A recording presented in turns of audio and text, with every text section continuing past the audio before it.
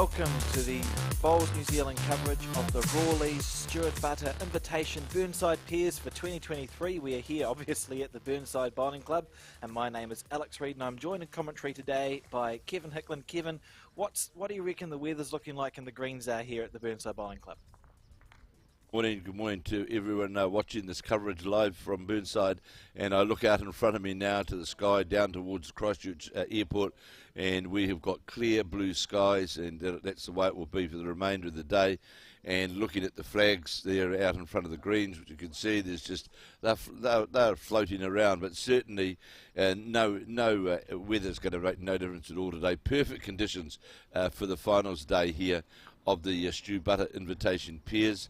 And the greens, the new greenkeeper here, or reasonably new greenkeeper Jamie Ferris, has done an absolutely wonderful job. And the three greens running at absolutely perfect conditions. All the players are very complimentary towards the greens. And I can tell you, the green that we're covering this morning, where we're going to be covering the Sean Scott, Sean O'Neill, Roger Stevens, Bronwyn Stevens combination, and the green running at around about 18 seconds. So we've got magnificent conditions here for this final day.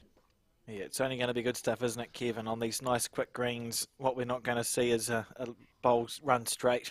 They're all going to come back nicely into the head. Well, if you look very early on at the start of this, you can see the commencement of this very first end here. Of course, they play today in the post section. They play that of 15 ends, or 2 hours 20, and remembering they play 2 by 2 by 2.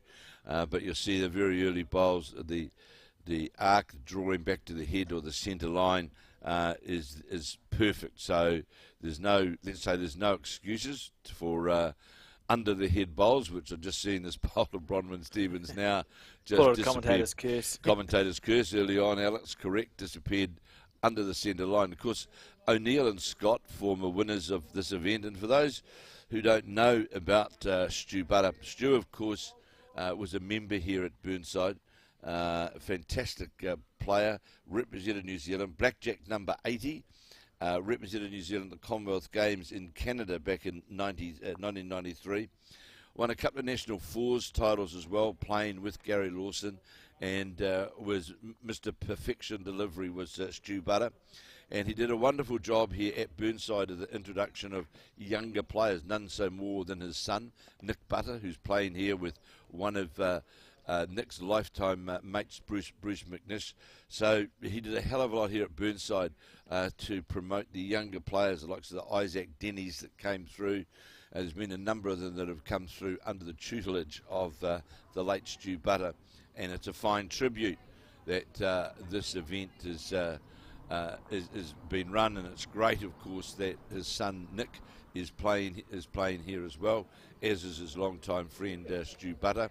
And I had the pleasure yesterday of catching up with Stu's wife, who's a great supporter of the memorial tournament to her late husband. So, and our sponsor, of course, we've got the Rawleighs, and by goodness, they do.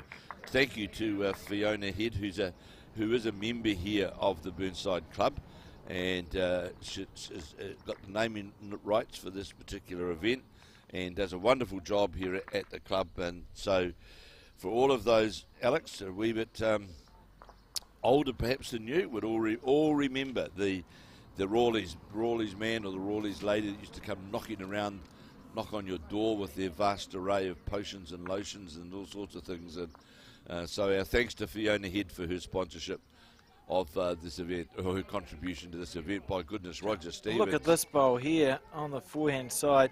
Now, we're going to have to pay attention here, Kev, because It looks like there's quite a few blue bowls, but if you look really close, they've got different coloured stickers on them, don't they? They do. You'll see the Roger Stevens team bowl. They have got the blue stickers on them, and the Sean O'Neill, Sean Scott side have got red stickers on them.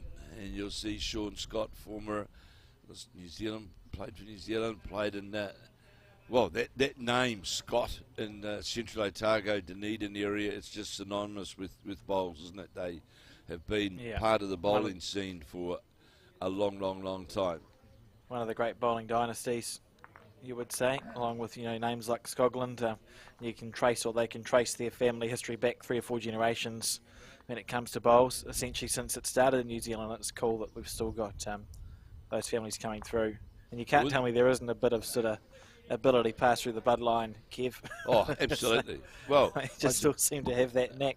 I suppose we could say in different era, Alex, we've seen it recently with the Hill name, Neville Hill, Jamie, and now the other siblings continue on. There are 3 generations who are all more than handy, so to speak. Of course, the other thing here at this event, Alex, we have got a number of Australian sides combinations here, and there's 3 combinations qualified for the main event. Those being Dawn Hayman and Kylie Whitehead. And Kylie Whitehead, Nathan Black and Cohen Litfin, and Jessie Cottle and Kate Matthews. And I suppose one could say the big surprise, Alex, was the well-performed Tees not making his way through to the main event, because he's certainly he's a champion, isn't he? Yeah, absolutely. I think probably a name that most would know. And we just see there Roger. Now, it's interesting, Roger and Bronwyn, husband and wife, playing mixed pairs together. They must have played enough bowls that it's something that goes fine. You see sometimes husbands and wives avoid that, but Roger just indicating Bronwyn to play on that backhand side to add a bonus. Now, look how much this bowl's going to turn at the end. Now, how far did that come green. back, Alex? You look at that. That went out on that end rink. That went out very, very wide on the arc. And, of course, we're fortunate. We've got our lollipop lady there as well with us, who will keep us all up to date. And I'm going to apologise very early on because I had her name written down here in amongst this vast array of paper. Philippa. Did you write it down right, Kev? Did you have the right number of L's and P's? I know who it is. It is Philippa. 1 L, 2 P's. 1 L, 2 P's. That's right, it is, yes. Now, one conceded there. So I think it was one. Yeah, 1 to Scott and O'Neill to start off, first blood. 2 to Scott and O'Neill, according to Philippa Johnston. After this first end of 15. It's going to be good stuff.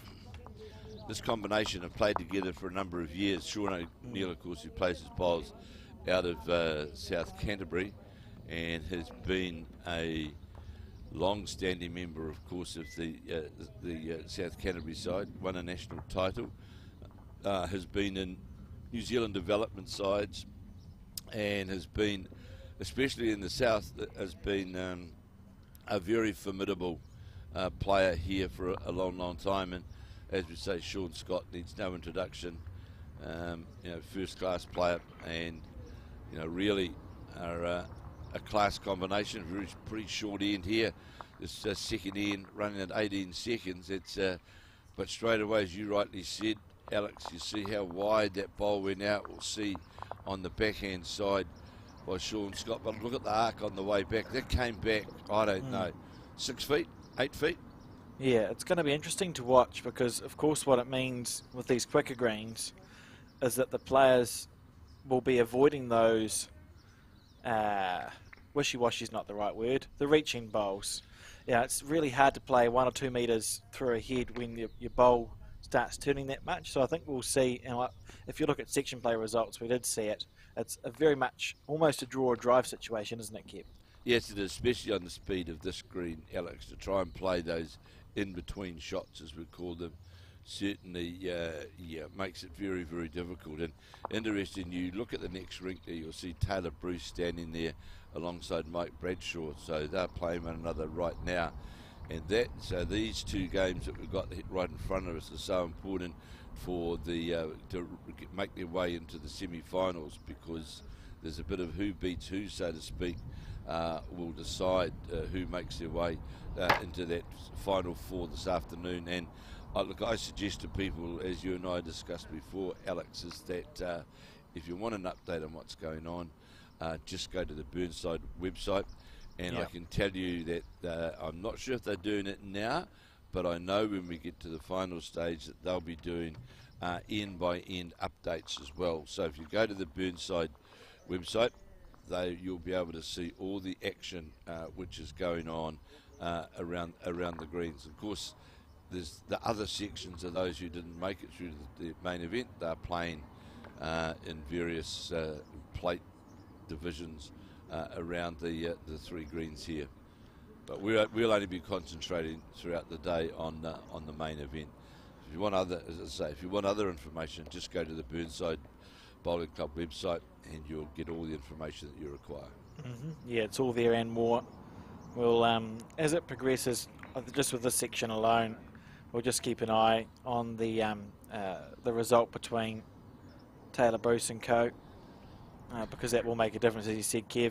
These two teams here have both had 1 win and 1 loss in section play, and only one winner of the section goes through to the semi-finals. So we might see the players here start glancing over to the other scoreboard as the game goes on. Robin Stevens here. Look at that. That's pretty good pretty good bowl. But the impressive Around the thing stuff on about the it, forehand. I was just going to say, Alex, if you look at the arc that followed to get to that centre line around those bowls, you know, that bowl was well outside the line, and so that width is that green. You see here this bowler Sean O'Neill's now. You'll see how wide out it is, but it'll hook on. Yeah, it's not going to get down. Willing it on, just about hit the weight there, such as the speed, and Bronwyn is going to have to take even more green with this bowl on the forehand side. I must admit, Alex, it's a long time since I've seen greens with this much arc that they have to get back to the centre line. And Yeah. Roger Stevens, you'll see, you're already clapping this bowl of Bronwyn Stevens on as it comes on that big wide arc now, and it's still coming back and will finish jack level, but that was exceptionally wide out on the arc, Alex, wasn't it? Isn't it just nice to watch? Like, I know it's not the ideal speed for a full range of shots is maybe a second slower than this. Yes. But there's something nice just watching those nice quick greens, and there's a skill to it that I think everyone can appreciate, because it is that fingertip weight, isn't it? And if Well, you it is. give it a little jab or let it go a bit wrong, that's the end of your bowl. Well, it's a surface and speed, Alex, that if your delivery isn't on song, you'll pay for it. Absolutely. And Scott here on the backhand side, that characteristic little twist of his wrist on the backswing. Well, you can see how wide out that started, and it's going to come under the head, Alex. And that was, you know, Well, he wasn't narrow, was he, out of their hand? But one thing that's displayed to me, though, and I take the Australians as an example, because this is a different type of surface to what they would have been used to be playing on, but just highlights their program and their ability, because we had 3 of their sides, of course, make it through into the top division. So, you know, they've coped very quickly with these excellent surfaces here at Burnside. Yeah, it'll be a good experience for them too, and wonderful, of course, to have them back after we had that little pandemic for a while. So good to see them return. They'd always been a part of the Burnside setup. They certainly have. They've been great supporters of the Burnside, and you know, I was amazed when I saw the officials they've got with them. They sort of need their own taxi to get to the green. You know, but they're here supporting all their players, which is. I can see them all out in front on that front green there now. The 4 of them all there in their Australian, proudly in their Australian tracksuits, watching their prodigies in action. So, well done to them, as we see. Wow. Interesting. On the forehand side, it's a very short end, isn't it, Kev? It's maybe 2 metres up from the front mark. Very short end. Looking at in fact, the head is just right out in front of me, directly in front of us at the club now. And the jack level bowl, I would say, the jack level bowl of Bronwyn Stevens would be close to shot, and it's then between the second shot. It would be the shot between in that line of 3 bowls, the middle bowl of Sean O'Neill's and the jack level bowl of Bronwyn Stevens, who have all come off that ditch side of the rink, and that's where we'll see O'Neill now going to the backhand. And it's a clear run down through there. There's nothing to run into on that backhand side. Scoring a 2 on the first end did Sean Scott and Sean O'Neill. Good arc on the bowl here from O'Neill, the South Canterbury player. Will need to stop. Just going to run by, but had a perfect line. Roger Stevens saying to Bronwyn, his wife, stay on that side of the green, on that very wide forehand side of the green. Out of her hand, pretty smooth. Now look at this arc. She's willing it past the front stuff, and now you're willing it to slow down. That's the point. She's got past the front one. Oh, I think she might have been on a reasonable track there, but not to be. And just an open draw here on the backhand again from Sean O'Neill. Yeah, see, that was the blue disc bowl.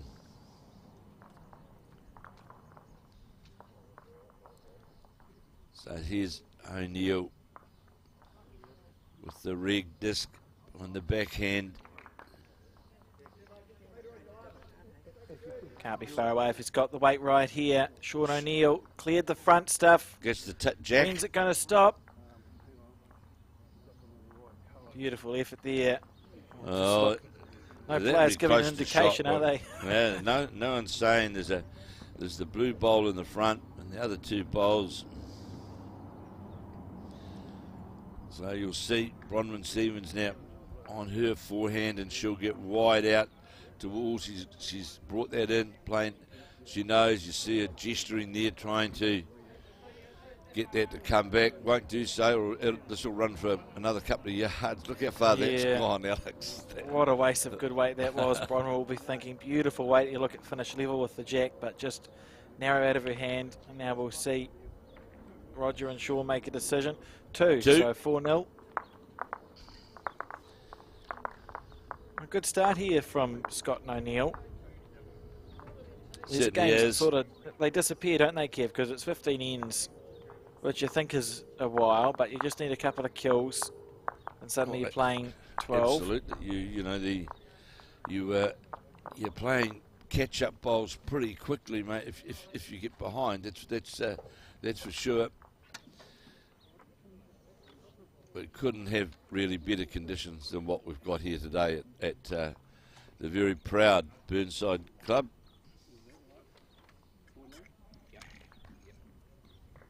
And this jack delivered a bit longer.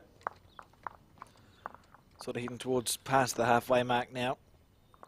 Well, it'd be interesting to see, Alex, if we get down to a full 2 metre jack on this particular rink. It would be... This length they're playing is more than likely, I would say, about the comfort length, because you get right down to that 2 metre mark, you're going to be exploring a lot of territory, aren't you? Absolutely. And this first one here, that's an okay first bowl, really, for Sean Scott. Just had one roll over the centre line and just finished, just under the head. Roger Stevens, of course, the North East Valley Club in Dunedin. You'll see this will quickly pay the price. Needs to get under it to have a chance, but it's not going to. And as you rightly said before, Alex, you're certainly going to see one pay the price for not having that line right, won't you?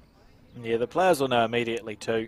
When you play on greens as nice as this and as fast as this, you know when you've let it go. Like this is a good bowl, for example, and he would have known it was a good bowl because it's taken that nice arc. You know if you're a foot narrow, you're going to finish 3 or 4 feet underneath the line.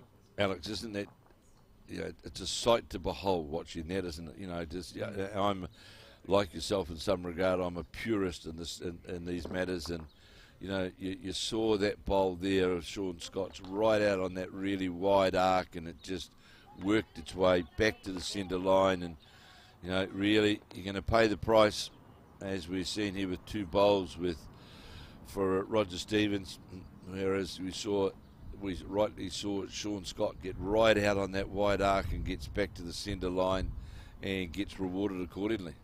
Yeah, Roger will be disappointed with those 2 bowls because they both finish in the same place and they're both a little bit short of the head.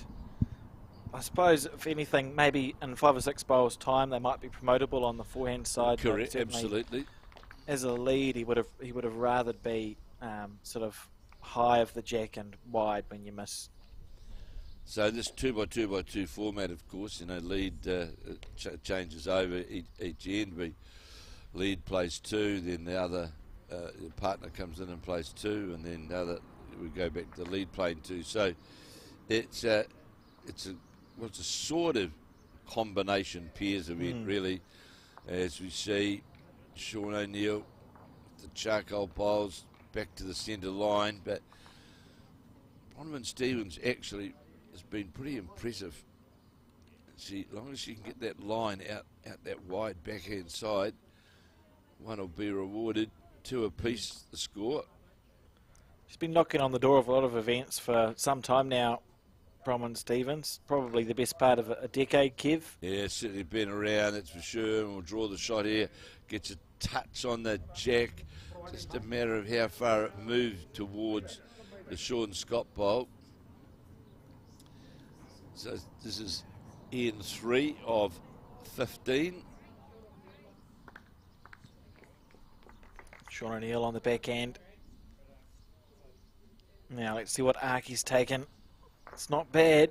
How's the weight, Sean? Start breaking soon. So just we'll have that score rectified shortly. We're just confirming a couple of things now. So here now we'll see Bronwyn Stevens come around, endeavour to come around those bowls that you were just talking about on that forehand side. Come around to get to literally get one turn on her bowl. Oh goodness, that's really out. I'm not discrediting the lady at all, but it's a compliment to the green. How far it comes back. Yeah, the green was good. If we look where the bowl finished, maybe a foot wide. It was close to the centre thing, but just a little bit too much oomph there. Bronwyn and Roger just indicating the forehand is their call. So they are one down. So Alex, here's the point here, playing this 2x2x2, and the Stevens combination want to play that hand. How many bowls do you spend or waste trying to get to that result instead of trying to build a chance on the other side of the head? Yeah, that's sort of the risk you take, isn't it? And you usually try and commit 2 or 3 in a row if you're going to try and work on that forehand side. It's interesting because it's essentially what these players are essentially doing is playing a game of 4s, but it should in theory be a slightly more accurate game of 4s, shouldn't it? Because you get 4 bowls each. Absolutely. And the last thing you want to do when you've got an open hand, like you don't have to get the shot straight with every bowl. It's a matter of building their head to try and maximise those opportunities, and they come along. And commentators curse that Roger Stevens will more than likely make a fool of me straight away, but I just think that sometimes you can use a lot of bowls to possibly get one shot. Yeah, I agree. And Roger on the forehand here, and they've just he's missed the wrong way there, Kev. Bronwyn just saying you level with the jack, so she's saying that so he knows he's got the weight right. But this is just certainly losing that bowl. But as you rightly see, Alex, as well, this is where you can very quickly, even though you're playing 2x2x2, have what I would call ineffective heads. Scott O'Neill looking to try and maximise. They've got that sort of wall of bowls up front, which is good because it means it shouldn't be possible to be narrow and accidentally slice the jack. Oh, here's a good I ball say. here. Here's it. Ooh. Panic. Oh, he's actually sat. That's a bit unlucky there. I think Bronwyn just indicating they've got one. I'm not sure how he managed to rest the shot bowl and then sit out one. Might be one down. Well, it highlights as well, Alex, how far that bowl is working back at the last bit to the centre line, because under normal circumstances you wouldn't have got to that bowl, would you?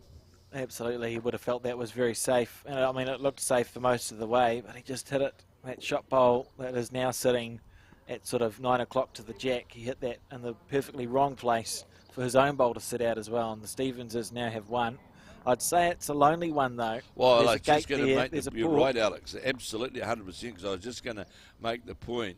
for Sean O'Neill. We saw where that big wide arc comes there. So if O'Neill can get past the front, get down to the jack, get a touch on the jack on that backhand side of the ring, he can make 3, and his bowl would go with it, and that would give it 4 shots on that, just a touch of the jack. On the backhand. Now, let's watch this bowl. How fast are you going to come back in, Sean? They're both still watching it. They're still watching it. Sean Scott certainly watching it. Oh, goodness, this is a great attempt. Just past the front. That's the sort. Well, it finished on a line that would have got to the jack. Really, he's not far away. So it's imperative here that Bronwyn Stevens gets another bowl in or around the head, because there's certainly a good shot, as we saw, for the trail of the jack. And this will be narrow, I would think. I know we're looking at it, but as you rightly said before, Alex, his 2 front bowls will come into question, but really got them on the side and didn't really. The good thing about that bowl of Bronwyn's is if Scott and O'Neill were considering trying to play a drive shot through the gap to ping it out, there's now just that great wall of China up the front. I mean, I don't think there's any plant set up to punch through. They will look for something, because you'd be disappointed. They've essentially outplayed the Stevenses this end. Well, they've got a better head. They have. There we go. There's score, playing with weight. Playing with weight right through the front blue bowl, and that's on a direct line to the purpley bowl of Bronwyn Stevens. And it can remove that and can thus hold a number with 1 to come. Could be a cool bowl to watch. Cannon the bowl clean out of the head. If he's wide, he's through a split and gets a follow through. Here we go. He's not far away. He's not far away. Oh, he managed to just chip it out. It was well, it wasn't really a danger. It was an option, and they knew that they were only 1 down on the head. So a fair effort there from Sean O'Neill. He was within a bowl. Well, he more than likely got it too clean, Alex. Beautiful weight he gave for that follow through, and Bronwyn now just trying to add a little bit of salt to the wound. If she gets around the front, it's not horrible. Let's see where it finishes this bowl. It could rest inside this blue bowl. If it rests inside it, you think it'd make shot, and falls in. She's and done it for 2. It makes 2 of it. Beautiful bowl there from Bronwyn Stevens, and that'll hurt a little bit for Scott and O'Neill. So the score will now be 4-2 to Stevens and Stevens. So Alan Bryce, the tournament organiser, doing a wonderful job there, just sorting the board out. Our apologies, we just had that a bit back to front, but it will now be all okay. And will be Alan Bryce down there, hard working. He's the chairman of this. Well, he did the board, but no, they're now trying to work out the actual numbers. We'll leave that to them as the jack's been delivered. I reckon it's 4-2 to Scott and O'Neill, but I'm very easily confused, and it might not be. So we'll just wait and see.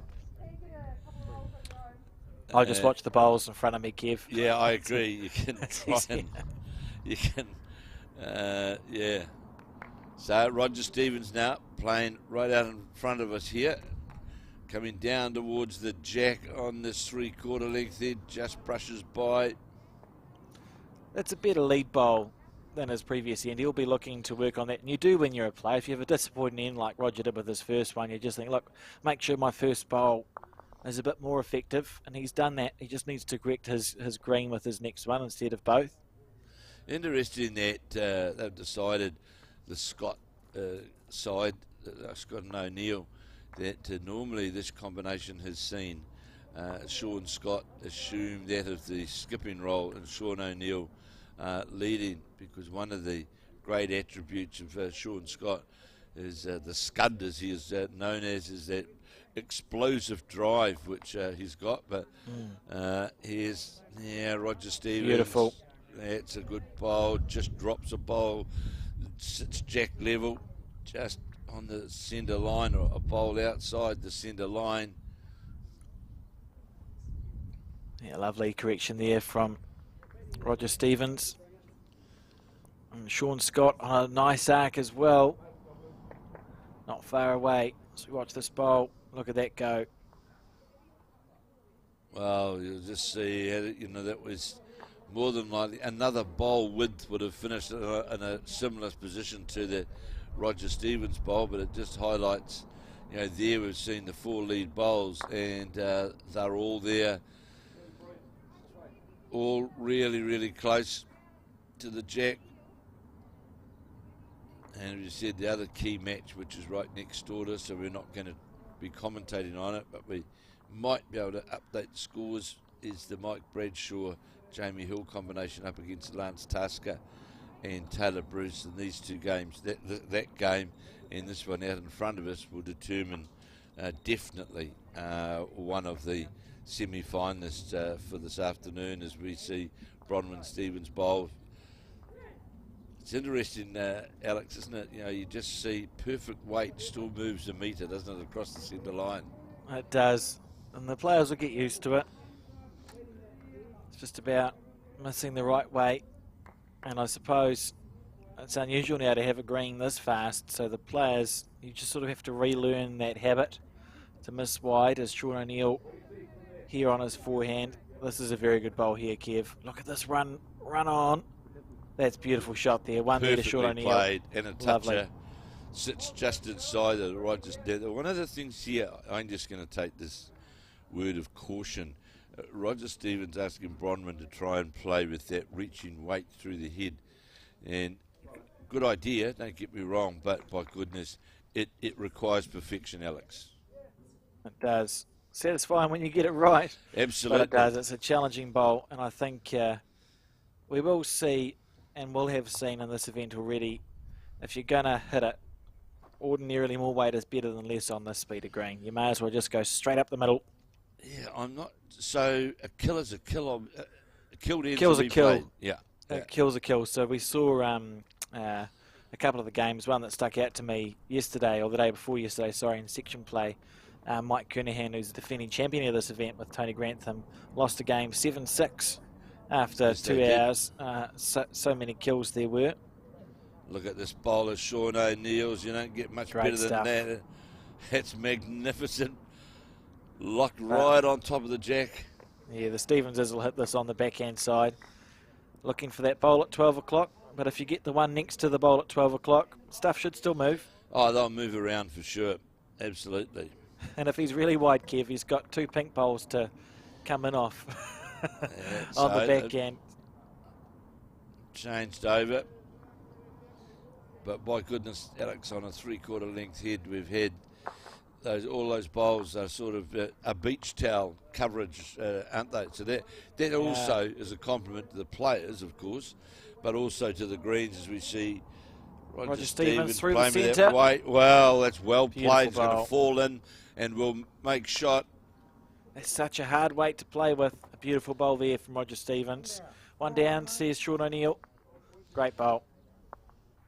Sean Scott will be confident, though, on that forehand draw. He knows if he gets the bowl, of course, real exponent of singles play over many, many years is Sean Scott. He knows if he gets that arc right to the centre line. Close. He's close here to the jack. He's going to get close. the back bowl. Look at this. It's Beautiful the shot bowl bowl. out.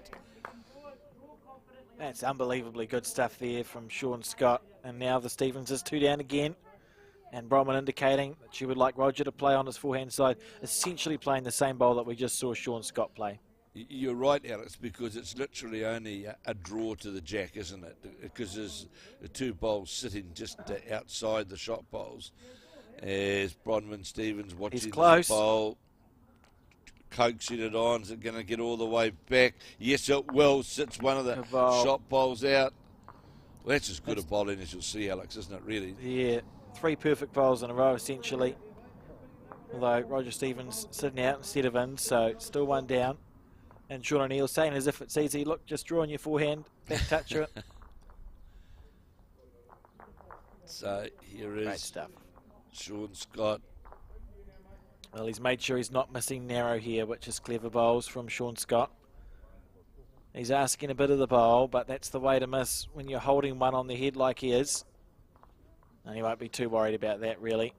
No, he won't. And the other thing about that, Alex, is it makes it so where now is the line to the jack for Bronwyn Stevens? Because yes, is it under a chance if you go under, of course, that you're going to just skip out to the other side of the head, and if you play with weight and get outside that bowl, you're just not going to get back to where that shot bowl of Sean O'Neill's sitting just jack low, but immediately in front of the jack. A difficult shot here for Stevens on the forehand. Going to have to play with a bit more weight than what we've seen with the previous two bowls. Reasonable track here. If it breaks, she needs it to break back. And this is exactly what we spoke about, Yeah. Alex, isn't it? I heard Roger Stevens say 3/4 of the way down. I liked the line, and it certainly was on a good line, but the line was always running directly to that front bowl, the Sean Scott bowl, holding one as the composite combination.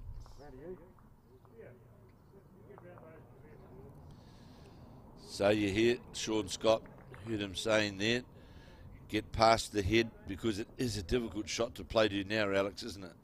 It is. It is. So they're happy with that. They just go and look.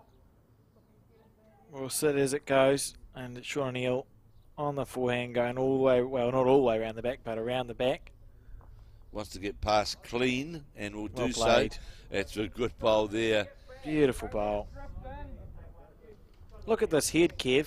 There's, what, 4, 8, 12, 13 bowls within absolute cooey of the jack. That's great stuff from these four bowlers. Certainly is, and it's a compliment to them, and of course it's a compliment to the green as well, as we see Bronwyn Stevens now will try. She is, gives a grimace as she delivered the bowl. Roger Stevens.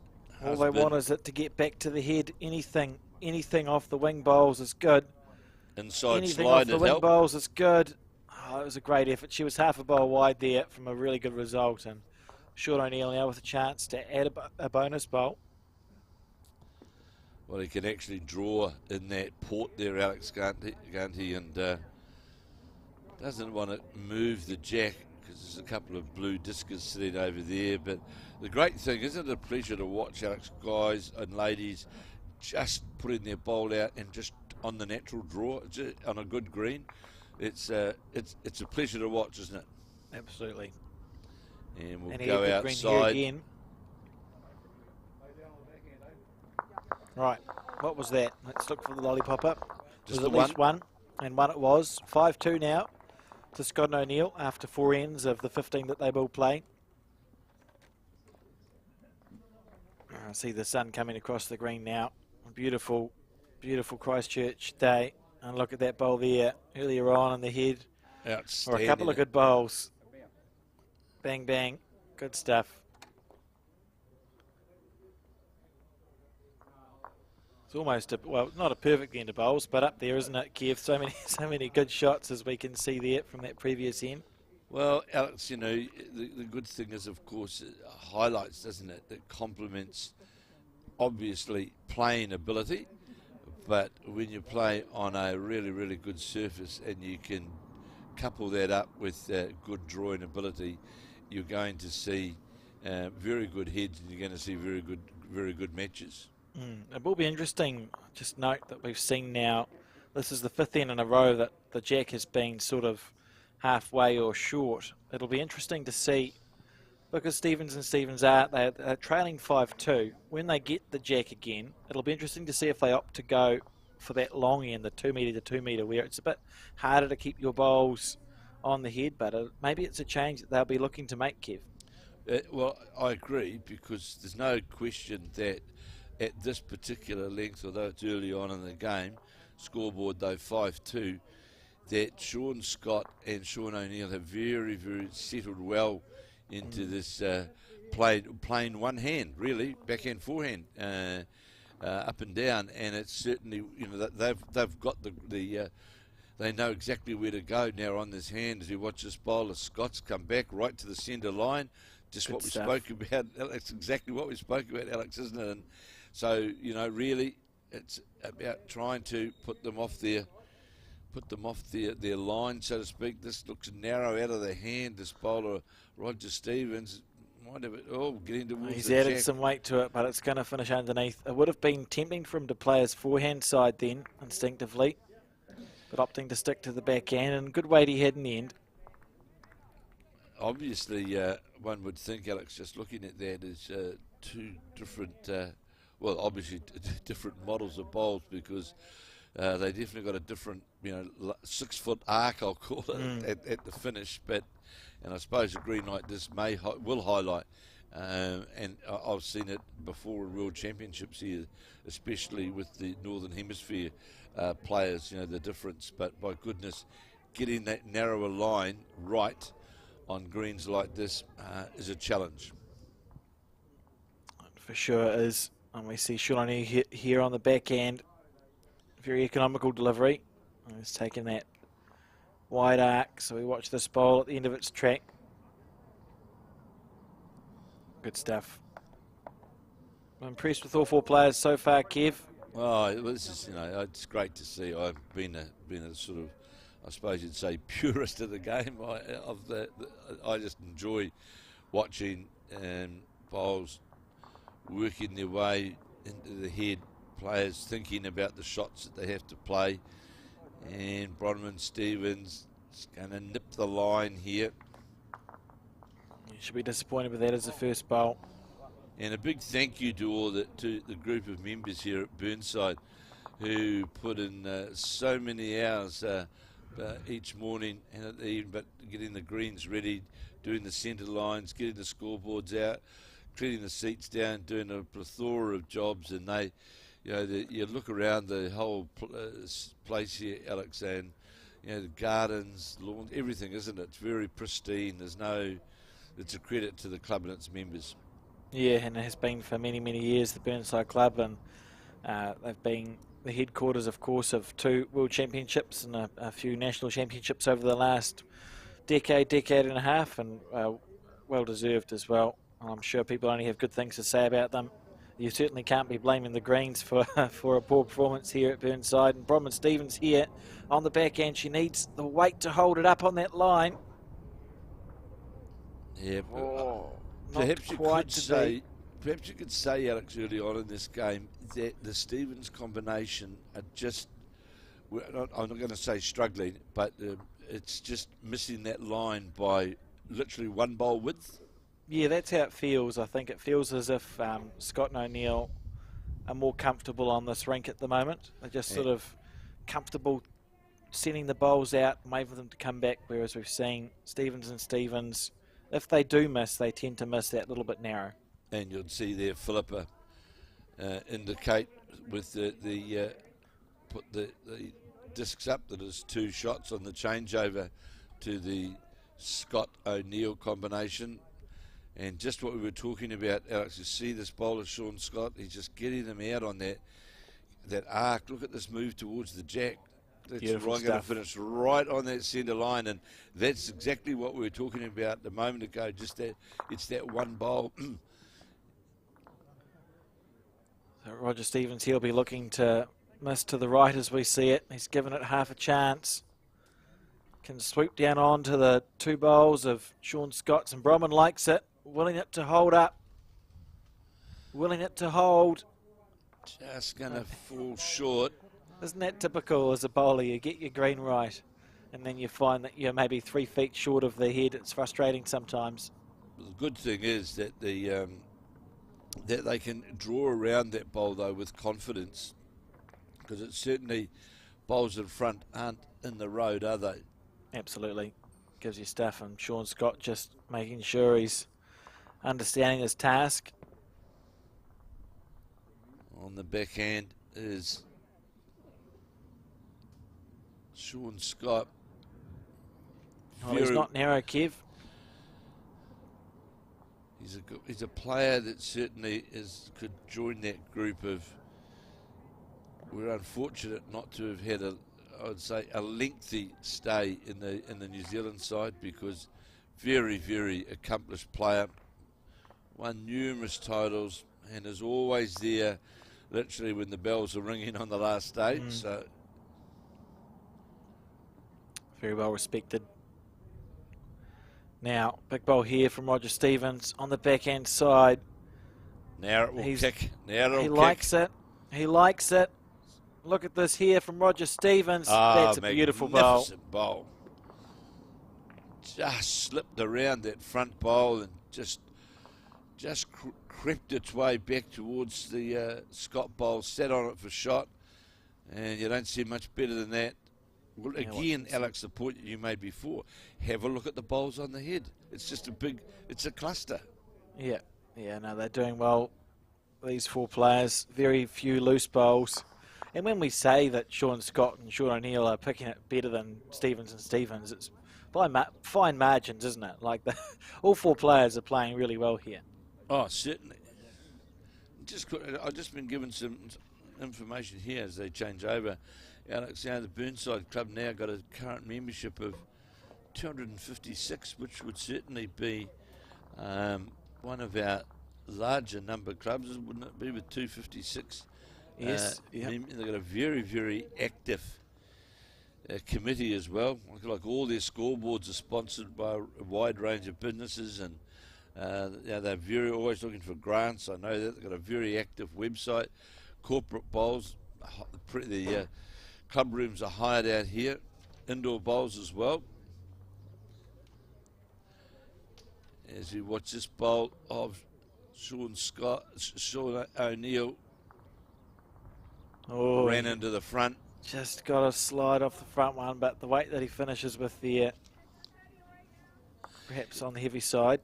Interesting thing here about Burnside, Alex, is that in April 2022 they got a grant of the Kiwi Gaming Foundation for a solar power unit with 36 panels on their dining room roof. All up, the installation of the solar panels cost up $42,000. But the results so far have greatly exceeded their expectations. So Burnside decided, right, let's get a grant and see if we can reduce our overheads, because power, the bowling club is a very, very big part of their balance sheet, and $42,000 it cost them, and it's given the club positive financial results. So well done to Burnside. I don't know. Brilliant. I don't know how many clubs in New Zealand are solar powered, so to speak, but Burnside definitely is. I suppose you'd need to be in a sunny area, wouldn't you? Like Auckland at the moment, you wouldn't be getting much bang for buck out of your solar panels. Well, thankfully, Alex, the weather did clear up enough to get the final of the tennis through yesterday, which has been a huge challenge. The administrators, O'Neill changing hand, trying to get to the shot bowl. He knew he'd missed that moment, he let it go. And now Roger's saying, on your backhand, we know how much it turns. So she's just looking, Brian will look to have that perfect weight, see if she can draw a bonus shot on the backhand side. It should be possible. Well, the good thing for Bronwyn Stevens, Alex, here is that bowl out in front of the head by about a metre is a very, very guide for that draw, for that arc to get back to the scoring area, because you have to be outside that blue bowl to get back into the scoring zone.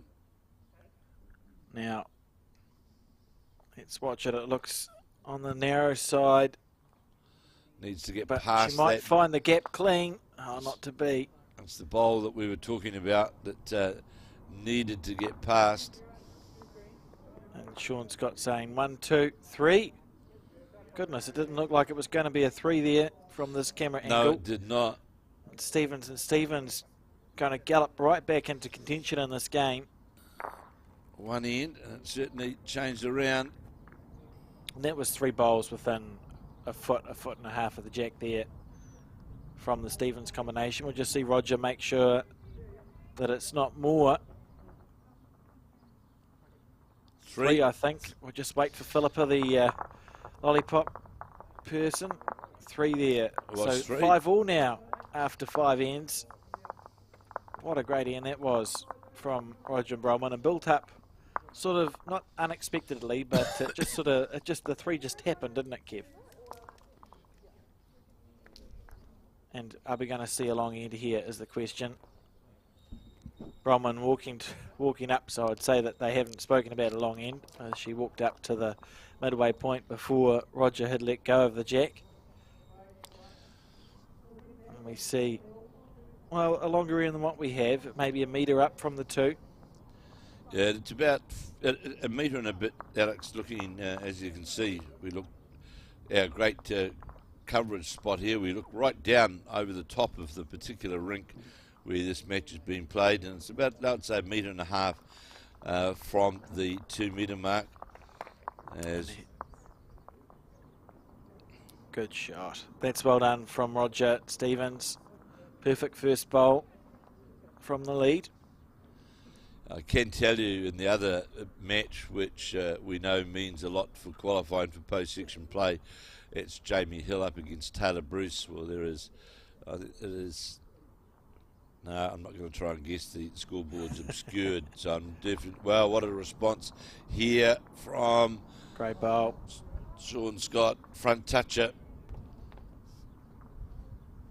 No, the scoreboard, as you can see, Alex, is obscured, so I'm not going to try and guess. Yeah, fair enough too. We'll just keep our eye on that and see what happens.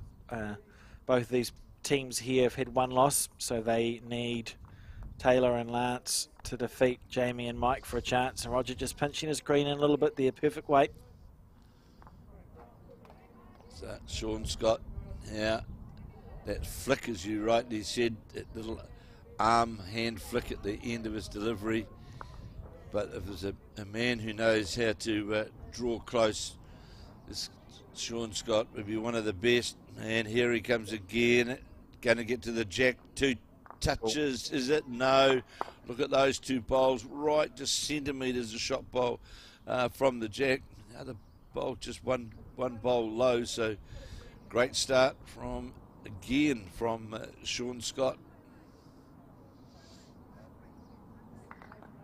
Yeah, lovely bowls there. And crossing over now, the Stevens is 2 down. And it's not about getting the shot yet for Bronwyn. She'll just be looking to draw 2 or 3 feet past the head and make it easier to clunk into later on.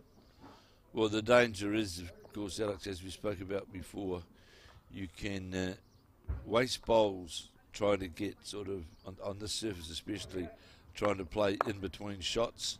Bronwyn Stevens now trying to get down to the counting bowls, trying to get down to the jack. Away. Not far away is Stevens here. Oh, good shot. It's a good bowl regardless, and that's really where she was aiming, I think, for her bowl to finish. And if you end up doing something, that's a positive. So that's really a very good bowl there from Bronwyn Stevens, and Sean O'Neill now needs to match it, or they'll find themselves staring down the barrel of a couple of down shortly.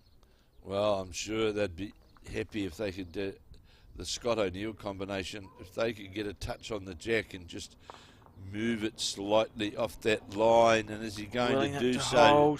Is O'Neill, he's got a wee bit more weight, turn the jack around. Well, that's better, isn't it? Yeah, just one shot only, I believe, but it just makes that line to the jack a wee bit harder. And he's sort of removed. There was a plant set up before which Bronwyn could have played onto if she was narrow on her forehand, and that's gone now because we see those 3 bowls sitting flat at from sort of 12 to 3 o'clock to the jack on the screen, and Bronwyn here willing it on. I think she might be just on the slight tight side, Kev. Yes, so you see that bowl duck underneath the head. And you'll see it disappear very quickly. Sean O'Neill here, he'd be more than happy if he got inside the bowl and got a touch on the jack here at the Burnside Bowling Club. The Rawleigh's Burnside Invitation Pairs, 48 sides, combinations lined up on Friday morning from all around the country and of course from Australia. As we watch this bowler, O'Neill's going to come up lower. Careful, he's thinking be careful. Careful, we'll go 1 down. Oh, that's a calamity there, and we see the head go down. Sean O'Neill, not unlucky because he'd overplayed that, but he certainly, he could have hit that bowler almost any other place, and that wouldn't have happened to them. So, a poor bowl there from Sean O'Neill. Interesting though, Alex, how things can change around, as we just saw. And of course now the O'Neill-Scott combination have got 4 bowls which are all low of the jack. So it means they literally have to start the head again, don't they? Absolutely. Maybe a time where we haven't seen really any weight from any team in this game so far. But you spoke earlier about Sean Scott's drive shot. It's pretty quick, and it may Very be quick. tempting to have a nibble at this if you're Sean Scott. The positive about it being so fast is that the back bowls are sort of taken out of the equation, because if you hit it, you're killing it, aren't you? Yeah, you heard Sean O'Neill say he feels it's still there. That meaning that draw down on that forehand side. Hard bowl to play, but an impressive one if he gets it right. Sean Scott on the forehand. And you see at arc he gets the ball out on. That's fine. He's played it with nice weight to stay up on the paddock.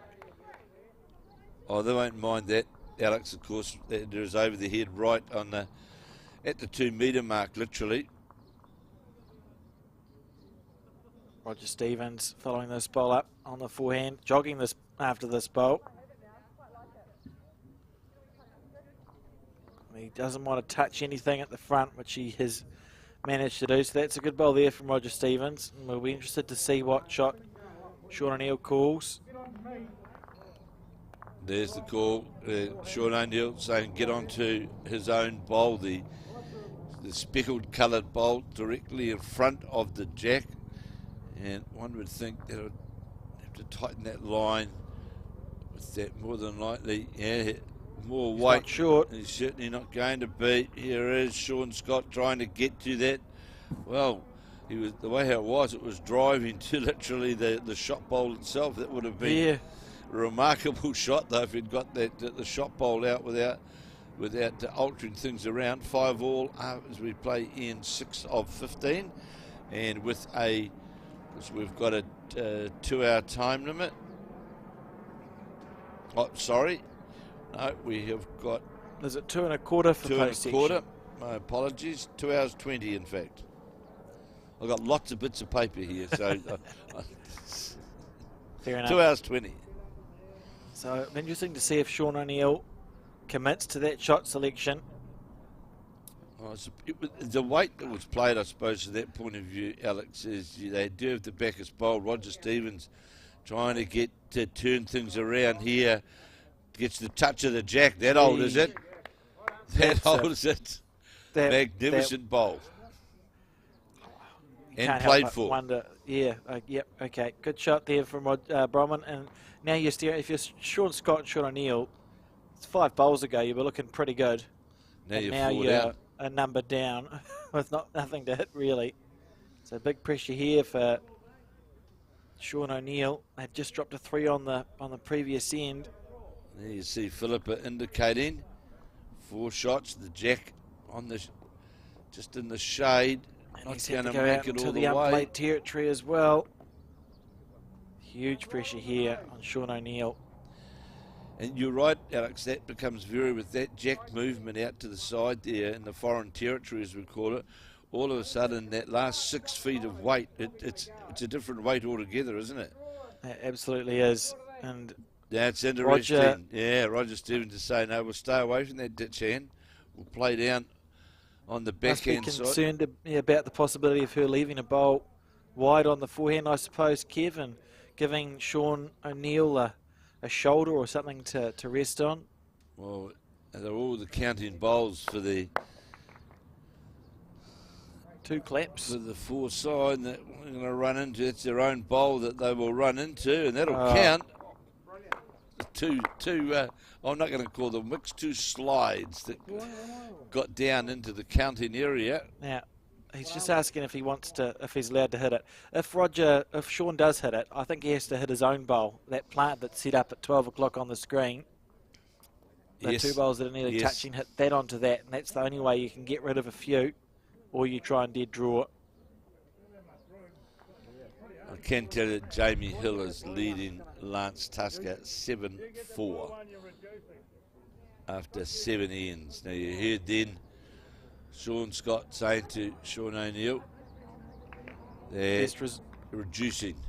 Best results onto himself on the forehand side.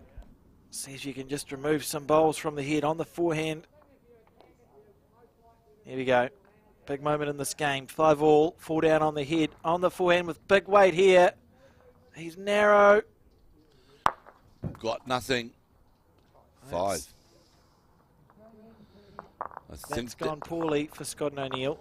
And Certainly what a turnaround has. we've seen in this game. That's incredible stuff. One end, and look at the difference. And it was just that movement that Oh. That's a great noise for the replay, as we do see that movement there from Bronwyn Stevens and that bonus bowl there. So 2 big bowls from Bronwyn Stevens, turning that head around. And Scott and O'Neill, they'll be gutted with that because, of course, if we think back, they were holding the shot. And Sean O'Neill was a little bit unlucky with the bowl, popped the jack back a couple of feet and just opened that opportunity up. And 10-5 now to Stevens, and it's going to be a long road back, I feel, for Scott and O'Neill there.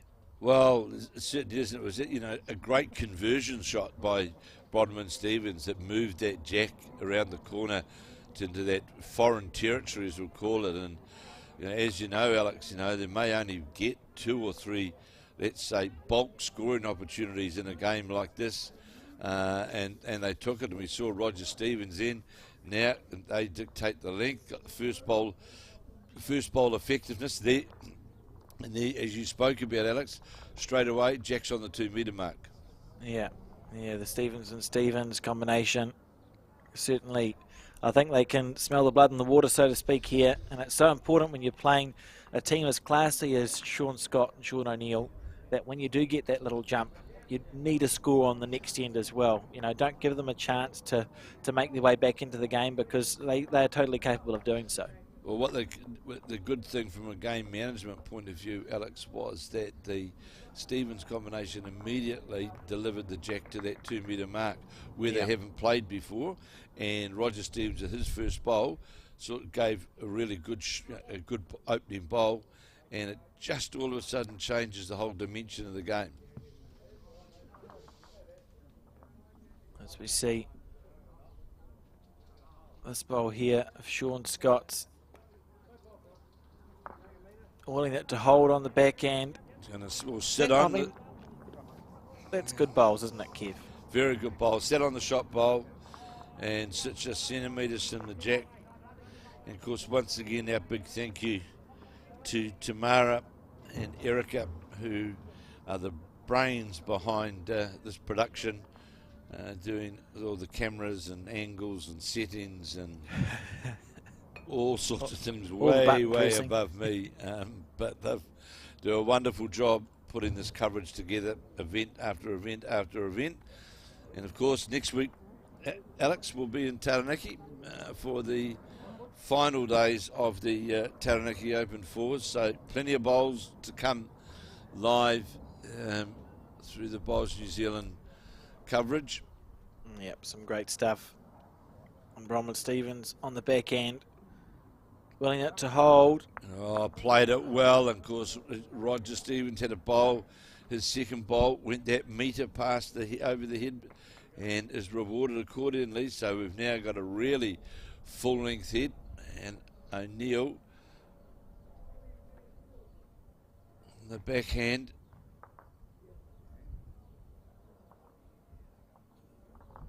Here at Burnside, perfect conditions on finals day of the Burnside pairs, and you need to get a slide. Oh. But a very handy bowl all the same.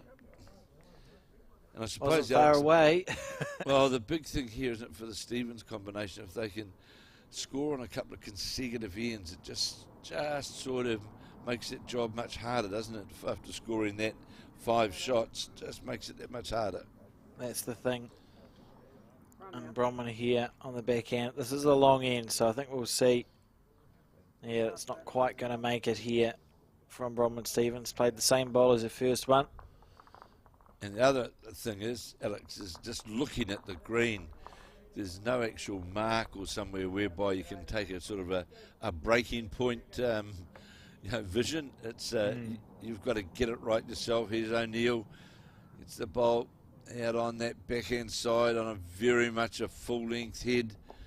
Sean Scott's interested in this one as it starts to make its way back towards the jack, which is slightly off the centre line. Oh, he got the wick that time. He got the wick. Was it enough? I think so. One to red, yeah. One to Sean Scott and Sean O'Neill. So Stevens is having a look, and Roger just indicating he's going to play his forehand by his arm movements. There must be a track in there. Oh, yeah, you can see it sort of around that bowl that sits at 11 o'clock on the screen. There's a track down through there.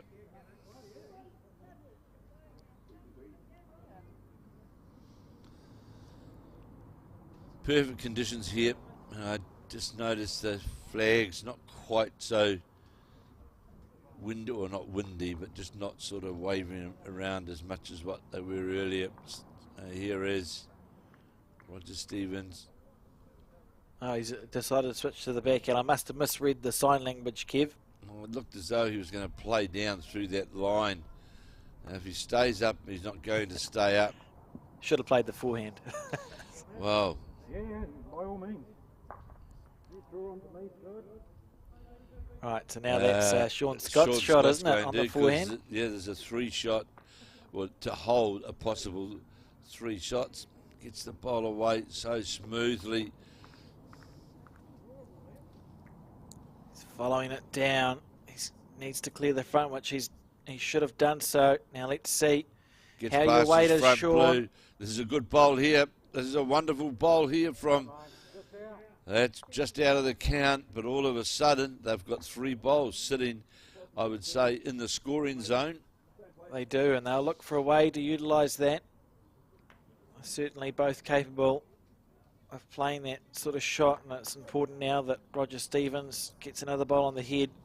And Sean O'Neill looking at ways to get rid of that shot bowl. Yeah, it looked wider and certainly was. We'll just see what he calls.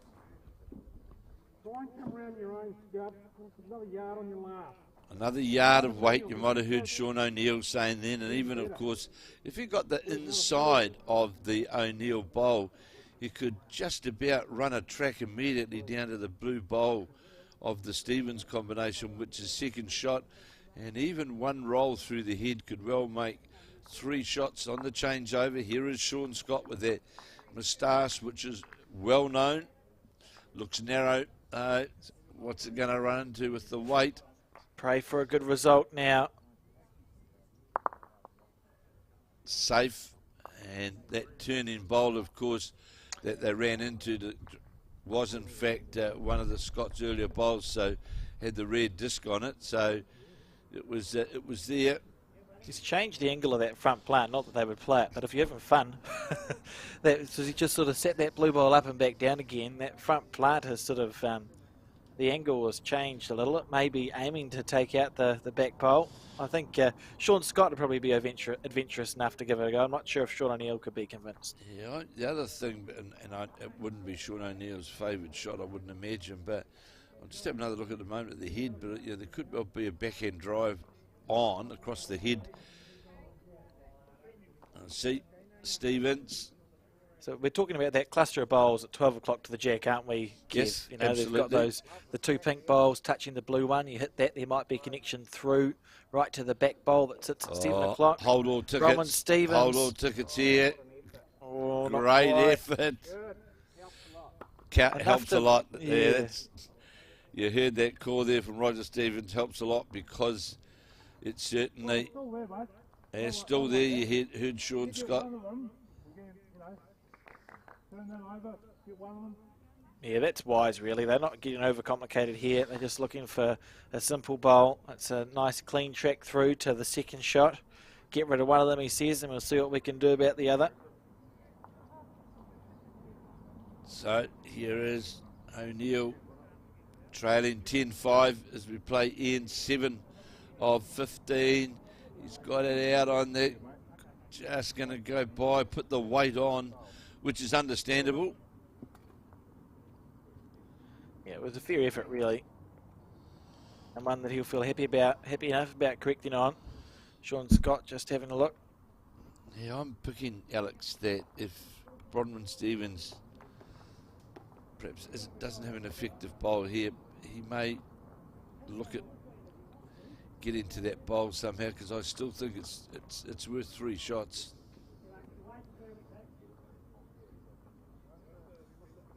Tend to agree. Bronwyn here on the forehand, she'll know how imperative it is that she tries and gets one close. Scott and O'Neill, dangerous combination. She's on the tight side. I think she's going to just go underneath the head, so there's no difference here. Now, what shot can you find, Sean Scott?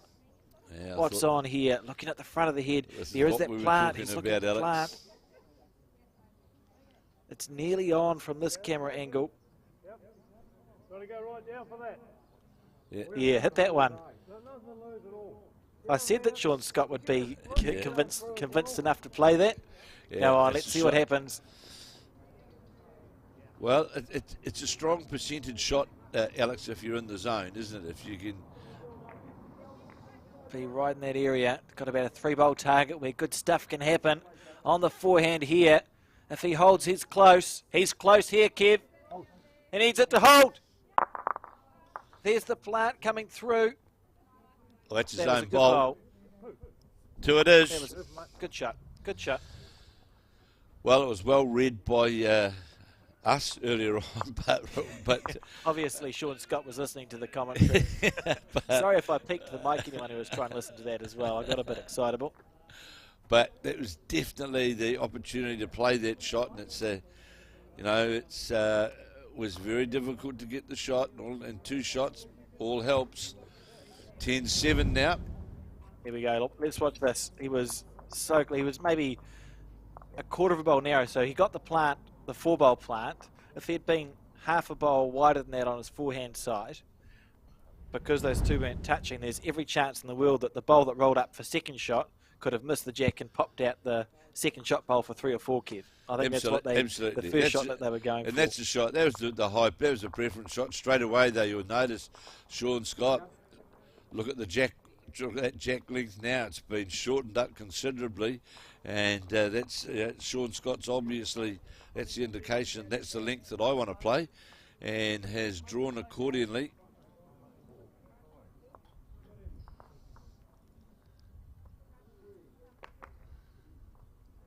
And good response here, though. Great bowl from Roger Stevens.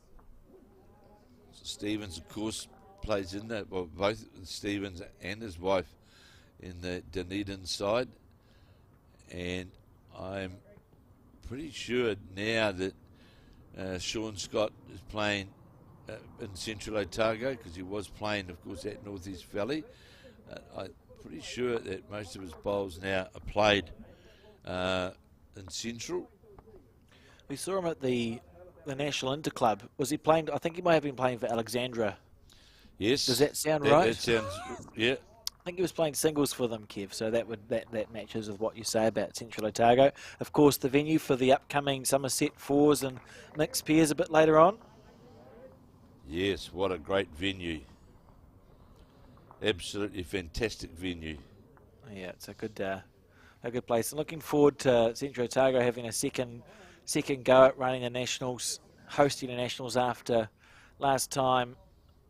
Wasn't stymied, but certainly a COVID-y thing happened about halfway through. It did. And for the finals days, it was all quite regulated, and we had to monitor the number of people that were able to come and watch. Yeah, it was a bit of an exercise, Alex, wasn't it? And we had even to the extent where we had the club rooms divided into 2, weren't they? It was yes, yeah, and people weren't allowed to pass between them to follow the regulations. So certainly it'll be nice this time round to hopefully get a really good crowd there. I'm sure we've ordered good weather, just as we ordered good weather for the recently completed Auckland Nationals. So hopefully the weather gods listen to us a bit better this time round. Well, you and I both know, Alex, our first venture down into Central Otago for the National Fours and mixed pairs, even though it was COVID disrupted, but it was certainly it was fantastic to be there, to go out to so many of those country clubs, the little clubs in and around the whole region, and they made you so welcome. And Absolutely. as you Great see bowl. the trail of the jack and by Bronwyn Stevens, and you see the line of the 2 blue disc bowls and 1 red bowl. That's the one of Sean Scott's, which may still be shot. But I heartily urge people, Alex, 1, if you want to see a great part of the country. 2, if you want to play on really good greens and fantastic hospitality. And 3, if you really want to have a new experience playing bowls, get a team together, whether it be for the 4s or the mixed pairs, and make the trip down to Central Otago. With, I can assure you that you will not regret it. I couldn't speak highly enough of it after our first encounter down there a few years ago. It's certainly magnificent, magnificent part of the country, and for bowls, it certainly offers fantastic facilities. Absolutely. And if the weather cracks in, you can go curling, Alex. Yeah, that's true. Bronwyn Stevens, look bowl. at that. Just drew under her own bowl, got down and sat to the jack, and that's well played by the Dunedin player. 10-7, Stevens lead as we play end 8 of 15 here at the Rawleigh's Burnside Piers. 48 teams. We'll be with you right throughout the day today. We will be bringing you, after this round, we'll be bringing you semi-finals and the final, as another successful Burnside Piers will come to a close, and we'll be with you right throughout the day with bowl by bowl coverage. Yeah, it's going to be a great day of bowls, Kev. Some exciting times, I reckon, with some great names coming through. And of course, if you want to check out any of the results, the Burnside website's your answer to those questions. I've got everything on them. Sean Scott, that's a good bowl there from Sean. Just drawing just past the head with his first one. He wasn't looking to draw the shot there. He was looking to give himself position for later on. Well, it's interesting, Alex. Not that I'm saying it's going to happen, but we'll just wait and see. But there is an interesting jack trail there for the Scott combination. Another bowl could prevent it. No, it sits low of it. So you can see if Sean Scott can get to the jack, everything over the head is a red disc bowl. Absolutely. They'll be aware of that. Now, watching this bowl, he's not far away, Kev. Jack he's not far away. Very far. Well, he had to come back onto the jack. And he needs Sean to touch Scott. the jack around the corner. What a beautiful effort that was. Oh, this becomes now, this is a crucial end now, the crucial bowl.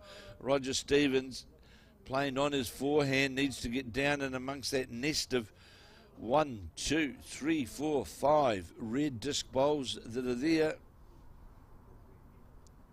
There'll be the warning bells will be ringing for Stevens and Stevens. And goes by, it's outside the head. About to change over. Sean O'Neill having a look. He knows he doesn't have to. Well, it's only going to move a few inches, really, Alex, and it's 3 shots anyway. Yeah, perfect bowl on the backhand side around Sean's short one. They're just looking at other options. I suppose movement either way is good. Your perfect one's on your backhand side, but if they feel like the forehand works better, that's all good too. That's why they're having that conversation. They certainly are. They're having a conversation there. Which one do we play? Which one would you play, Alex?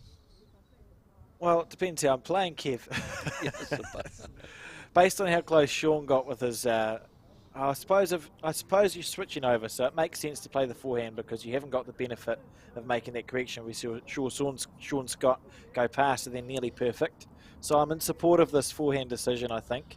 I don't think you get a perfect result, but more chance of getting a result. So what you're saying, to get to the shot bowl, move the jack out about 18 inches out across, which is where it would go, and there is at least 2, perhaps 3 bowls that could well be counting. So here is O'Neill on the forehand. Can't tell when he lines up how much weight he's going to put onto it, Kev. He doesn't seem to have a wind-up. No, he doesn't. Now, he's not far away here. This is very close.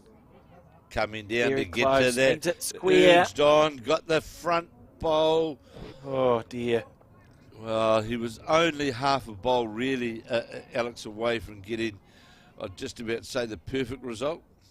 Yeah, that was near perfect. The weight was beautiful. It was a great effort there from Sean. And at least he's opened the head up a little bit. There's chances again for his next bowl. They look like they're probably still 1.5 to 2 down here. Scott and O'Neill just sharing a smile. So we'll see what happens. Bronwyn Stevens has been very impressive, really, Alex, with her, what I would call, must-play bowls. She hasn't played, I'd say, many loose bowls at all. Her bowls have been, perhaps I should sort of wait till the bowls have been played before I say that, but head came up. Ooh, this could be it, the commentator's curse. Typical. It travels by on the wide side, but has been consistent, and we'll see the marker whether she indicates whether it is the blue bowl in front or the pink bowl, which is is it 1 or is it 2? I think O'Neill, I'm sure, will stay on that forehand. Yes, he is. Will stay on that forehand to reach through the bowls, with Stevens and Stevens leading 10-7 as we play end 8 of 15. And Sean O'Neill will endeavour to reach up there on his forehand. Sean He Scott doesn't like it as much as his first one. Just willing it to turn back into the head here. Any connection in that gate is good, but he's just on the wide side. And that was such a good weight. He'll be disappointed with that bowl. The good thing as well, watching the Sean O'Neill bowl, Sean Scott certainly gives you the good body language early on where you know whether it's close or not. Keeps it easy. Roger Stevens giving nothing away, had the finger measure over the top, but gave nothing away there.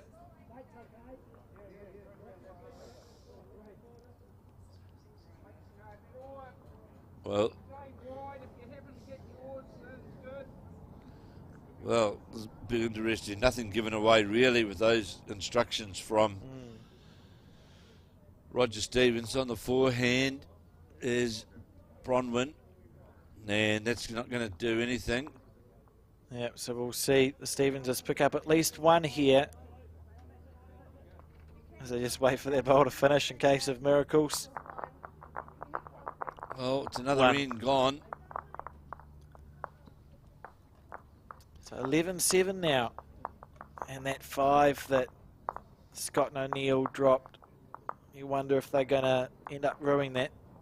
Well, I suppose, to be fair, Alex, it came about from the wonderful bowl that Bronwyn Stevens played to get that jack movement out into no man's land, really, wasn't it? And played with weight through the head and took the advantage of having those back bowls and duly rewarded for it.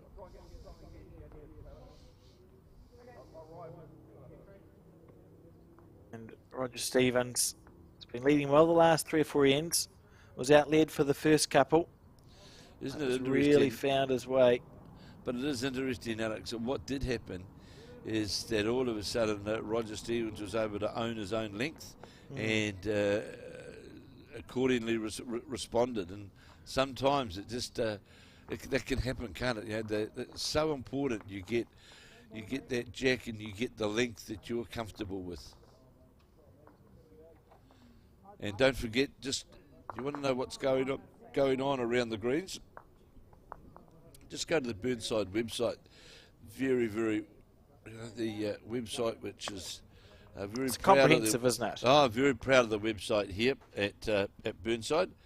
So just go to the website and you'll certainly won't lack for any information on what's going on with this event. Roger here, first loose bowl in a while, I think. Moment let it go, he knew that was tight out of his hand. He pinched that. Yeah, Sean Scott will be looking to jump on this, make it 2 on the crossover. Pressure can build in this. It's that 2-2-2-2 pairs game. We play very little of it in New Zealand, although of course the Australian combinations here will be at home with this game. It's a game that is essentially how they play pairs in Aussie. It's a little bit like 2-4-2, but just, yeah, the pressure can build because you get 2 goes, 2 bites of the cherry twice. Well, this truly, so you have a lead and a 3 and a 2 and a skip.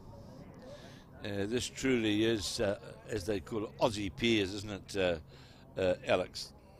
Yes, yeah, walking pairs or whatever the I haven't heard it said many other ways, but I've seen it very rarely in New Zealand. Burnside pairs is the one I can think off the top of my head, but not many others.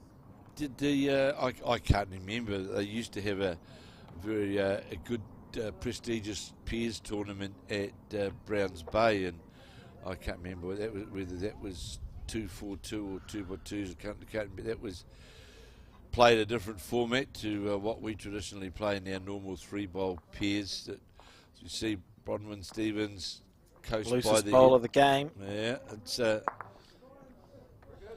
just that little on these greens that quick. You just, if you lose your focus very briefly, that's what can happen. See Tamara, on the cameras doing some film engineering work, film production work. I think just making it so we don't have a crick in our necks, Kev. So here we go. Bowled, O'Neill's goes by over the head.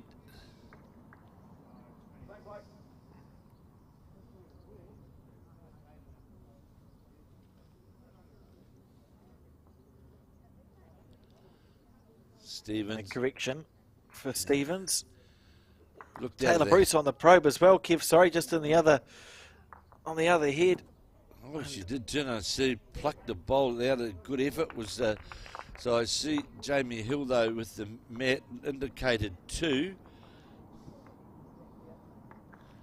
to the Auckland combination. Of course, these 2 games here are key to deciding who will go through to this afternoon's finals. 10-4,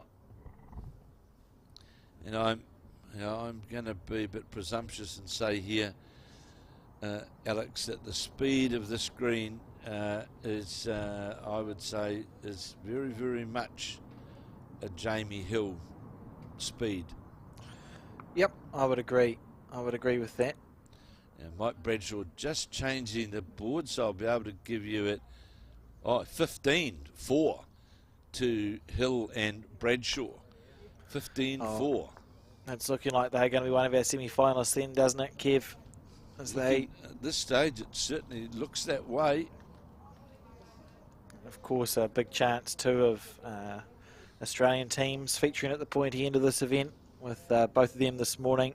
Dawn Hayman and Kylie Whitehead, and whoever the other one were, Nathan Black and Cohen Litfin, leading their sections. But you can check all that out on the Burnside website. See here a looser head than what we've seen for a while, Kev. It is, and we're playing, again, that 3/4 length. This would be more than likely, Alex, the loosest head that we've seen, with Stevens leading 11-7 in this must-win game for Scott and O'Neill. And with what's happening on the rink next to them right now, that becomes more important for them. So you're right about the loose end. All of a sudden, Alex, we've seen Sean Scott. Well, that would be about 6 feet short, and that'd be the loosest bowl that I've seen Scott play to date on this as we play the 9 of 15. Funny, it can just happen sometimes. And remember, these players are now at the 9th end, so they've played a few bowls, and you can just lose that little bit of focus, and everyone else is losing focus, so there's no pressure to draw one close, and you can just see these ends sometimes just get a little bit scattered. So Sean Scott with his last bowl on the 9th end. He'll want to adjust. He's certainly got it out on a good line. It's out on that drawing line back towards the centre line. You'll see it work now, but it has the weight. No, has he got enough to get all the way up? Trying hard, and gets applause from Sean O'Neill. Fell out, not in, but that may well be the shot. A good correction there, really, from Sean Scott. Well, he'll still be displeased. See the teams cross over.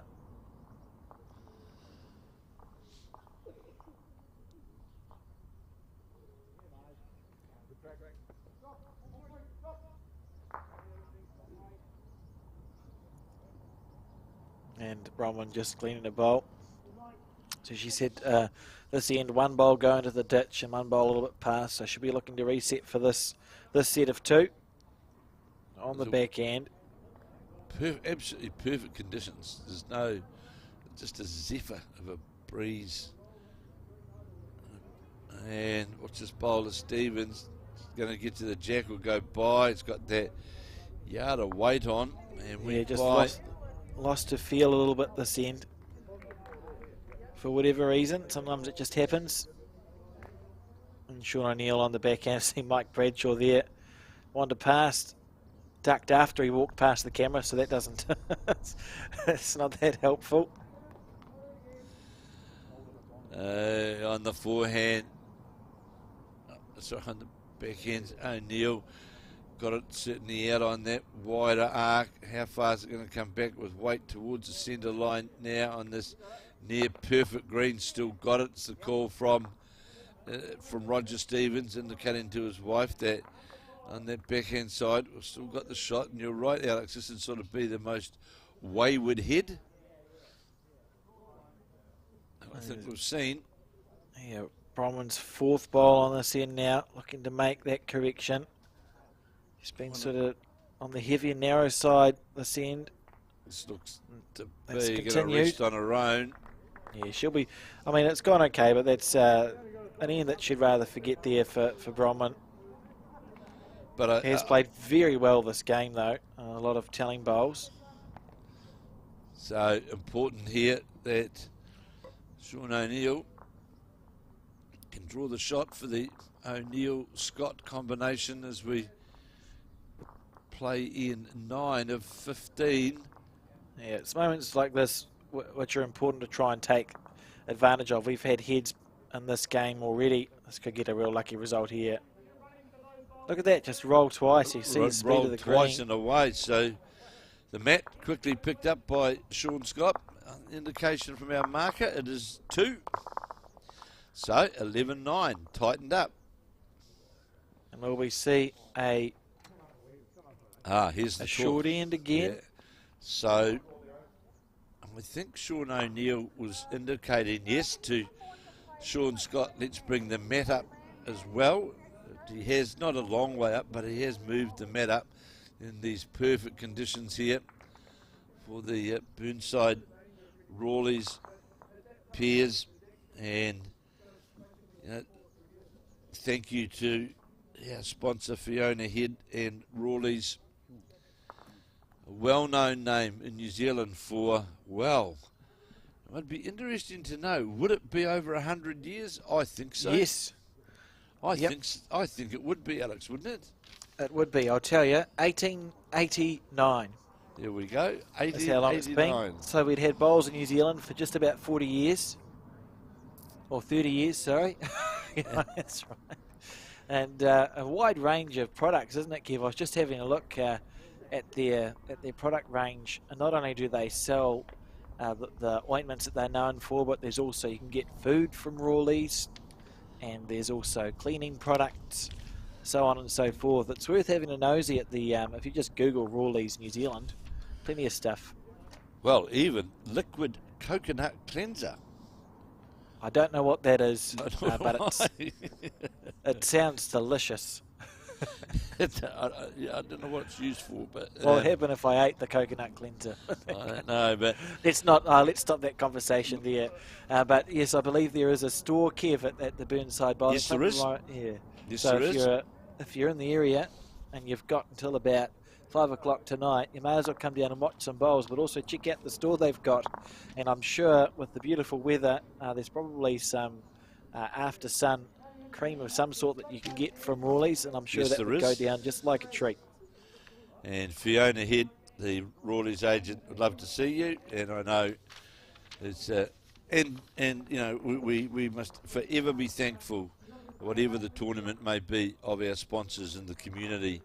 They do a wonderful job to make sure that we can host these fantastic events. So whoever you may be, thank you to sponsors, because without you, we are not able to bring you what we're able to produce in these tournaments.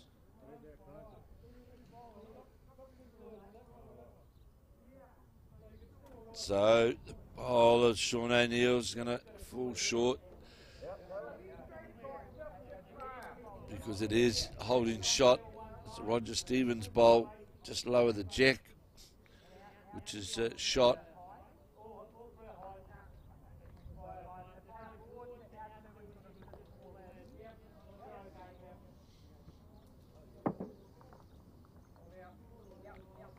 On the narrow side, we get the Sean O'Neill bowl. We saw the clicking. Yes, trying to...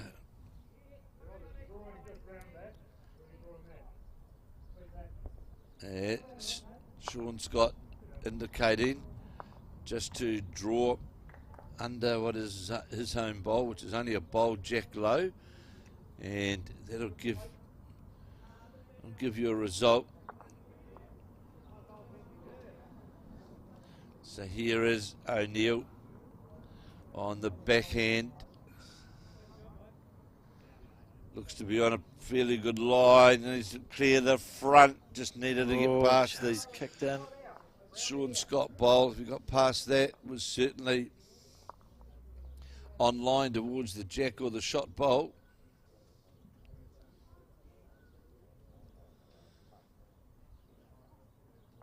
The Bronwyn Stevens and Roger Stevens, both, I suppose, being at North East Valley, they got the benefit of having some of the best coaches going around, and the Mike Kernan, Terry Scott, they certainly two household names within bowls and international bowls, of course.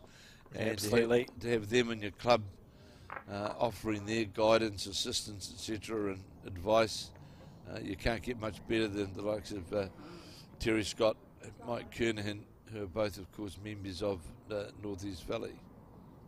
Decades of international experience there alone, really. Let me see Sean Scott make his way down. So they trail by 2 there, 9-11 down on this, the 10th end, so there's, what, 5 to go. And this is where the back end of the match, Alex, is where you've just got to make sure, you know, there's the Stevens combination. They certainly just don't want to drop any numbers, get bowls around the head, and for the good thing for the O'Neill Scott combination, they don't actually have to go hunting for numbers, because it's not a big scoreboard that you're down. It's only 2 shots.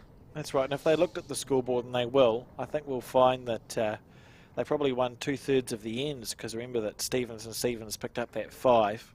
So if you keep scoring at the rate that you are, they'll be thinking, Scott and O'Neill, they should probably end up on the 15th end to be all square or 1 or 2 up. They seem to score for two ends for every one end that Stevens score. So they just look to keep it a similar sort of rate of scoring. Well, as you predicted in a couple of the games at the Nationals, Alex, you like predicting those numbers through to the last end. Yeah. I'm right about a quarter of the time. So here is Scott trying to draw around those front bowls. This is a hard assignment to get the weight right as well.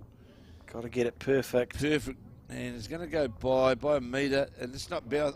Personally, I think, Alex, it opens the head up now with having that bowl in behind the head to search down on the other hand for the Scott combination to try and get down to the jack, or they might just, of course, they've got to play through that port. Look at this on the forehand side. Slightly overplayed, I think. It's going deepish down towards the centre line, but I think the scoring opportunity for the Scott combination is that. In saying that, though, Alex, that port looks very tight down on that forehand side. Yeah. Down to get to the. It does look a tight line. At the changeover, we've still got Sean O'Neill looking at that line down on that forehand, but of course the two bowls lower the jack of both Stevens bowls, and there is a bowl of the Scott combination, but that's the shortest of the three. So here is Sean O'Neill electing to play down on that forehand. Now, what's the ploy really here, to try and play through the bowls? Yeah, looking for a good wriggle. It was important see with that weight, that's exactly what he's trying to do, is Sean O'Neill, but was wide on the line. He's trying to play down to that ditch weight to play through, get through the front bowls and stay himself. Yeah, good weight for it really, just that 2 bowls wide. If he'd come off the pink bowl that you see at sort of 10 o'clock to the jack, he'd dig into the head and might replace the shot. But you need he would have been aiming for that target area. He's got maybe a 3 or 4 bowl target. Anything in there with good weight, anything, good stuff can happen. I think you've almost committed now to that speed, Sean. So yeah, I agree, Alex. I don't think you can. Well, the other thing is, I think if you try and play any weight less than that, you're really going to struggle, Nate. And so Sean Scott really is saying to him, get in, just play inside the pink bowl of Bronwyn Stevens with that same weight, and that'll give you the split on what are the two, well, one or maybe two of those counting bowls. So here is O'Neill now as we play in 10 or 15 on his forehand, playing with that weight that we spoke needs it about. To hold anything square's okay. Get something here. Good bowl. Good bowl. He got it square. That's That could be enough. 2 shots. If I look, it's the O'Neill bowl. There's the replay. Dead square. 1, 2, 3 all gone. Bang, bang, bang. Happy days. And now look for the red discs, and I can see one lower the jack and one behind the jack. Now be the 2 shots. So this becomes a big bowl for Bronwyn Stevens, leading 11-9, 2 down on the head. We play in 10. On the forehand is the Northeast Valley player. And a big moment in this game, you have to feel, Kev. Going to go by, but got a slide, but too far on the slide. I think we're all locked up. I think we are too. And a good result there from Sean O'Neill. He was in the target area. That wasn't the shot they were aiming at. We saw Sean Scott point at the pink bowl, and he was maybe 2 or 3 feet underneath. But he was in the target area with good weight, so you won't be too guarded if you're Stevens, because he was there or thereabouts, wasn't he? Well, he was, and he played the best percentage shot. They're interested in the mat right back on the 2 metre mark. And we'll see now is the jack's going just past the cameras. So shorter length head, but the mat is back right on the 2 metre mark. But with that weight, of course, that he played, Alex gave them the chance to move some bowls around and get some formal result, which they certainly did. And remembering that it will come down to either Sean Scott and Sean O'Neill, or Jamie Hill and Mike Bradshaw, which will qualify for the main event, depending upon how these 2 games, they'll be fighting out for that semi-final spot, depending. That's why these 2 games are so important of who will go through. Yeah, and you can have a look at who goes through on the Burnside website as well. There's 3 other sections going on as we speak, and the winners of those sections will make their way through to the semi-finals of the main event. And it's a complicated thing, so it's just easier just to look at the website, isn't it, Kev? Absolutely. It tells you. instead of trying to explain all the permutations of ends and points diff and section winners and all that sort of stuff, just have a nosy. And if that fails, just come back in about 2 hours' time and have a look at our streaming of the semi-final. We can tell you. Because there is about 4 divisions as well. Not that we're going to try and look at the other divisions, and that's no disrespect at all, but it's just it's too difficult and confusing. So yeah, Alex and I are of the viewpoint that fewer is better. Keep it simple. And that was Roger, a bit of fortuitous there for the a bit of a laugh going on there. Got the Sean Scott bowl cleanly, did Roger Stevens, and just turned it in behind the jack, and now laying 2 very good shots at the changeover. Means Sean had good green. Well, there's been 2 really telling shots in this match to date, Alex. I think you would agree that the shot that Bronwyn Stevens played to get the 5 shots, and the shot that Sean O'Neill played on that last end to turn the head around to a 2-shot result for the Scott combination, which brought the game level pegging. So there's been a lot of good bowls played, but those 2 I think will certainly be the 2 of the telling bowls in the outcome of this match. I agree, and Stevens here. If we look at the header now, 3 down, and all 3 bowls within a foot. And even though this is a really early stage, the Stevens team have to be careful here, because it could be an end where you drop a number. So it becomes really important to focus on getting that line right, so that your bowl's finishing in line with the jack instead of just underneath it, as we see Bronwyn there, and she'll look to make a correction with the next bowl. This is sort of when you can blink and suddenly you can be staring down the barrel of 4 or 5 down, and all the pressure in the world goes onto your shoulders. Yeah, a big number can just arrive and change things very quickly. Here is Sean O'Neill, the well-proven South Canterbury player, on the forehand. As Alex said, holding 3 shots, all just tucked around the jack. And they'll be very happy. Yeah, this comes in behind their head. They'll be happy with that, with the Scott and O'Neill combination. So it's imperative with this bowl here of Bronwyn Stevens that they get a bowl close, certainly on a better arc than the first. It'll depend on the weight. Close to brilliant here from Bronwyn Stevens. Brilliant back into the head. Needs Not to get be. inside. It just got outside. It's getting stressful here for Stevens, and this is the problem. Both these teams are capable. You know, if you're going to play 15 ends of bowls and you get 4 bowls each and 8 bowls on the head, both these teams are quite capable of just going, oh, we've had an end where we've put 8 bowls within 3 feet of the jack. It's just going to happen. And they can certainly, as we saw with Bronwyn Stevens, with that conversion, a 1 became 5, so to speak, very quickly. And the players have got more than capable of making that happen, as we watched, especially if the head's built the right way for them.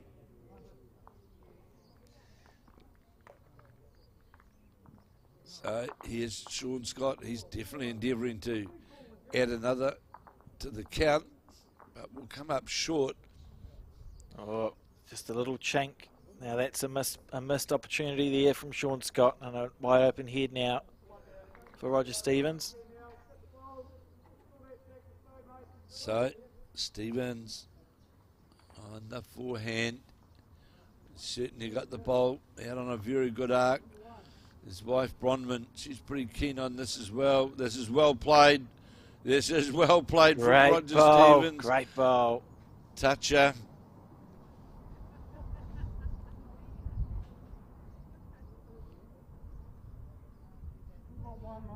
Oh, there you heard Sean O'Neill, so we've still got 1. He's turned that head around so well, though, hasn't he, Kevin? Oh, it's a changed head completely to what it was 1 bowl ago, Alex, for sure. Sean O'Neill just giving that indication of length.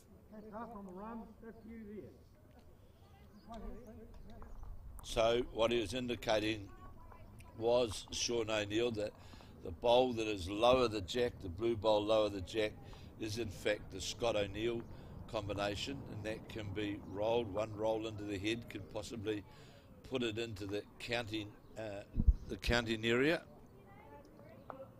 Here we go, on the back end. Any rub there's good stuff for Sean Scott. Oh, great effort. Oh, that was it. You said the red disc roll through the, or not roll through the head, but finishes jack level.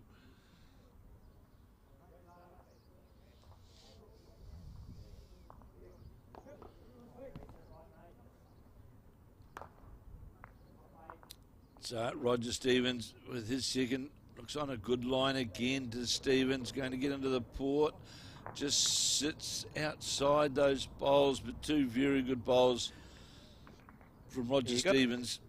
Got to respect that. It's really good bowls under what could have, you know, it would have been very easy to let that head just fall apart on you. You could blink and drop a 4 or 5. Roger Stevens, bit between his teeth, played a really good first bowl and a good second one there, and they've turned this head around. It means that O'Neill and Scott are going to have to play a very good bowl to score more than one on this head.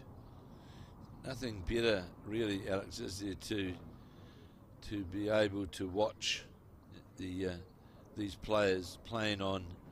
It's I think one of the great things about our game is that, you know, you give them the right surface and the ability that they can show of the consistency of drawing bowls within 6 to 8 inches of the jack on a regular basis. Just, to me, it's the purest, I suppose.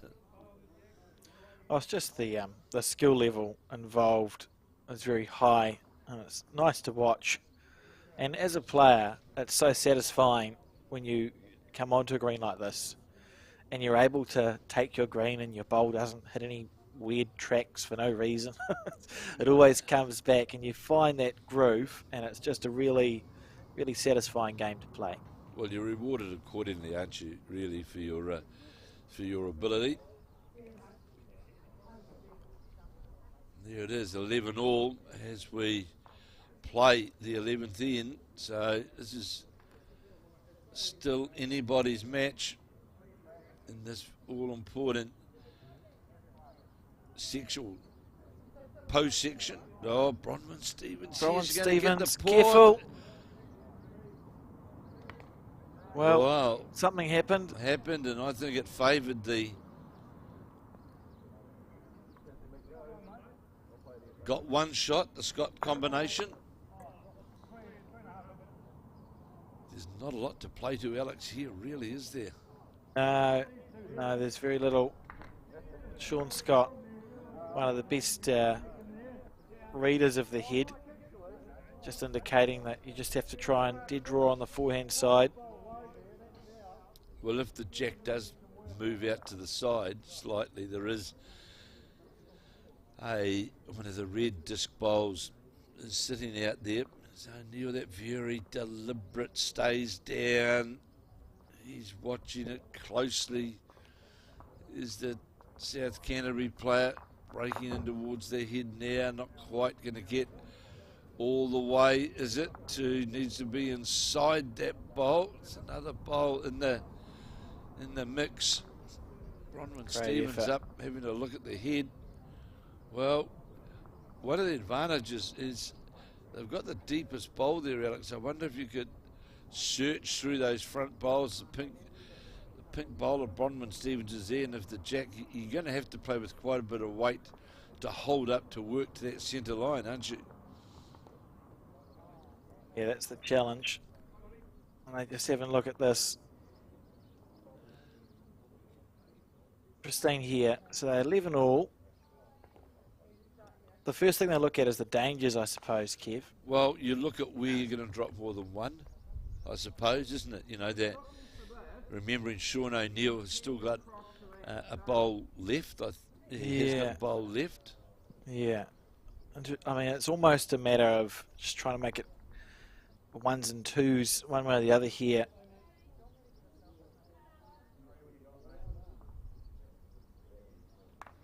So here is Bronwyn Stevens on the forehand side.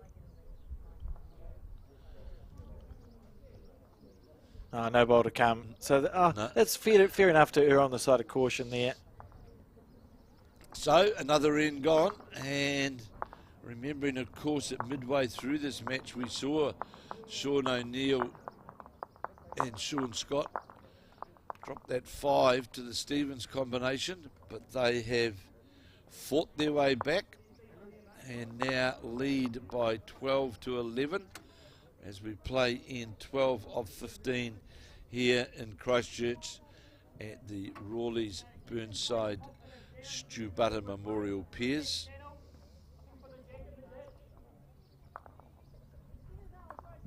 we'll just have to wait and see what happens, but we may well have his son, Nick Buttar, still playing this afternoon, because I'm sure Nick Buttar and Lindsay Thompson.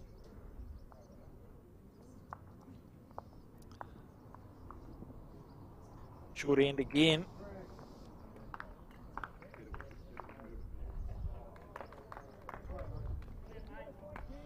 Yeah, Good good shot opening there. bowl. Good opening bowl from Scott.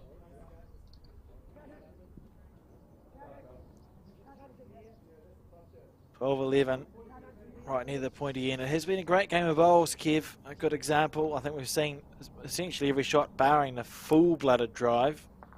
Hasn't been, yeah, you're right, Alex. I don't think there hasn't been one drive to date in this match, which again is also a compliment to the green, because it means that you can play all of the shots confidently without having to attack and whack and everything else. So, and yeah, well, you know, it really highlights, doesn't it, that you've got to be able to back your draw game, really, doesn't it, Alex? Yeah, it's been a nice natural game to watch as well. As we see Roger Stevens here on the forehand, he's stalking after this bowl, willing it on. Close He can't here, be far away if close. he's got the weight right. Falls in. Good shot. And of course, don't forget, next week we'll be bringing you more live coverage, and that will be from Taranaki, the final stages of the Taranaki Open Fours from the Paratutu Club in New Plymouth, and we'll be bringing you all of that live action.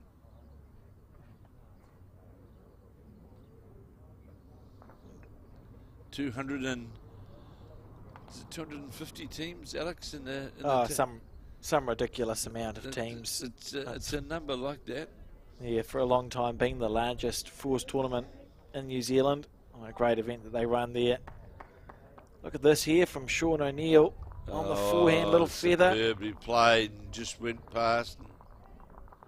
Yeah, the Taranaki Open, I think, certainly should be on the bucket list of every bowler. I want to play in it before your career is done and dusted. It's a great event and a great week, certainly, to spend playing bowls. It's interesting, Andy. Yesterday I was talking to Andy Curtin. Alex, of course, Curtin, long-time New Zealand representative, gold star holder, and done everything, world championships, and he was talking to some players here about the Taranaki Open, and he just confirmed your comments. He said you haven't finished your bowling career, or you haven't had a bowling career until you've been and played in the Taranaki Open Fours, because it's certainly, he regards it, I think he's only ever been once, and that was in the latter stages of his career, and he just thought it was, the cat's biscuits, thought it was wonderful. Great event. It's special, isn't it? And the clubs really get behind it. And have done for about 120 years. A long time, very fond memories of the Taranaki Open Fours, and I look forward to being there again next weekend. Bronwyn Stevens on the forehand here, looking for that gap. Getting what a bowl this is by well Bronwyn Stevens. Jack. Did you see that? That's incredible stuff. What a shot. Sat just through the two bowls on draw weight. Just got one roll in towards the jack, and now covered it up and sits literally on top of the jack. Unbelievable. That was really good. Look at this replay here. Played it to absolute perfection on the forehand, in the gap, around the corner, and sits. Beautiful shot there from Bronwyn Stevens. Well played. So Sean Scott, no doubt, will be, there's a jack trail option on. Yeah, and because Bronwyn's bowl is so close to the jack, the players will be able to see with a high level of accuracy where the jack's going if that blue bowl at 10 o'clock is tapped. And it looks to me like it's almost popping straight back to Sean O'Neill's bowl by Bronwyn's foot. Certainly is, and you see Bronwyn Stevens indicating to Roger, husband Roger, to get out in the vicinity of the cover of those two green-coloured army green bowls of Sean O'Neill's to get some cover on them down there. Remembering, of course, it's O'Neill and Scott that lead 12-11, and that was well played. Well played. So Sean Scott saying I was way too quick with my first bowl. And this is a delicate shot, Alex, isn't it, to take that yard of weight off? Yeah. And Just play that tap shot.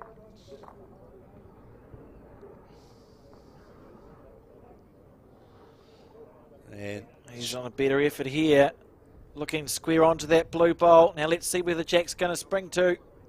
Nowhere, because he didn't hit it. Oh, well, he was just close. A quarter of a bowl. Just.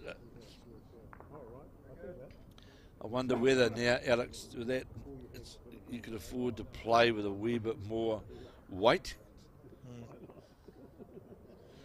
There will be that temptation. See what Sean O'Neill does, and Stevens endeavouring to get another bowl in on the head, and is going to do well. He has to. Now, hallelujah!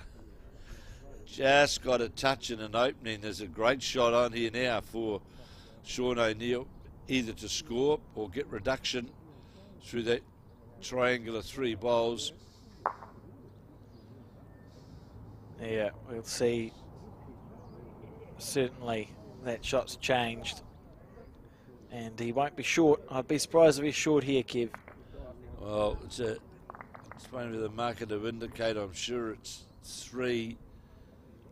She's playing around with the lollipops, but not going to win. Yes, it is.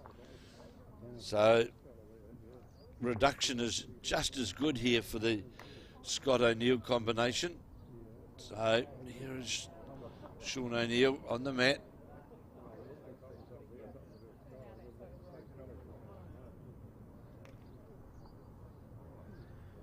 Narrowed it. Well, he hit something. He hit something. Not sure what's happened. Well, it looks harder now, to be fair, Alex, because whereas before those 3 bowls sat in a triangle, it's now made it a different target altogether. Yeah, the challenge is that you could easily chip off and only remove 1 bowl. It'll be interesting to see. I think for Stevens, Stevens team, they're holding 3 here. You can't really make it a better head, can you, Kev? So it's just about, you either add a 4th one or maybe put a bowl out to the left where the jack might go. This is a fine bowl here from Bronwyn. And Sean O'Neill's going to have a very small target here. Well, if she doesn't gets want to move on the jack, Kev. Though, if she gets a touch on the jack, and Julie did. That's a calamity for Team Stevens. She Still would have hold felt... 2. Yeah. I think. Maybe it's brilliant then. I'm not sure if that's what they were going for, is what I'm trying to say. We'll see. 1 and real close was the call from Sean Scott. So, looks as though trying to get to the draw. This is a fine shot to get down past the front bowl. Sean Scott bowl, down past that, and get a touch on the jack. Here is Sean O'Neill. On the forehand. The psychology of this is interesting because he would have been prepared to wind right up before. Now look at this here from Sean O'Neill. Been given an opportunity and not Just quite goes taking it by. there. Got we'll 2. play the same bowl, Bronwyn. So that's the thing, like she's got there already on the backhand without touching a thing. It's just do the same thing again and you should be able to make it a 3 here. Bronwyn Stevens after the first bowl, which now that, yeah, she's done it in reverse a little bit there. She certainly has gone out on the very, very wide side, but played the big bowl with the first bowl, and she's played a number of head-changing shots, has Bronwyn Stevens. Certainly has. And one conceded. They're going to measure for 2 here. Great game bowls we've been watching. As you see some people in the background. A couple of spectators beginning to filter in, and obviously the clubhouse, a wonderful place to watch bowls from as well, Kev. Oh, it certainly is. For those who don't know, the layout of the Burnside club, it's a 2-storied club, and it's got the ability, with the way how it's formatted, that you can watch literally any one of the 3 greens from upstairs. And it's also got a very nice bar leisure area down in the bottom area as well, for those who want to stay outside in the sunshine and watch. But you can certainly get a good position upstairs to look out over this very well manicured club. Beautiful gardens and shrubbery, and complemented with a perfect 18-second green. Absolutely. I see the New Zealand representatives, Andrew Kelly and Mike Galloway, just shaking hands in their match. I don't know what's happened there as far as their chances for playing on today. But as Alex has said a number of times, just go to the the Burnside website, and they do update their results quickly. And you'll certainly you'll get a quicker update from them than you will from us. That's true. As we see the first bowl, the Stevens combination, just sort of skirt by the head. Roger Stevens bowl.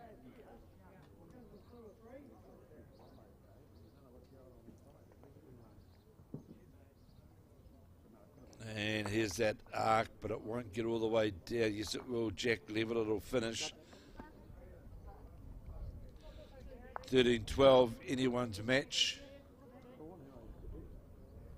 Absolutely on that long end again. We saw a loose head, I think, on this length coming this way last time.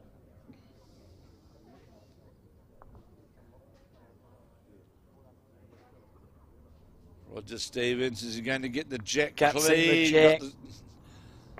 I know I shouldn't say this, Alex, but how can you get the side of a jack on something which is a circle, a round? I don't know. but I'm going to say he got the side extremity of the jack, which moved it sideways, didn't trail it cleanly back, which it looked as though it was just going an to inch do off, so. really. And look at this bowl. It started turning, and it's just going to go away at right angles. It'll nearly come back up the green. I must say, Alex, the one bonus I would say for the players is with an 18-second green like we've got, that there's no wind. Oh, absolutely. There's not that extra challenge there. So that's why we've been able to see the heads packed so tightly. And I suppose because it turns as much as it does, you can draw most things, can't you? So although absolutely, there's not the opportunity to play the poking bowls, well, it's a either pleasure draw or to hear. drive. Yeah. It's a pleasure to hear, Alex. You can hear Skip say, "You just draw around this bowl. Yeah. You draw around the bowl all the time." There's very few examples where you have to draw under the head, so to speak, to get a result, because you're able to draw around a bowl to get a result, and that certainly confirms that we've got a very, very good surface which they're playing on. Bronwyn there just pulling up a little bit short. Beautiful line. And Sean O'Neill opting to play the other side, the backhand side. On this end, they're leading. Well, they're trailing, 12-13. Scott and O'Neill on the 13th end here. I'm not sure what the time limit's looking like, but we should be okay. We haven't seen any kills. No, we should be okay. A couple of games have finished there, 15 ends out here. So Sean O'Neill, lane at least one. Got a touch on the Sean Scott bolt, set it right down in front of the jack. You heard Roger Stevens saying to Bronwyn, nice control weight play down through here, don't lose your bowl. So on the backhand is what Bronwyn Stevens will endeavour to do. Hard shot to play, Alex. Yeah, it Hard is. shot. Yeah, Roger asking it to hold up. She could get a good result here. Inside out off the front blue. Bang, bang. Pop the jack back. Well, weight can always, things can always happen, can't they, Alex? Yeah, they can. She played that with nice weight too. Roger asked her to try and keep her bowl on the paddock. She duly did, so the head's been reset a little here. Clearly lots of short bowls on the forehand side, so we'll see the bowls played on the backhand side here. Sean O'Neill with a bit of room. What you don't want to do is fly into the ditch in this situation, or if you do fly into the ditch, you want to take the jack with you. Because the jack, he's overdone that. Yeah, it's certainly it's well down the rink, isn't it? Where that jack is towards the ditch. It's not under the number, but it's certainly in that vicinity. So it's a lengthy draw shot, and playing out on that clubhouse side, or the ditch hand as we predominantly call it, but you're going to have a fairly wide line there, Alex, aren't you, to get down to that draw? Yeah, you almost want to be brave with your first bowl and then correct back from that instead of trying to correct into the ditch. So your first one, you think to yourself, oh, if it does draw into the ditch and I lose it, that's okay because I can correct back. Which is what Roger's done here. Because you can see, oh, this is a good line. It's going to depend on weight, but boy, this is coming towards the jack. Oh, this is well played. We'll finish jack level. Yeah. He'll be very happy with that. That was a good shot, and he will have felt like that had every chance in the world of going into the ditch when he let it go, which is sort of, that's where you start off with when the head gets here like this. And Sean Scott will be doing the same thing, although of course he can look to arrest onto Roger Stevens' bowl. He's certainly out on that wider line. Gave himself a chance here, Sean Scott, looking to rest on anything here. He'd be unlucky to find a gap in the situation. Oh, swung enough that it didn't find a gap. Perfect weight. Beautiful speed. So the requirement of correction is very small. I see the Lance Tasker, Taylor Bruce game v Mike Bradshaw and Jamie Hill. That also has come to a close down here. They've finished their 15 ends. Of course, we'll update you later on, or as we say, go to the website, but we'll see. Have a look for the bowl, he says.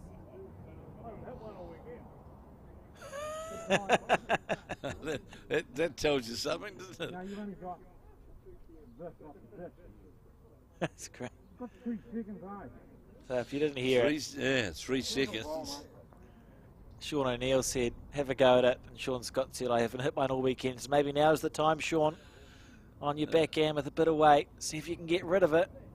That's what he's trying to do. There's now the time. He's going to hold up a bit longer, Oh, the jack, no.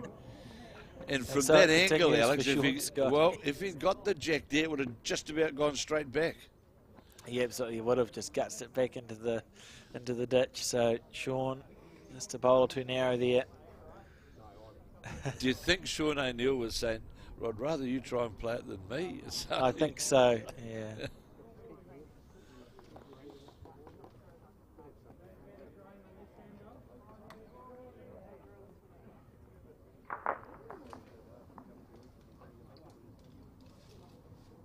Robin Stevens on the back end.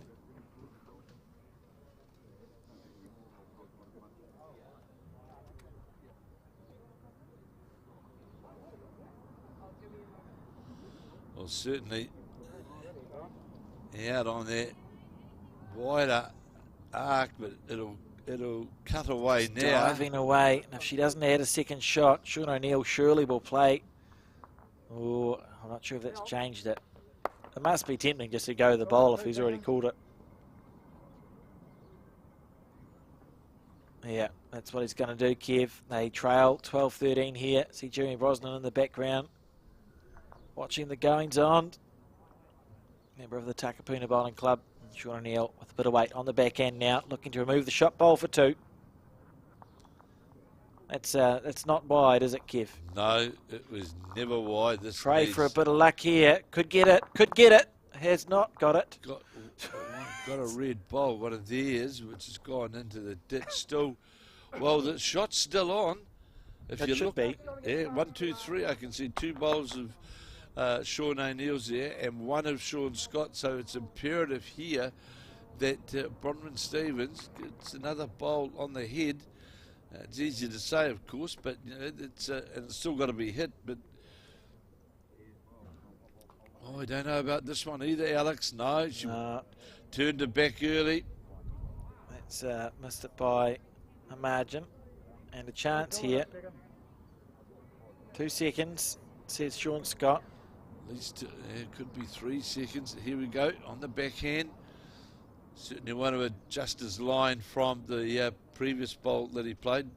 Sean O'Neill, here he is on the backhand, searching for the shot bowl. Again, that's under the line. This will need a lot of 2. My goodness, you tried, but no.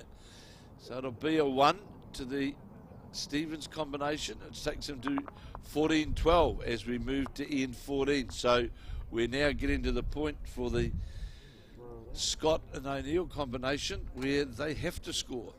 And I think this may be the last end, Kev. At 10:41 we had 9 minutes to go, and it's 10:48 now. So I think we would say that this is probably the last end. The players will have a better eye on it than we do. Well, looking around the boards, that's just about be right, I'd say, Alex. It's been a magnificent game of bowls to watch, and of course, at the conclusion of this game, we'll put a little tick up somewhere telling you when we will be back, and we will be back, of course, to cover the semi-final of this event and then the final of this event. And if this game of section play essentially is anything to go by, it's going to be a pretty good day of bowls to come, Kevin. Certainly will, and I know, no doubt for the semi-final. Well, it would depend, of course. The semi-final, they may not have to move a rink, so to speak, Alex, because you know. It just depends how the draw comes out, but this rink that they're playing on is certainly what I would call a rewarding and generous green. If you get that green right, feedback from the players has been that it's consistent right throughout the whole, right throughout the whole green. So yeah, we're going to see the best this afternoon for sure.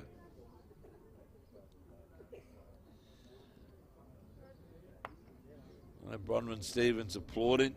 Husband Rogers Bolt saying good.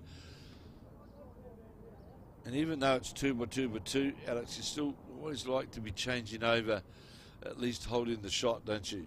Absolutely, it is. I really enjoy watching this style of pairs, and I think you get because it's the walking pairs, the Australian pairs. You still have your designated skips. There's a person who plays the skip roll and the 2 roll, and someone else plays the 3 roll and the lead roll. And it's a little bit more conventional, I find, than watching a game of 2-4-2, where the strengths and those key roles often change end by end. You might have a player who's a strong run shot player and a player who's a good draw player. And every penultimate or every second end, the way you build your head has to change, and it can be a bit confusing to try and follow. Whereas I've quite enjoyed watching this. Yeah, I agree with Alex. The advantage of this is you can have, or do have, really a designated skip and a designated front player, and the shot variety that you can play is certainly makes it, in my view, a very, very, it's an ever-changing game. As you see, Bronwyn Stevens needs a bit of luck, didn't have the weight. Sean O'Neill on the forehand side. There's the timer. Always annoys me when I'm on the mat trying to play a bowl and the timer goes. Do they do that in indoor as well, Alex? Is that the normal? They blow a whistle usually, it's like a shrill noise in indoor, whereas outdoor you get the siren going. So in indoor you still have the person who's got that power base of blowing the whistle. Yeah, you get the whistleblower, so to speak. Helen Stellard was the whistleblower for one of the sessions at the last Indoor Nationals, and she said one of the great lines as they announced the health and safety, and she said, if you're going to have a medical emergency or injure yourself, can you please leave the building first? I thought, that's great. That's a great line. Yeah, we go through this health and safety preamble here as we see We just see there, Stevens, this combination where we saw Bronwyn with her first bowl just draw lower the jack just lower the 2 metre mark, so it's a full length head. Of course, the O'Neill-Scott combination, really, it needs 3. Absolutely. And here we go. Draws no good to them. Trying to get to the jack, just goes by. So now, Alex, I suppose the Scott combination need to be trying to build a head that's going to get the 3 shots, correct? Yeah, that's what they have to try and find, and they've got maybe, half the bowls left to do it with. So it's almost about when you want to get that jack movement, because you're not going to get 3 bowls between the shot bowl at 12 o'clock and the jack. It's very challenging. So jack movement needs to happen, or that bowl needs to be moved if they're going to score their 3. And hard to move that jack, that bowl, because sitting directly on the centre line is the short bowler Sean Scott, so it just about precludes that view down to get to the counting bowl. So you're right, Alex, the jack movement has to be the key component of scoring here. For the just having a look at the conditions of play, Kildean's are replayed, but if the jack goes out of play after the bell, which is now, it's to be placed on the 2 metre mark. Right. So there's the 2 metre comes into play as well here. So Sean Scott, he'll certainly then be looking to get a bowl close in on the head, or to get that jack trail. Close and here he's from close Sean to the Scott. jack trail. Oh, how did that miss the jack? Goodness gracious, Well, that was close. Certainly on a line to the jack trail. Perhaps a yard too much weight, Alex, possibly. Yeah, he was slightly overplayed. I think he just would have snicked it, but a great effort there. And they need to find a way to move the bowl. There's a chance, and Roger might just be stymieing it. I was just about to say you could get rid of both pink bowls. Now you can't. No, you can't do that now. There goes. That was my shot. I was going to call for them, Kev, but it's gone. And it'll be interesting. It may be tempting to just have a go at that front pink bowl. You chip it off. If you get the pink bowl square, the jack goes back.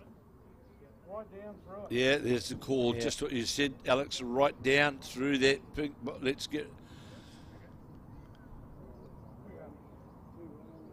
So they've decided, as you rightly said, Alex, let's get rid of that. Let's get rid of that pink bowl, which is sitting lower the jack, which is. So here is Sean Scott now on the mat, right across. You'll see on the mat on his forehand. He's close here. He hasn't won all weekend. He said, "Is now the time?" No, it's not. Well, and it makes it very difficult because there's a pink bowl of Bronwyn Stevens which has been moved out to the side of the head. So if you actually look at all of the bowls, Alex, blue covers red all the way. Yeah, it's challenging to the find front, a 3 the side, here. and the back. There's a 2-shot chance right down to the bowl where Sean O'Neill sits right under the number to get the jack down to there. There's a 2-shot opportunity down there, but there's limited chances for the Scott O'Neill combination. They're going to have to magic something up to win this game. So we see Bronwyn Stevens on the forehand side. As you say, Kev, you can see they're holding that pink bowl to 12 o'clock. Then there's another blue bowl at 7 o'clock to the jack. And another pink bowl about to come onto the head. What you don't want to do is set anything up. She's not done that. Well, right now, Alex, there's no vision clearly to the jack, is there? So it's that shot bowl where it sits. So O'Neill now on the mat with that Adidas top on. The Highlanders man, here he is trying to get down to that shot bowl. And it's going to be on the outside of it. A little bit wide. Looking to get to here. Yeah, there's the triangular 3 deep on the end of the head there, Alex, is all favoured to the red, but getting the jack there is, I'm not going to say it's impossible, but by goodness, it's a real challenge to get the jack down to there. It'd be the bowl of the game, wouldn't it, if he was able to do that? We see Bronwyn, that's where she's aiming for. Watching this bowl. Get in front then, he says. Yeah, it's just as good. That's just as good. That's a winning Good luck. shot. Find a way through. So, maybe you have to hit the front pink. I don't know. Alex, is there a chance to play on the other hand and look for the slide off the blue inside of that blue bowl to get to the jack? It's low enough that that could happen. Absolutely. Yeah, that's there we go. That's exactly. Yes, backhand. Yeah, that's Yes, your shot, Kev. So he's aiming for that 3-bowl target with good weight. Those 3 bowls are low of the jack. And then you just connect and pray that the result goes the way you want it to. All he's focusing on is connecting with anything up the front here. Sean O'Neill, last bowl of the game, needs a 3 to keep his team in with a chance of qualifying for semi-finals. Here we go. Wide, Kev. Wide, nothing there. There it is. And it is the combination, the husband and wife combination of Roger Stevens and Bronwyn Stevens, who have defeated Sean Scott and Sean O'Neill, scoring a 2 on the last end, and that takes them to a 16-12 win.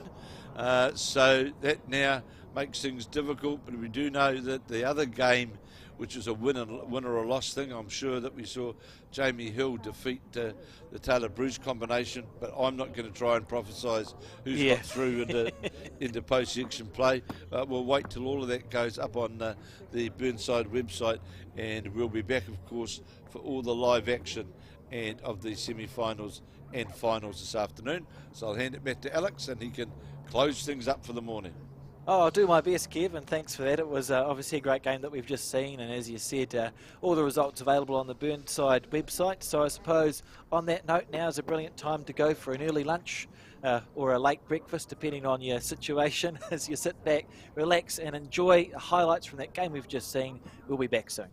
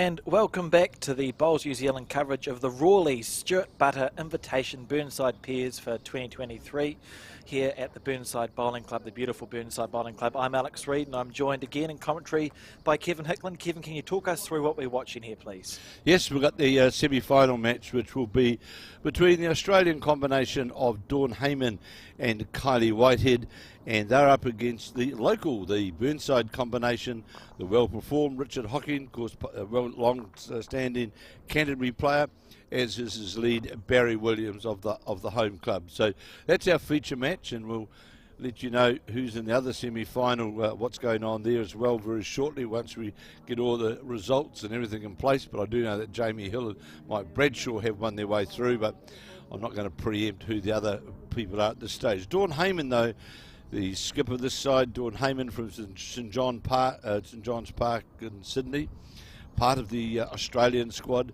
won the Australian Open Pairs and of course has won the Australian Champion of Champions singles on 2 occasions. In fact, this year was her, she won them again. And her lead is Kylie Whitehead, who's been playing for 11 years, a physiotherapist, and won the World Champion of Champions singles in 2019. And has just recently become part of the Jackaroos squad, and is actually a physiotherapist and was a physio as the Australian team for the Commonwealth Games. And here's the test for you, Alex, from Wodonga. So now, do you know where Wodonga is, Alex? I'm going to take a wild guess and say it's Australia. Yes, it is. So Wodonga, of course, sits up on the Victoria-New South Wales border in the famous Albury-Wodonga region, sits literally on the Murray River. And, of course, on the other side of the river is, of course, where Mawema, the famous club, is. So the Albury-Wodonga sits right on the New South Wales border. And remembering up there, of course, Alex, the famous movie All the Rivers Run, which was produced there on the Murray and Albury-Wodonga, and it has over recent years endured some quite horrific bushfires in the region, and also severe flooding as well. So of course this afternoon the Australians have got an opportunity as well to watch some of the semi-finals and finals, I believe. Is that right, Alex? It's viewable in Australia as well. Yes, it is. Yeah, it's viewable all around the world, so hopefully we're getting some Australians tuning in. And if you are tuning in and you are from Australia and you want to share it with your mates, that's absolutely fine by us. We've tagged in Bowls Australia and I think Dawn Hayman's club to tune in here. There's 15 ends, and of course in the other semi-final there is some more Australians, so there's half a chance that we might see some Australians in the final as well, Kev. Yes, it is. And look, you can see there on the camera the Australian support crew already have arrived. They do it very well. Sit down, watch their players. Of course, their Burnside club will be geeing on their club mate Richard Hocking, well-performed player, as we play the first end of 15. And here is that lead, the physiotherapist Kylie Whitehead, and I see the president of Bowls New Zealand as well, just arrived on the forehand. Beautiful conditions here at Burnside, the green running around 18 seconds, and we watch this bowler Whitehead's break towards the head, certainly on a good line, just a yard or so away. Barry Williams now, long time Burnside player. Barry and Richard made either the quarter or the semi-final of the National Pairs last year when it was held in Burnside, Kev. And I think we commentated that game. Did you tell me he was a good golfer? I think I'm not sure. I know there is. Just a say good golfer. yes. Okay, I'll say yes. He was good at some other sport before yes, he picked we'll up. go. Yes, we'll go with that. Bowls. You're right, Alex. But my goodness, that was a test of the brain, because that was a few years ago, wasn't it? It just occurred to me. Obviously, a pair that play together a lot there, Barry and Richard, and they've had a lot of success. So, obviously, at home on these home greens of theirs at Burnside Bowling Club. Well, of course, as well, Alex, there's the other matches that are going on around the greens here of the various plates, etc. I'm not going to talk about them, and that's not being ignorant of not talking about them. It's just I can't follow them. So the best way to get that really up to date of what's going on, if you just go to the Burnside Bowling Club website, they will have everything there for you at their fingertips, where they update. As I watch Hayman just slip by. So the team down below here in the chart room, they'll very quickly have everything updated, so you will know what's going on in the various divisions, as we'll call it. Yeah, and one of the things they do have, they've got a button that takes you to live scoring, Kev. So they've got all the divisions 1 to 3, every semi-final. So 2, 4, 6 games of live scoring going on there. If you have a horse in the proverbial race, just go onto the Burnside Bowls website and you can check out live scoring for every other game that's going on at the moment, which is pretty impressive, really. It's a good effort from Burnside Bowling Club. It certainly is, and I'm not going to ask how they do that because it'll be far too technical for me, but it's all there on their website. On the forehand is Dawn Hayman, the very well performed Australian player. Absolutely beautiful delivery. Seen her trying to get it, got a touch on the jack, and does it make the jack level bowl shot? I would think so. Yeah, it was close. It was the indication to Williams. And to Richard Hocking, skip, just draw out here. As we saw in the game this morning, Alex, you take your green, you'll get rewarded here. I see a stalwart of Burnside, Barry Bunting, sitting there, closely watching his Burnside teammates. Been a great worker for the Burnside club over the years, as is his wife, Gay, who makes the best cheese rolls, I think. I don't want to upset the ladies. Oh, that's a big call. This is a big call, Kev, you're halfway through making. I don't want to upset the ladies in Tyree and Dunedin, but Gay has always been very, very proficient in her culinary cheese rolls. But this year, haven't seen it. But great workers to the Burnside club. Out comes the measure, and it was 1 to the Burnside combination. In my opinion, Kev, Ruth Grant does the best cheese rolls. I'll just get that out there before we get into the bowls proper. She looked after us very well at the Alexandra Bowling Club last time we had the Central Otago Nationals. Forgot. Yeah, I know, Alex. I forgot Alexandra. They gave us daily plateful. I had my 3 years quota of cheese rolls in a week. We did. We went out to. Truly. I remember that we went out to one of the country clubs, Patiora, I think it's called, and the cheese roll story had got out there, and there was the president of Bowls New Zealand, myself, Mark Cameron, and my partner Marlene, and we got there, and we were saying, here is the arrival prize. We have got the best cheese rolls, and they had them ready for us. Oh, I respect that. We see Barry here on his forehand. 2 very good draw bowlers, and I think that's greens that certainly suit them. Richard Hocking, known for his draw play, Kevin, super duper consistent. Won the Canterbury Champ singles last season, I feel. A very good draw player, has been for a number of years, and of course his sister Tessa was a fairly proficient player as well, and if I'm not mistaken, was featured in some, was it New Zealand age group, or I think both of them played development or age group. Development age group. I think both of them have. You're right. You're right, Alex. So here is Williams now from the Burnside club. So there's a pretty good chance then that Richard, because he's been over to Australia a couple of times as part of the age group New Zealand team and development New Zealand team, will already have played certainly on the same greens, but maybe even against either Dawn or Kylie. Well, and the other semi-final is the other Australian combination, as you said, and we've got Jamie Hill, of course, and Mike Bradshaw. Very, very good combination, and they've up against Nathan Black and Cohen Litfin, and I don't have a lot of information on those players at this point in time, but we'll be watching their scoreboard and just giving you updates on that. But as we've rightly said, go to the website, it'll be there end by end. But we could either have well, there's all sorts of combinations for the finals, so we won't just sort of try and forecast those yet. But of course, these 2 Australian players, as we all know, Alex, the once you get into that Australian squad in the frame, so to speak, it becomes pretty intense, doesn't it? It's very much so. They've got a big group of management here following them, urging them on. And Richard letting that one go with an uncharacteristic wobble, really. It didn't go out of his hand as nicely as he would have liked it to. It certainly did, and that may be penalised at the end because Barry Williams urging it on, but was never going to get around the front bowl of Williams. And Hayman, Hayman has been, of course, in the BPL as well, and certainly one of the leading players in Australia without any shadow of doubt. Yeah, great bowler. Probably, I think, one of my favourite deliveries, Dawn Hayman.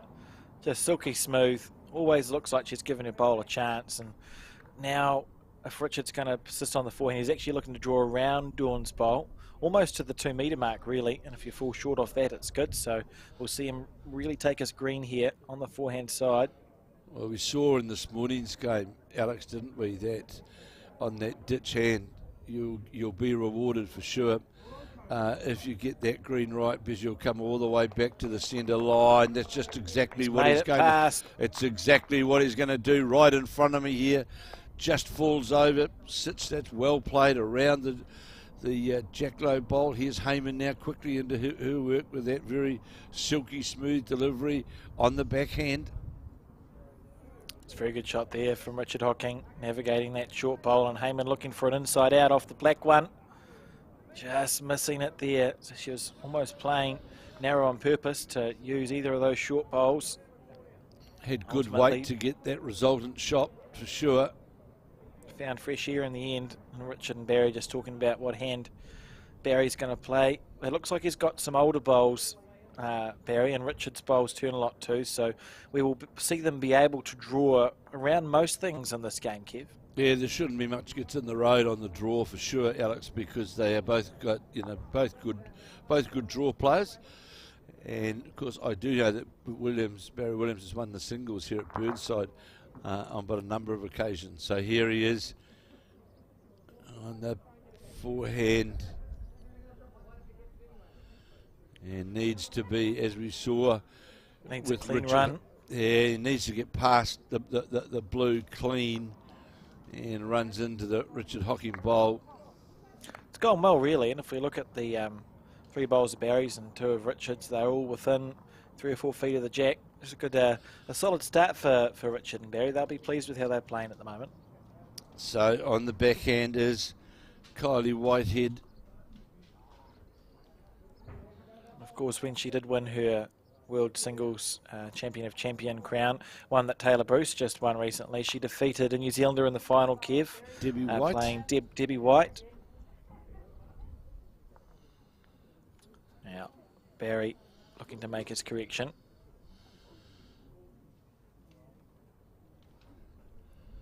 So needs to get out. I don't know if we can get to the counting area from that width though, Alex. And yeah, we'll watch the end of his bowl and get an idea from there. He certainly was on the wide side. Yeah, finished jack level, so yeah, it was always on that wider side.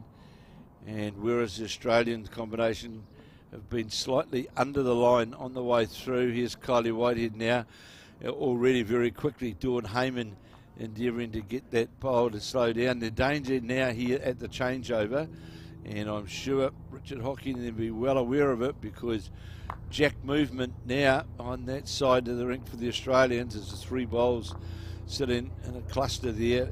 So although the Burnside combination are holding shot, the jack movement is not favourable. And I'll shortly have Fiona Head with me, Alex, the Rawleigh's lady, who I'll have a chat with, and you will learn the nevers, what you require to learn that we were speaking about before, Alex. So here is Hocking on the forehand.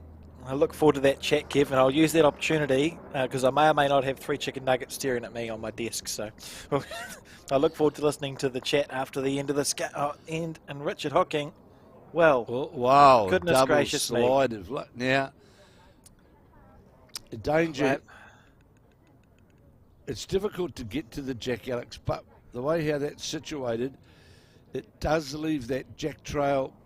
It's certainly on. Yeah, we'll see Dawn on her forehand. There's low bowls to use as well, so she certainly give this a chance. That beautiful delivery on the forehand side. On the high side here, though, there's an opportunity. It was on the high side out of the hand, really, is Alex, and you can clearly see there for those watching. Oh. Where the line of the three bowls are, the target area is just plain through where the blue bowl has just arrived, and the other bowl, and that would directly get to the counting bowl, and the jack would just immediately move straight back to where there is three bowls in the catching pen.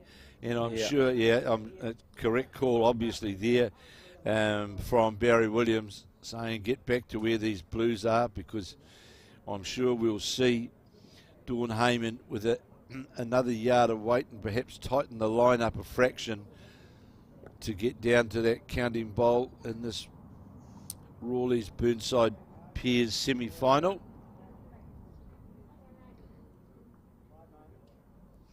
And a chance now for Dawn Hayman. Her weight was good. She'll just take it in.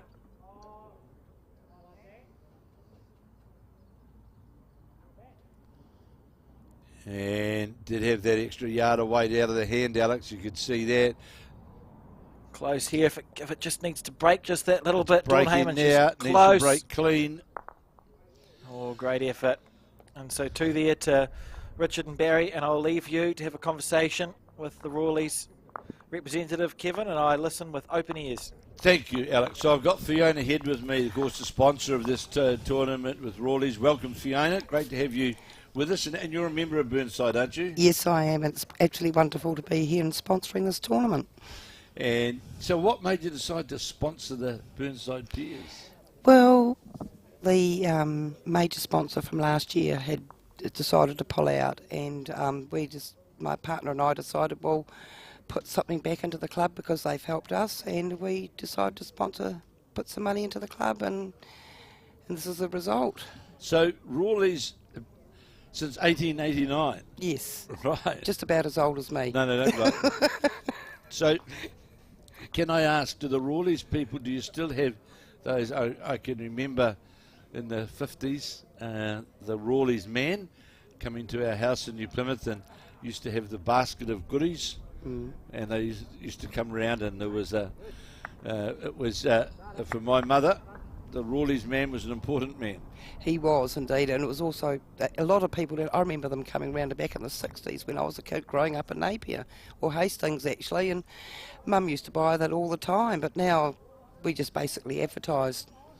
So do you still it's all direct, so to speak, is it? Yes, it was all direct. I advertise in the paper or put flyers out or sponsor something like this and promote the products that way. And the Rawleigh's name is still... So where did Rawleigh start? In the USA. In the USA, and it's still a global operation, isn't it? Yes, more so in Australia and New Zealand, and it's still being sold in the States, but we don't have much to do with the United States of America, so we're basically our little world down here, and it's made in Australia here and down here. And how many Rawleigh's people or agents, distributors would there be around the country? Oh, a few hundred. So it's still very popular, isn't it? Yeah. Let's just say all of us of a mature age certainly know the Rawleigh's name. Now we're going to make sure that because we've got alongside us here a couple of youngsters with Tamara and Erica, but I'm sure by the time we leave here today, they're going to know more. Or yes, I think you should go home with a Rawleigh's product, you two youngsters sitting alongside me here. Because it has been, the Rawleigh's thing has been a household name for so long. So, and you play bowls yourself? You play here? Yes, I play for Burnside. And how long have you been on the greens? I started off with Wairere and Napier for 2 years and resigned, and didn't play for 20 years before until I moved down here and picked up my dad's old 4 7/8 and gave it a go here, and they said, oh, she hasn't lost the touch. and I just decided to join up here, and I've been here for five years. Wonderful club, and we were talking before about it, Fiona. The greens, the newer greenkeeper that you got here.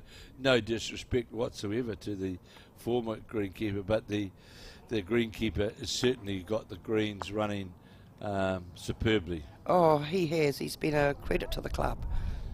And to have 3 greens, what I would say is consistent as what these greens are, with speed and everything else, is certainly to me is just it's a credit to all concerned. Yes, definitely. So how long have you been involved with Rawleigh's? This will be coming up 6 years in September. All right, and obviously,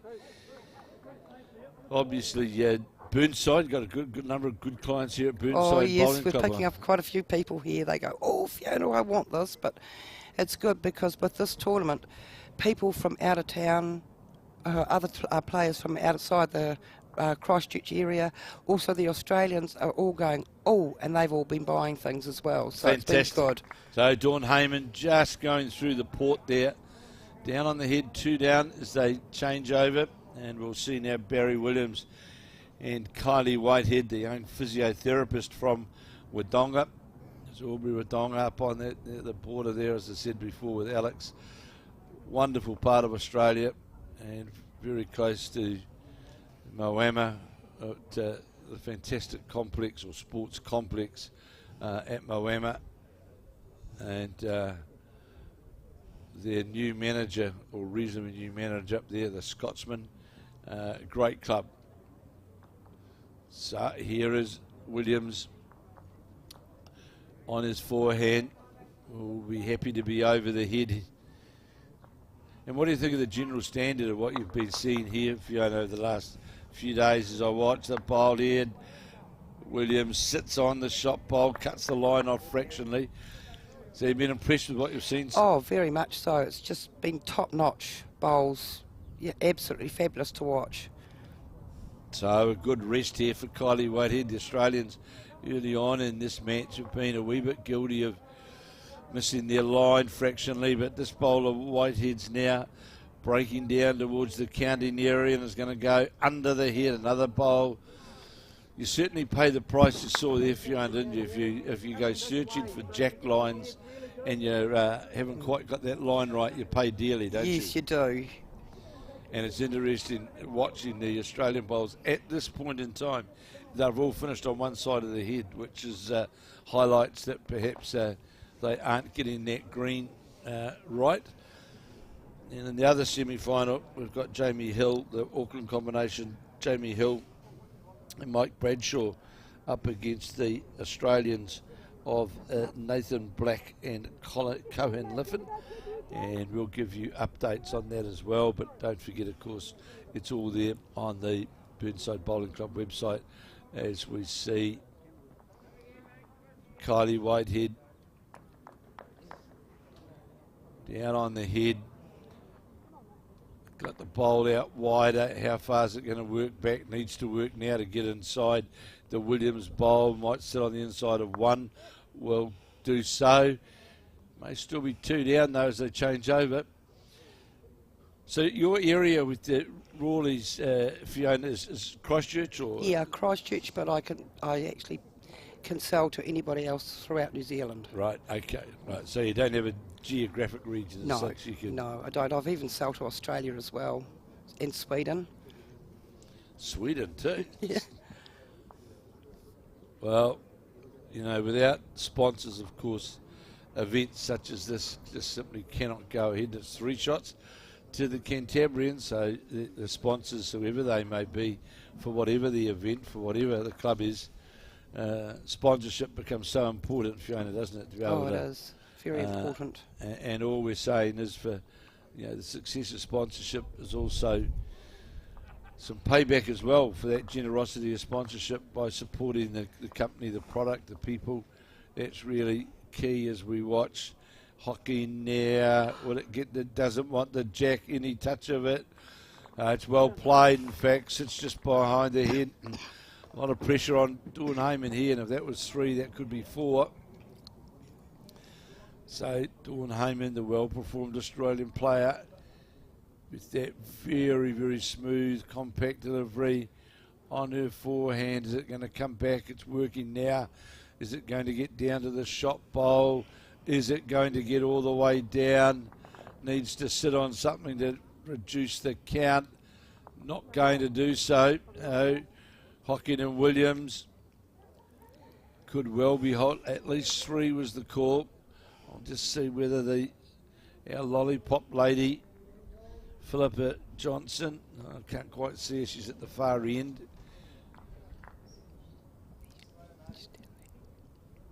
So Hocking will be endeavouring to add, but doesn't want to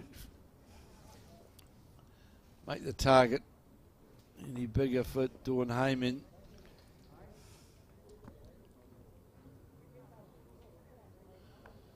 Looks to be under the head from here.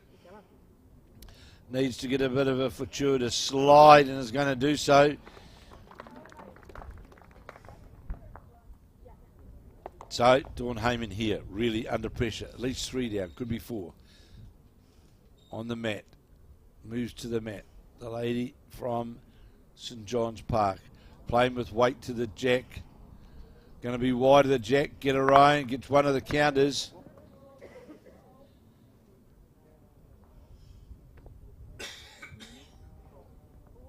Four it was, you heard the call there. Well, Fiona, thank you very, very much for coming in to sit down with us this afternoon. And thank you so much for your sponsorship. It's certainly indebted, and all I can say to the people there watching, listening, whatever, that Fiona and Rawleigh's are the generous sponsors, to the lead sponsors of this fantastic event. And sponsorship, of course, is all about your support. So, and most people know that the name of Rawleigh's.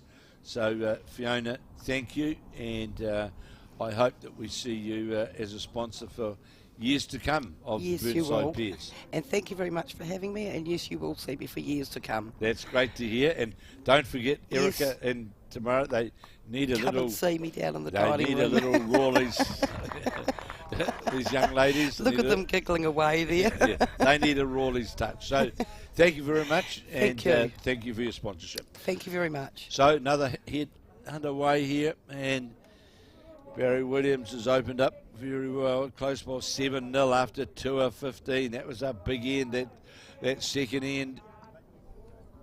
And of course Alex will be back with me in but a moment as we see Kylie Whitehead has drawn the shot.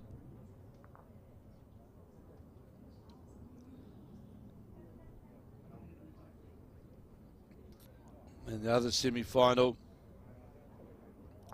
sees the Auckland combination of Jamie Hill and Mike Bradshaw up against the Australian combination of Nathan Black and Cohen Litfin. As we watch, Williams draws around the front bowl right to the jack. And I'm back, Kev, and what a bowl that was from Barry Williams. And what a start this team's had of Hocking and Williams, 7-0 up after 3 ends of the 4. And I must say I enjoyed learning about Rawleigh's. And if you Google them, they've got you can find the product list and then contact Fiona for all your requirements. But a number of quite helpful things for bowlers on their product list, Kevin. Aloe vera gel, moisturising cream, a bubble bath for after a day of bowls, I see. Insect repellent if you're in a place with insects. So it's good stuff and great to have these sponsors on. Well, I can tell you that where Kylie Whitehead comes from at Wodonga, there's plenty of insects up there as they fly up off the Murray River. And there's plenty of things in the water as well that they're not insects. If you sprayed an insect repellent, I'm not sure it would make much difference. No, they like biting you. Yeah, no, I'll pass on that. And Richard Hocking could have done with insect repellent then because he was just dive bombed by a bee. He was. But what a magnificent head here, Alex, with the 2 leads opening up here, just below the 2 metre mark. 4 bowls played, all within a metre. Again, complements the ability of the players, but also complements very, very much so the quality of the greens as Hocking falls short here. And Dawn Hayman certainly having to place. I was surprised, Alex, that that Hayman didn't get some sort of reduction in that last end. You would have expected her to connect more often than not there. Absolutely. With her last bowl. But the Australians will have, every player who's been experienced, and these players will have been in situations like this before, so they'll just plug away, look for an opportunity. There's plenty of time left to go. Well, absolutely, as you see, they've got 2 bowls lower the jack, the blue striped, the multiple blue colouring. On the back end, Richard Hocking here. Remember, the jack is just in front of that second bowl up from the tee as we see it at 12 o'clock. Just about past. Beautiful green from all these bowls here. 7 bowls essentially running down the centre line. Of course, the danger is on these sorts of greens, Alex, if you get that collection of short bowls early on in the head, it does make it challenging, doesn't it, to get to a result. And that bowl of Barry Williams is pretty tucked away, and you'll see there trying to run into bowls for Dawn Hayman to get a result. There's 1, 2, 3. There's a big line of 3 there. And just becomes quite challenging trying to find your weight and line when you're searching to try and get to results. We'll see another bowl added to that. A lot of short bowls in the front. So holding one on the crossover, Barry Williams and Richard Hocking. You can see there 7-0 after 3 ends. So here is Williams on his backhand.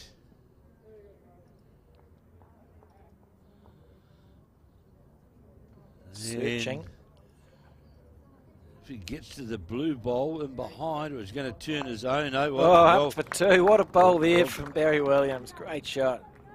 The danger here very quickly for the Australian combination is, Alex, is they haven't got heads to play to. So if they are scoring, it's more in ones. And playing through bowls. Needs a square connection. Yeah. Got the square connection, but not to be. And the question I pose now is that how do you get to those 2 bowls, those 2 black bowls, and score? What have they got left? Yeah, it's a challenge, isn't it? We know that a kill's a kill. And even a kill's hard to get out of that, Kev. It's more like a cannon 1 bowl out. Well, it's interesting here to see what the Australians opt to do. We will not see, Richard and Barry won't make that head any bigger, will they? Absolutely not. There's, with the board in favour of them 7-0 as well after 2, there's no need for them to go looking for big numbers all the time, do they? Yeah, so that's a good bowl there, just covering a possibility if the jack gets popped out the side. So you'd have heard Dawn Hayman indicating then to Kylie Whitehead to play down with white, get to the front blue, which will run on to the counting bowls. On the backhand from Kylie Whitehead. She's close here. Very close to a result. Anything squarish, that's a good bowl. And bounces back. How do you Great get that? bowl. Great shot. Bit of Australian. I didn't see it that way. Bit of Australian applause for that shot, actually, Alex. Well, right in the area here, if you look at this, she got a little feather off the front black into the head. They would have been expecting the jack to go up. So it actually, she got the shot bowl at 12 o'clock first out of the way and then snicked the jack back up the rink. That's a really good result, but it was a good bowl as well. Absolutely. Couldn't have gone better. It was going to be a reduction shot anyway, and with the tightness of those bowls around the head, Alex, to predict where the jack is actually going to move to is, that's anyone's guess, isn't it? So, yeah. And it's not like she missed, is it? She was within, no, she didn't. She literally didn't hit what she was told to hit. Didn't miss. So, what weight does Hocking play here to reach through the bowls, try and get some 3 down, get some very close, Richard Hocking. Movement. Very close to the split here, Richard split. Hocking. He's got the split. What a bowl! What a shot. That was amazing.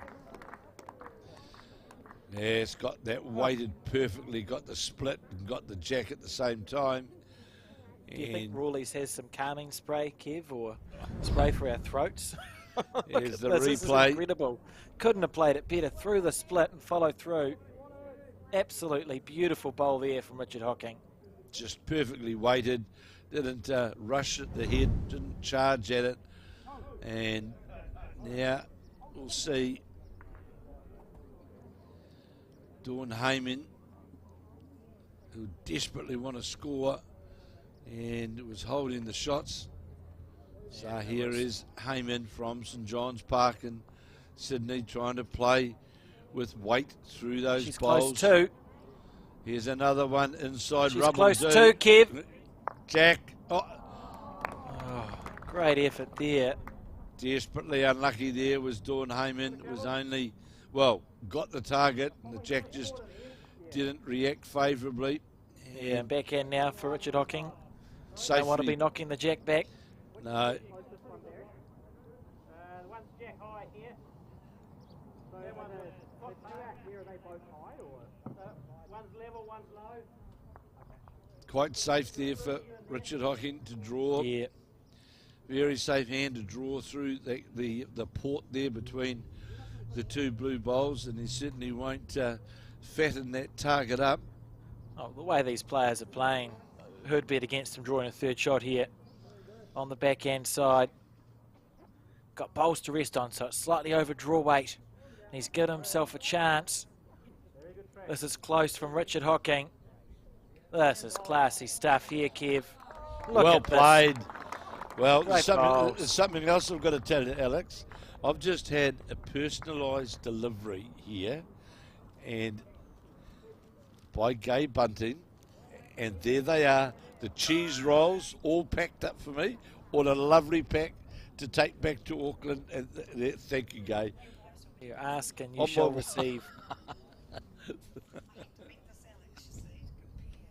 So, Alex, I've got them. There's a bit of a competition there. Gay was saying, was unintentional. Yeah. So thank you. Us. Thank you to Gay Bunting. Never fails to deliver. So, 2 shots was the call. Interesting. So, is the shot here the trail, Alex? Do you think a change of hand? I think on the forehand we'll see, and it almost has to be a trail because we can see at 6 o'clock Barry's bowl sits there in the back. So I don't think. Oh, we're seeing big weight on the forehand. Fair enough. Weight on the Hayman. forehand to going get for the to jack the in jack. the ditch. Close. Yeah, good bowl. Good bowl. Killed this head, but nearly, ever so nearly, Alex got that jack cleanly back into the ditch. Good call there. And she'll be pleased with that because we saw Dawn miss wide with a drive shot an end ago. So when you can come back and the next time you play a drive shot, you're pretty much on target. The confidence just comes back, and the players opting not to bring the bowls back, which we see sometimes. So of course, if the jack is killed, if any player or team wants to bring the bowls back, you bring them back and play from that end, but opting just to continue. Well, I was delighted with that personalised delivery, all prepared and packed. Cheese rolls delivered personally to you. What more could you ask for at a bowling club? Fantastic. It's one of the great things about our sport, Alex, is the people. Yeah, just looking at the camera there, Alex, looking at the sun's out here. If you're looking at the green there, you'll just see in the last half an hour the colouring change. It's gone. It's starting to go to the browny sort of cover or colouring, and I just wonder whether that's going to give us in this afternoon stages where we might just see another second of speed come out of this green, because you can clearly see that where those patches are. And I noticed they were doing some watering in between games. They had the hose out, just putting some water down.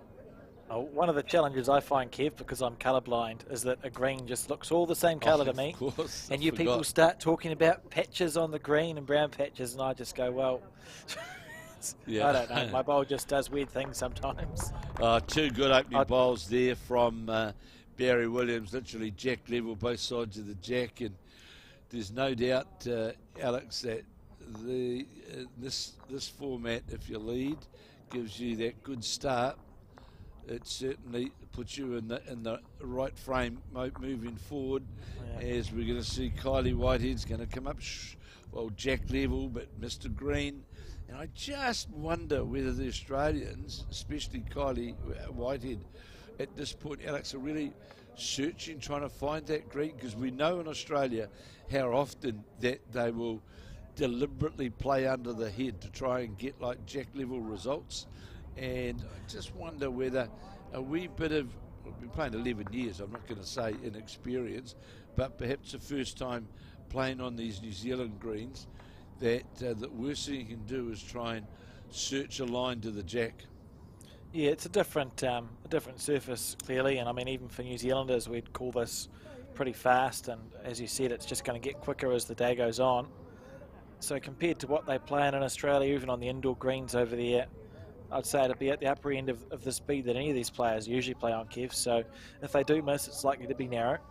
Yeah, well, remembering, of course, as you rightly say, Alex, they're predominantly used to, let's say, the 15 in the northern, I'll say, New South Wales and Queensland. They're used to around about a 16-second green. But to me, right now, they just seem to be, because of the pressure that's been put on early by Barry Williams, that perhaps they're trying to search a wee bit too much under the line to try and get the right result. Yeah, let's not underestimate how well Barry Williams and Richard Hocking are playing. Absolutely. I mean, that last end we saw, just incredible stuff. And it could have been Kylie Whitehead snicked the Jack back up the rink to hold a 3. And Richard Hocking, just as cool as a cucumber, got down, and it wasn't even a run shot really, drew through the split back for 2. That's hard bowls to play on these surfaces, and they've put in lots and lots of pressure on the Australians. Certainly are, and the second bowl here of Dawn Hayman's just going to go outside the line. Will finish on the centre line, more than likely a metre of weight too much, and really even early on in this particular end, there's a chance for the New Zealanders, or the Burnside combination, to get in behind the head, put some cover in around the catching pen. Yeah, we can see there that scoring area of 4 blue bowls. If the Jack was to move to where Richard just walked past, the Australian team are suddenly holding 3.5 to 4 to 5. So that's the danger that Richard and Barry will have seen. Very impressed with this team so far. But well, as you well know, though, Alex, that if you, it's great to get bowls around the head, and a number of them. But you also know only too well with the Australians, they don't miss all day. No, they don't, and they're not in the semi-final of the main event because they can't play bowls. Like they're going to play some shots, and it's about making hay while the sun shines for Hocking and Williams. They're 7-0 up. That's good. That's good fishing there. Keep it going for as long as possible, and then hold on, because you can bet that the Australians will be coming right back at them. Kylie Whitehead on the wide side. Yeah, but you can see got playing that. Cant on the bowl. Oh no, it's a bit of chalk. Sorry, no chalk from the previous end. But you can also see, Alex, playing that weight that we were talking about, which you and I both know with commentating games in Australia, that they're always playing that weight to get through their head to give themselves a chance. And Barry Williams here on the back end, not really covering the danger yet. Hocking and Williams just adding more points to the head, but this is good stuff because it's going to tighten it up. Good bowl by Barry. Tightens that line up. So we'll see Whitehead that will most definitely be looking for the Jack. I don't know whether that's going to give the reward. She knows that as well. On a high line, you can start searching for the green here. Comes back, it's okay. Dawn Hayman's going to have to play a good bowl, and I think we'll see a change in length and potentially even a change in tactic once the Australians do score an end, Kev. Well, for the Australians here, as well as they change over, Alex, they can't let themselves after 5 ends or going into the 5th end be possibly double figures down. Yeah, they'll be looking to avoid that. So we'll see we'll see a change. I wouldn't be surprised if we saw the Aussies get more aggressive rather than less with the middle bowls. Well, yes, whether play more what I would call really right through weight rather than the sort of in between. And Hocking here, well, this is going to finish under the centre line. Just turning away, and it's going to be a counter. Will count. So it has added pressure. Now the question is, what weight is Dawn Hayman going to play this bowl with on her backhand? Big weight on the backhand. That's narrow. Wow, this is It's a now. poor bowl. Well, that was never in the target area, Alex, was it? That was.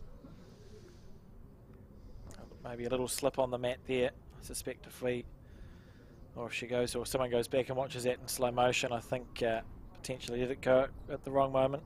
We know how good Dawn is, so I wouldn't be betting the second bowl to miss by as much as the first one. And Richard Hocking looking just to add, and that's wise here because Dawn's best result is a kill, so you may as well add more points to the head so that if she does miss, you're scoring more. Well, at the moment it's 5. Good bowls from Hocking and Williams. Dawn Hayman on the backhand. She's played it better here. Closer here. She's closer. close to the jack. She's got Jack. the Oh, bowl just got out the clean. bowl. How would you just get the one bowl That was without so the close. jack, Alex? That'll be 4.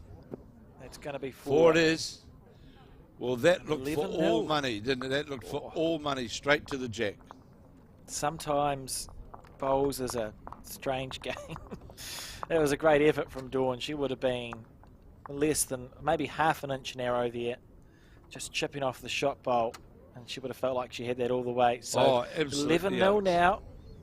It's an interesting start to this game, but Hocking and Williams just on absolute fire, and they will look to continue to make hay while the sun is shining.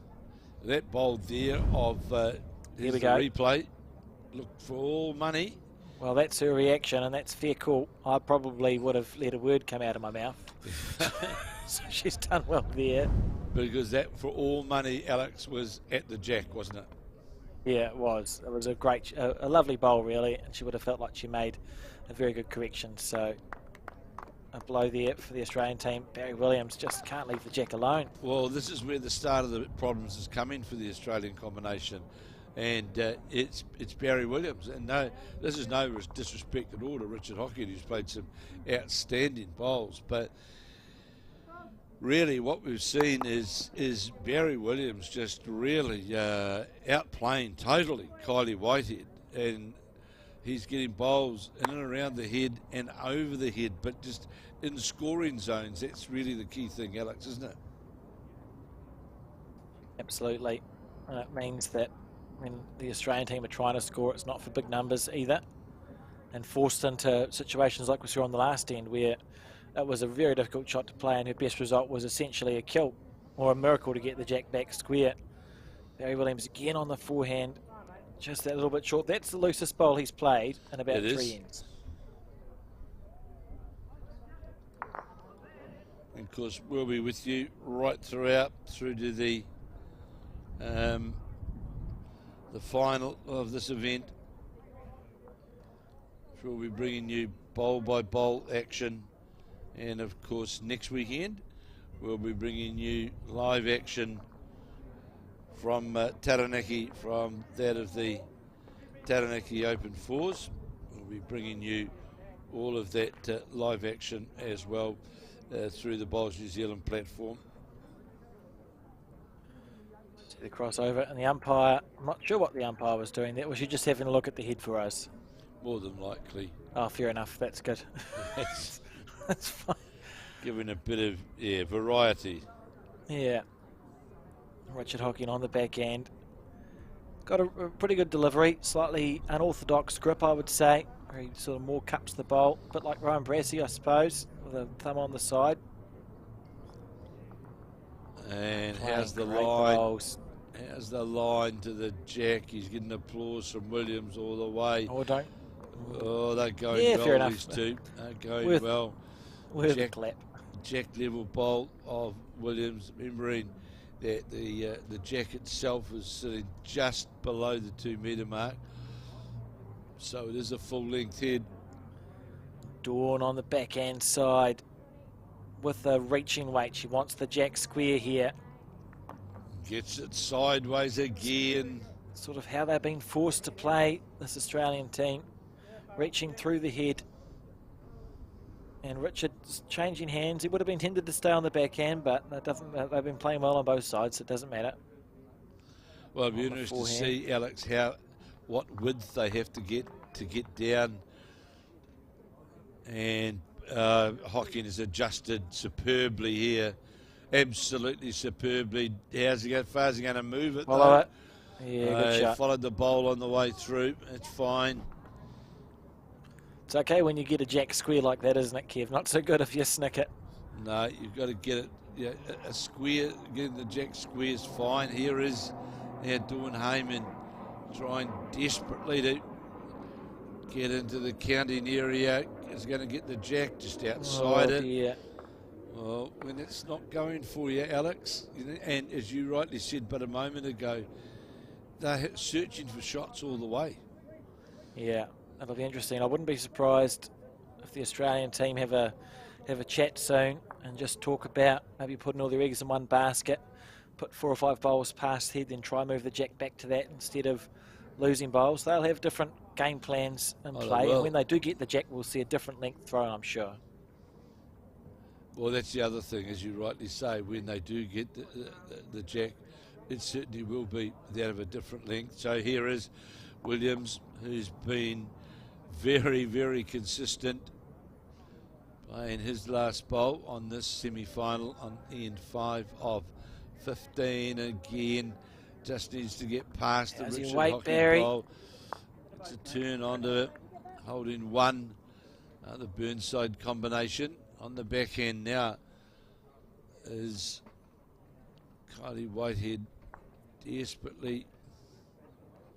You'll be looking to keep this bowl on the rink if it misses the head, so that we're building up ahead instead. And this, if it clears either side, is a good bowl. Won't. Oh dear. It's just, that can sum up the game sometimes, can't it, Kev? Well, another day you would have snuck around or underneath that. I know it's not an ideal look, but what it does give for Dawn Hayman, one would think, a really good vision down to the jack to get some disturbance, because there is that, looking down there, I'm sure she'll be trying to get the jack to the ditch.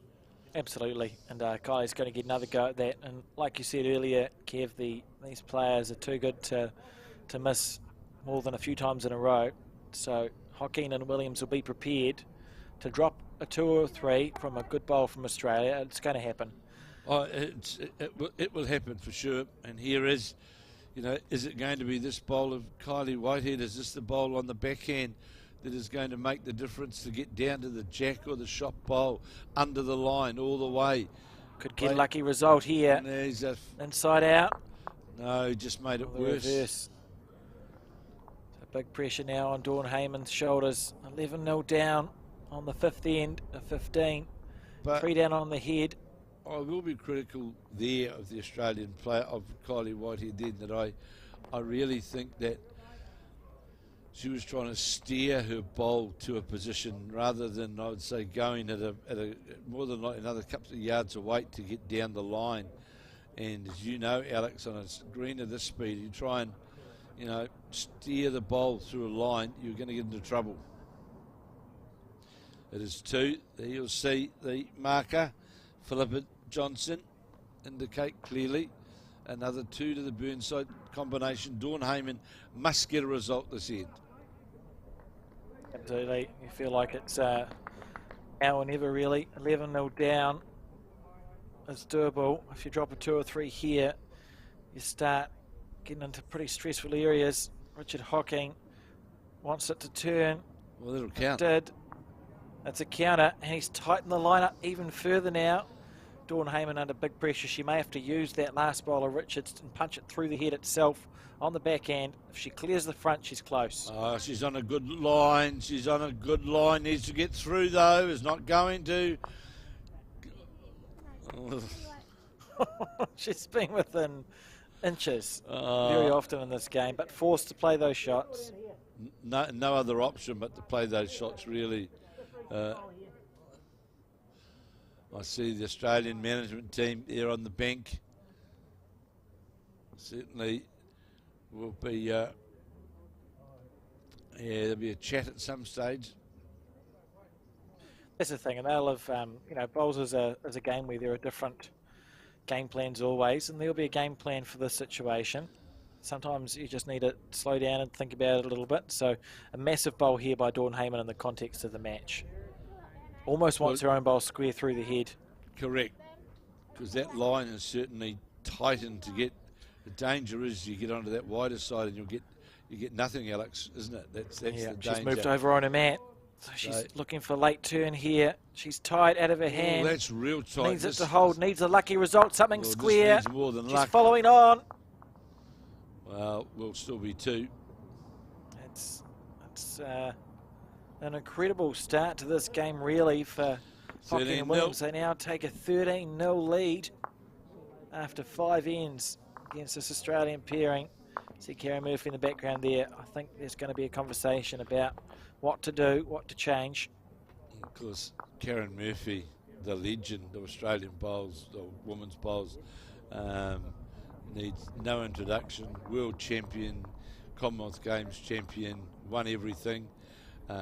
Order of Australia, and now part of the Australian coaching panel. And by goodness, when you look there, Ben Twist, Lindsay Clark, Karen Murphy, it's pretty formidable coaching lineup. Oh, absolutely. And of course, Gary Willis as well, the boss man, the head man. And Barry Williams here has missed a bowl. It's a miracle. He's missed by more than 3 feet from the jack. He's been outstanding off the front. Yeah, absolutely brilliant. And just going quickly back to Karen Murphy, Kev, on the Bowls New Zealand YouTube channel and Facebook, there is the 2000 Women's Triples World Final between New Zealand and whoever we're playing, maybe Scotland, I can't remember.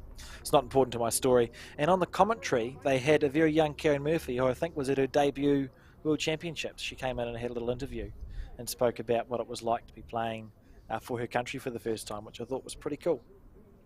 Well, I can remember Karen.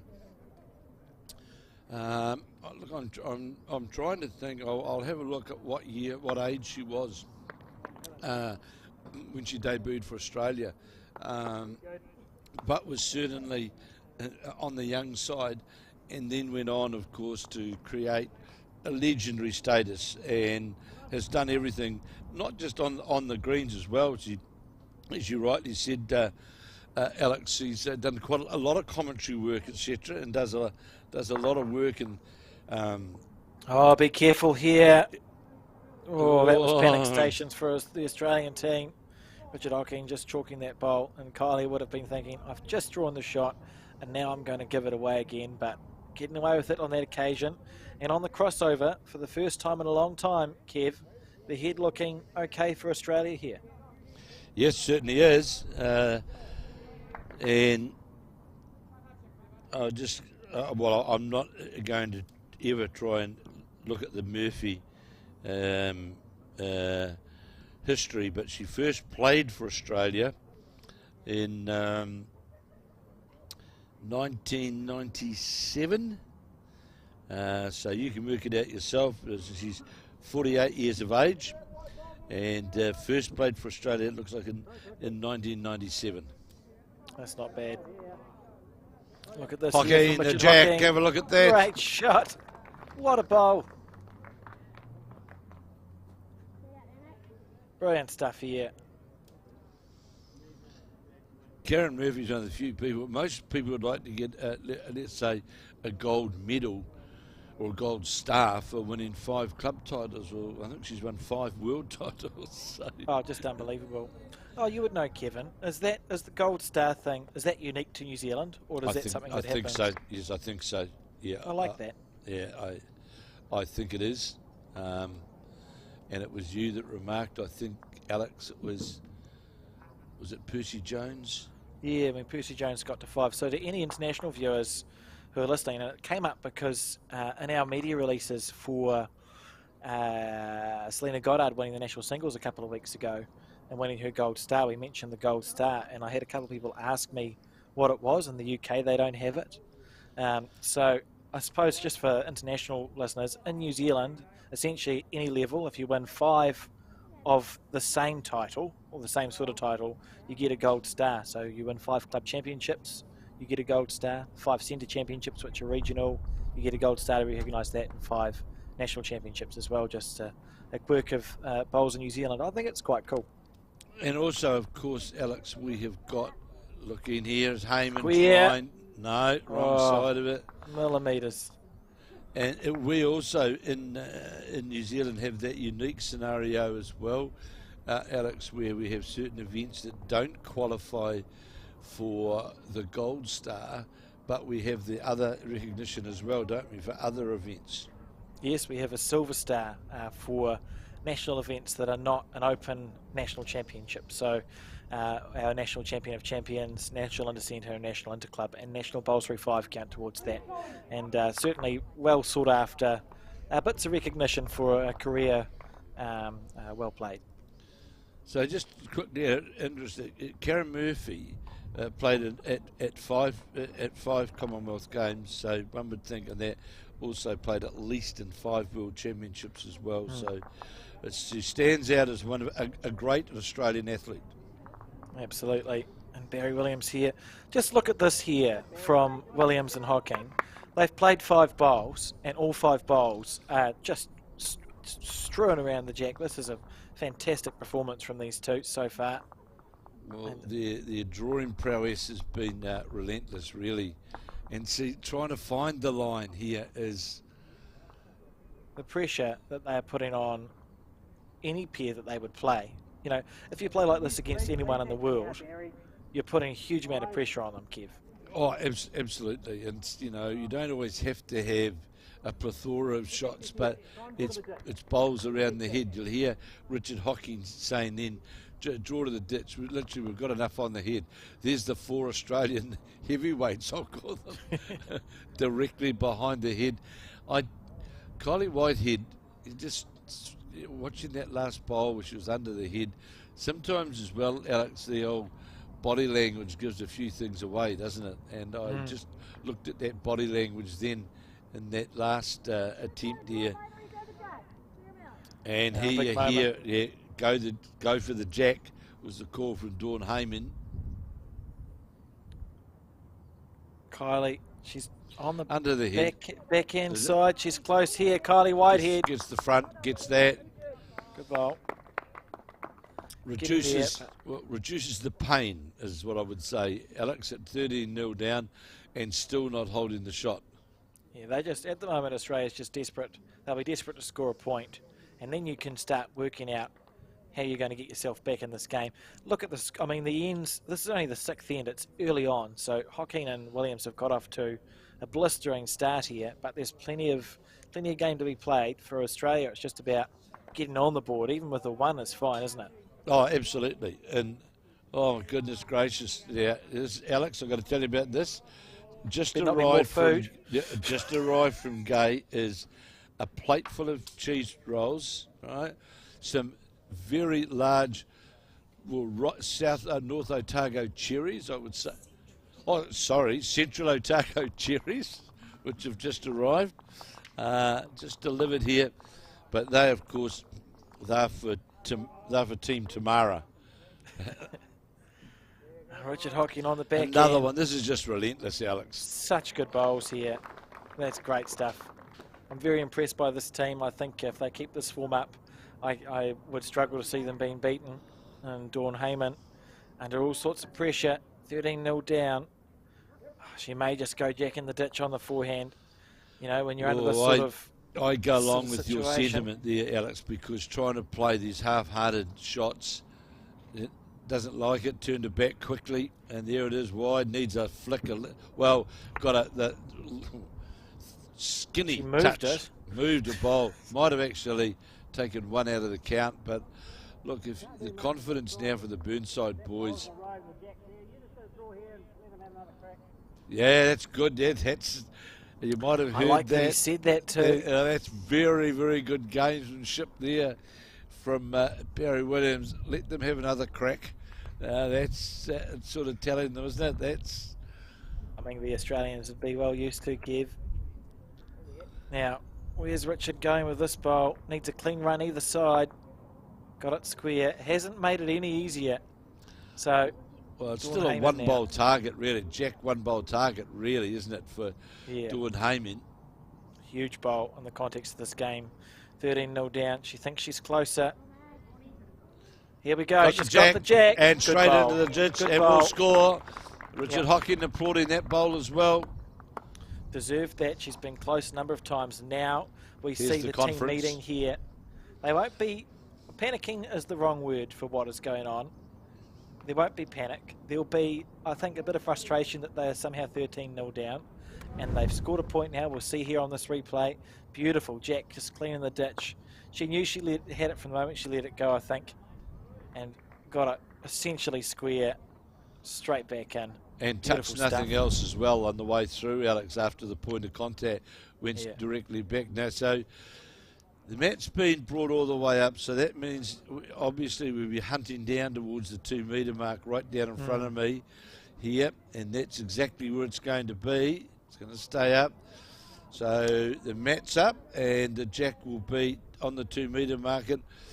I don't think it will concern Hocking and his partner Williams, and I watch Tamara and Eric. I'll get them to give me a score rating shortly, Alex, on these cheese rolls. But Tamara certainly looks to be #1 producer, giving me the nod. Very happy. Now that's the last thing you wanted after just winning the head. Yeah, so, that's essentially it, isn't it? So it's now 2-13 after 5 ends. After 6 ends, sorry. It's interesting. Psychologically, for Hocking and Williams, they know how well they've been playing. See a bird just land on the green. So Well, it's just about making sure that you score on this end, isn't it, if you're Williams and Hocking? Just say, look, you can have your 2 points, but we're still in control of this match. So the gate's still been left open here for Kylie Whitehead to put early pressure on the head. The other semi-final, and I'm not going to tell you who's who, because I don't know, but I can tell you it is 3-all after 6 ends. And that's the game. I suppose it doesn't matter, does it? No, it doesn't matter at all, actually, Alex. It's 3-all. And that's the match between Nathan Black and Cohen Litfin and Jamie Hill and Mike Bradshaw. Yeah, so if we think about that, they've played the same number of ends and 6 points have been scored, whereas in 6 ends on this game, 15 points have been scored. I'm surprised. Isn't that interesting? It is, but it is surprising as well. I thought that I'll see when they change over, Alex, the Australian coaches I'm picking might just have a word to Kylie Whitehead to give her a wee bit of encouragement. He looks a bit down on luck, so to speak, or down on. She goes to a water bottle, and she knows that she's got to improve considerably, especially after you've just won that first end. Hayman on her backhand, drawing right down to the 2 metre mark.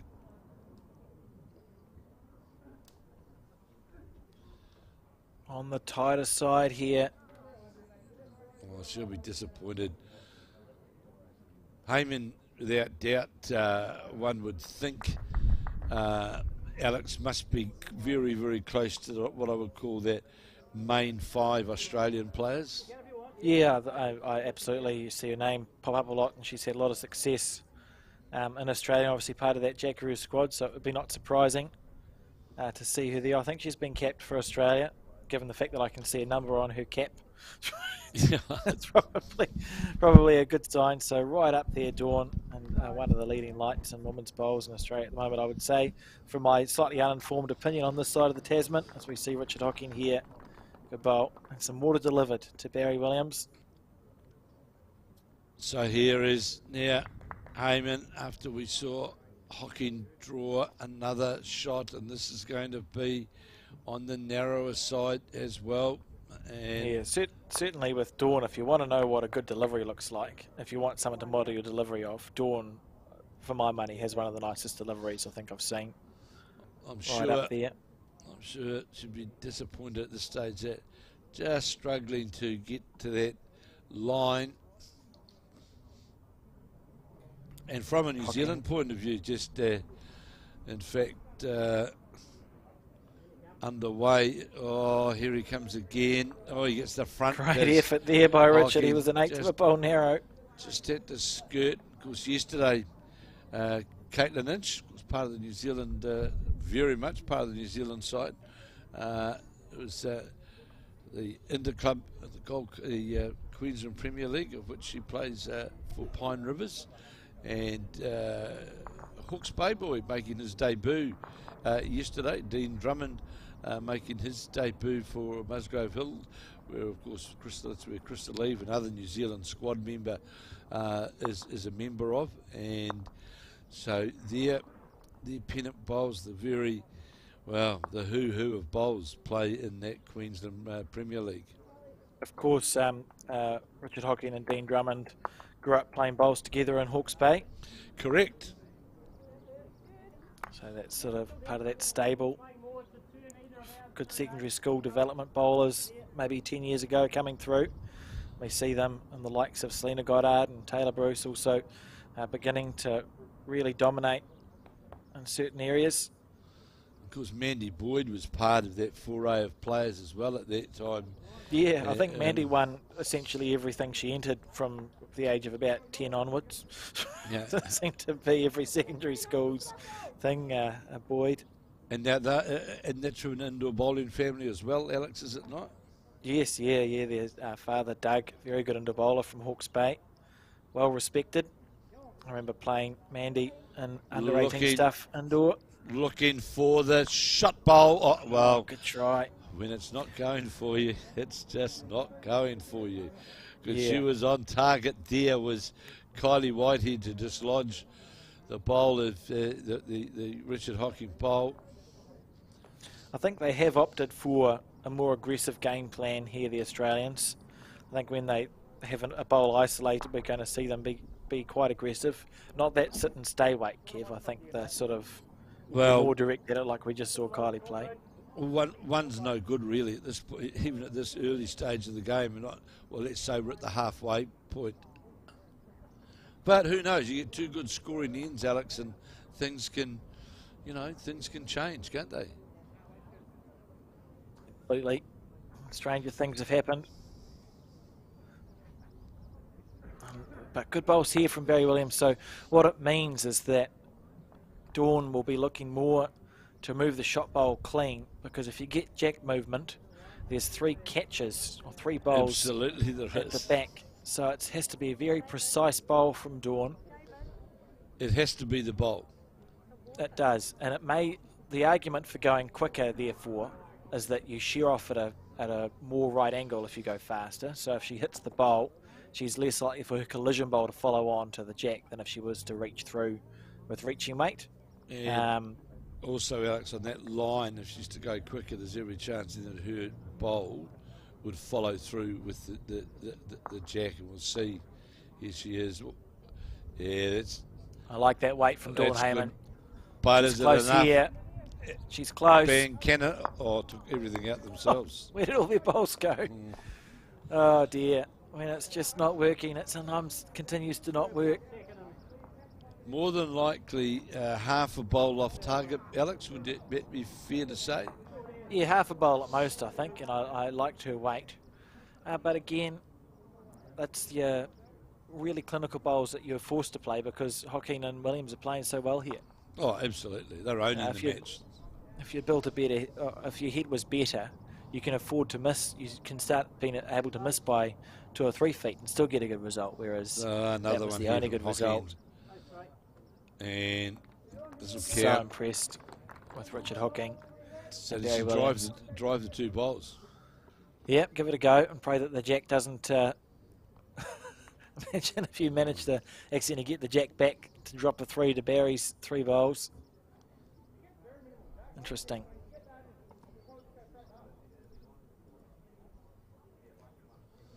Karen Murphy standing there behind. Are they allowed to ask for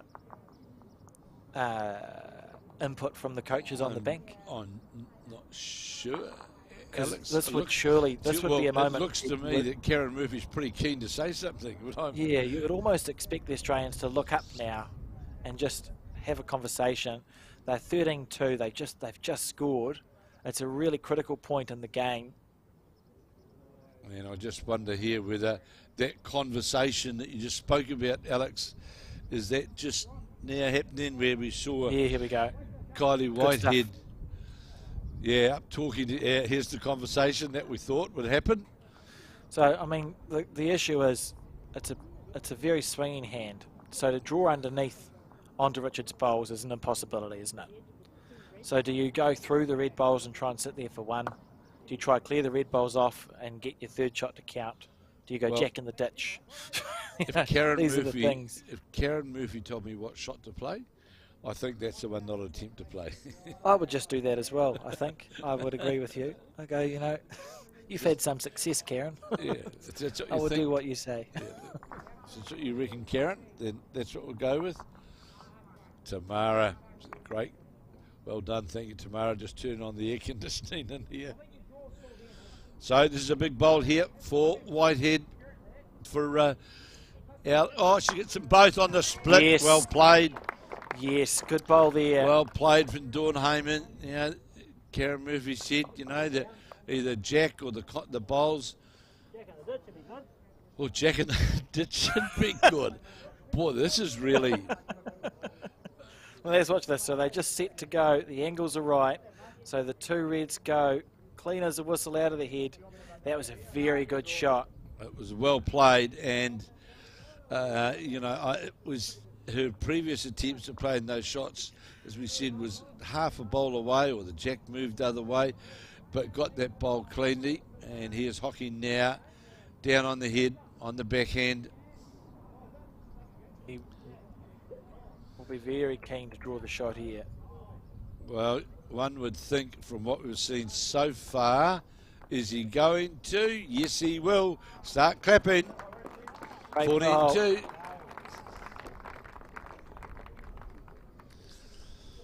That to me, Alex, shows someone who's really on top of their game, aren't they? Because he just got onto that backhand side, and sure, there was room to draw, but you just had all of your shots removed and drew an absolute pearler.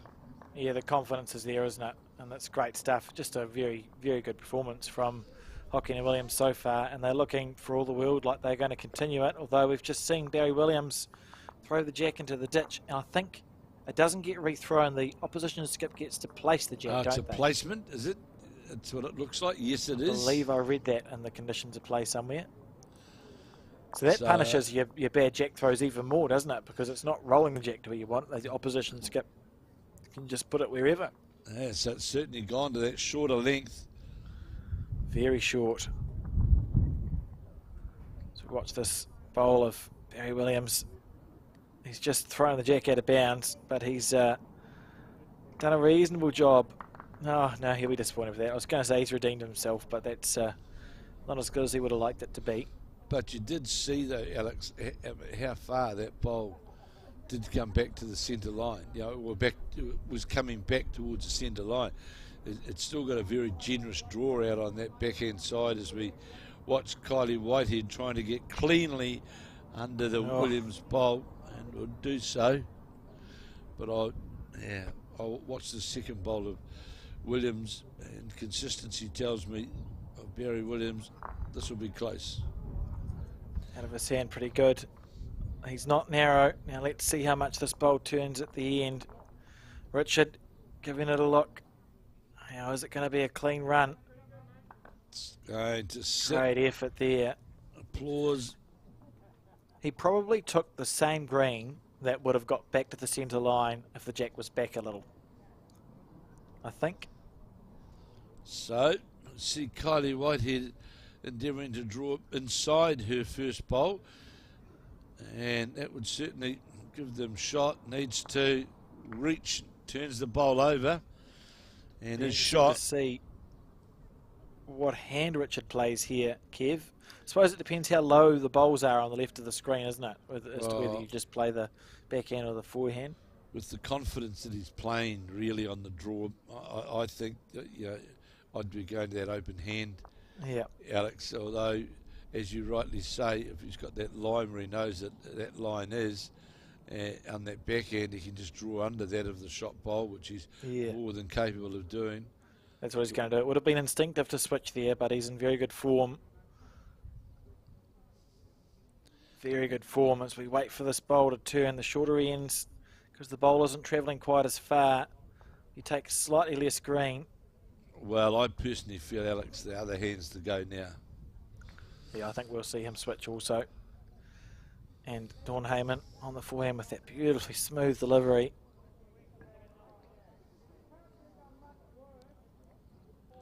I think the minute you try and force under that jack, counting bowl, the danger is you're going to.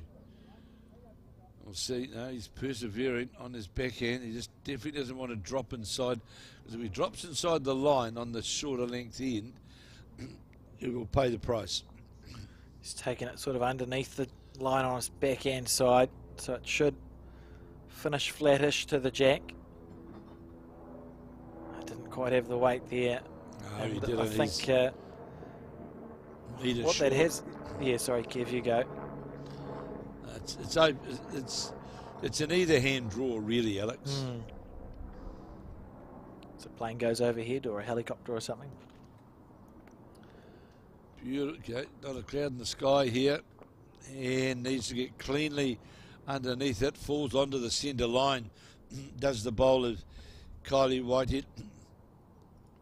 She'll be disappointed, I think, Alex, how she's gone to date in this match, because really, although not so much this end, but Barry Williams has really been on top of her most throughout the game.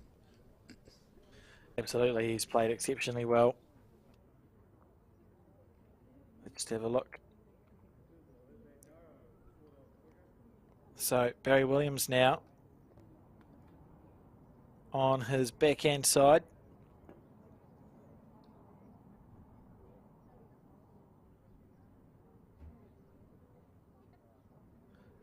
Very smooth delivery. I think he's got a World Bowls hat on as well, by the looks, Kev. I wonder if that's a leftover from one of the times Burnside's hosted a World Bowls Championship in 2008 and 2016. More than likely, because he'd been one of those hard workers which we had here at Burnside, who looked after us so well for the duration of both lots of those World Championships. Of course, both successful championships for the New Zealand team. They certainly were. They certainly were. Kylie Whitehead now looking to find her form. That's good bowl. She'll take a lot of good stuff out of that there. That gives them control of the head, really. Yeah. Because that's a hard head now to change things around much. Barry shuffling over to his left on the mat. What's this bowl? It'll turn late. Lindsay Clark sitting there behind, part of the Australian coaching quartet, with those famous earrings that her trademark. I'll be too worried about them getting caught. Oh, they're large. So on the backhand here is Kylie Whitehead, who drew a really good bowl with her first, now trying to repeat with her second, get another counting bowl. Needs to start to move into the head now, turns into her own, and will just be the one shot as they change over, trailing by 14 shots to 2. And what's the shot opportunities here really are not that big for Richard Hocking. Yeah, you almost play the board, don't you? You're 14-2 up, so just go, well, we'll just try and make sure we drop a 1. Even if he wants to stick to his backhand and draw a second shot, make it hard for Australia to score more than 1 point. You can as well, of course, Alex, be defensive when you own the game, so to speak, which they do at present. Correct, yeah. And that minimises then those chances for the opposition. And I think it is Jamie Hill leading 6-3 over Nathan Black of Australia in the other semi-final after 8 of the 15 ends. So on the backhand here is Hocking. Barry Williams watching this one very closely. Well, it's another bowl in the area. It doesn't matter. That's the Good shot. and what they're trying to obviously do, Alex, as well, is say how many are we going to score? Can we score 1, 2, 3? I would say they'd be delighted if they could get 2 shots. Yep, absolutely. It's you just try to get within the 4 points, or 3 or 4 points on that last end. They're on the 8th end now. So we see this ball go past, so perhaps even setting up for some movement back if they can. There's plenty of room to play with at the back of the head. See how short that jack is here on this camera angle. So Barry Williams indicating to Richard Hocking, you can play with a yard of weight through there, reaching, because Williams has got 1 bowl low, as too does Richard Hocking. But if he does do that, he's going to at least roll another bowl into the head, which will suddenly leave the 1 down and reduce those scoring chances for Australia. That's the thing. They'll just be looking at not making it easier for Australia to score more than 1 point here. Richard on his forehand side. That's fine. If he's got enough weight to run it out a little bit past, it's even better than fine. Just watch this bowl. He's asking it to turn. No worries there from Richard Hocking. It's just another bowl, sort of vaguely in the area, and now Dawn really just has a dead draw for 2 on her forehand side. Seen the foot sort of kick a couple of times this game. Certainly gave it a kick then. Yeah. A divot in the green. And that's why, though, we see. Count. Now, I mean, this green is running at 17, 18 seconds. It doesn't take much to overplay a bowl, but 2. So they've doubled their score, Kev. 4-14. 10 the difference now after 8 ends of 15. Yeah, and the Rawleigh's Burnside semi-final, the invitation pairs. Of course, that trophy that the great Stewart Buttar pairs, as it's also known. Stu, of course, a member here, long-standing member here at Burnside, and of course, black cap number 88, I think he was, and won a couple of New Zealand Fours title, playing with Gary Lawson and Bruce McNish, and he, of course, also black cap number 80, and he played for New Zealand the Commonwealth Games in Canada back in 93, but was one of the strong advocates in the New Zealand coaching fraternity. Did a wonderful job. Lovely guy, top fella, and of course his son Nick was defeated. Well, didn't make the semi-finals, but was certainly there in the top division this morning. Certainly one of the it was one of the first times they built a system called the New Zealand Way, didn't they, Kev? Correct. Absolutely. For how to deliver a bowl, and that's still used as an exemplar. There's a DVD called the New Zealand Way with a very young Shannon McElroy and Joe Edwards demonstrating what the New Zealand Way is. Built a little bit off how Peter Bellis delivers a bowl as one of our most famous bowlers, but the New Zealand Way DVD is still shown all around the country to anyone who takes a development or foundation coaching course, and to any of the prospective bowlers that sort of receive it. So still contributing to the New Zealand bowl scene. Yes. A few years later, really. Yeah, Stu was very instrumental in that. Well, he was a player that was played off the front in the main, and had a really. He put so much time into the emphasis of getting that delivery literally perfect, and he did himself, and he was just one of those real good guys. And Barry on the forehand. Again, these short ends from Australia. It's intriguing that that's what they've opted to play for, given that it's a quick green, faster than what they would usually play on back home. Certainly. I suppose any change is good, and it's working for them. Doubled their points last end. And holding the shot this end. It's such a, as you would well know, Alex, with this pace of the screen, it's such a really difficult, challenging length to play to, isn't it? It is, yeah. Yeah, we call it fingertip weight. It's actually okay for me because I've got no backswing, Kev, so I don't mind short. I don't mind short ends. I'm usually short on every other green, so quick greens are fine. But honestly, it just takes a moment of breaking your focus, and you can lose your bowl any which way. You certainly can. And you see there doing Hayman very short, and I'm sure Hocking with that very compact delivery, he won't concern him at all. Gets the bowl out on that lovely arc as it comes down bowls towards the jack and needs to fall in nearly. Does it sit down? Barry's willing it down. Trying hard. We may see it sit before the end of the end, I feel. Hayman will be trying to sit inside that bowl for sure. There it goes. It fell, had to fall. And Dawn Hayman on its way. Sort of slipped through. One says Barry. I'm enjoying the communication. So if we look at Richard Hocking's delivery, very smooth, but he takes it underneath the line on his backhand side there, so to his right. Yes, he does. And when Richard plays on his forehand side, he still takes it from his right, so we'd call taking it early. So when he plays his forehand, his bowl should swing late, and when he plays his backhand, it should finish flat, which is intriguing. And two great bowls there from Richard Hocking. That's great stuff.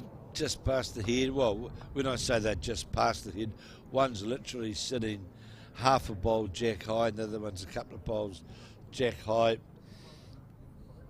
And you know, it's the old story. You're never going to drop numbers if you're within close proximity of whatever the shot bowl may be. Yeah. And that's exactly what he's done with his two bowls. As we see now, Kylie Whitehead, she'll be endeavouring to try and get a touch on the jack, move it a wee bit, just to try and make the bowls of the Hocking's bowls ineffective. But it's going to go by on the employment of that weight that we sort of spoke about. But the problem is, Alex, you can waste so many bowls trying to find that weight to get that. It's just really is about just moving the jack, not running the jack, just moving the jack. And in between time, you're giving your opponents, you know, really a free rein to the head. Yeah, for sure. We can see there Richard's bowl at 9 o'clock to the jack is level with it, I think, so holding the one. And Kylie Whitehead, smooth delivery as well. Just been struggling a little in this game.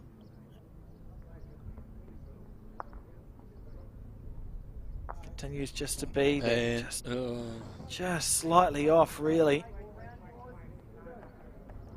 Got the Andrews bowl. They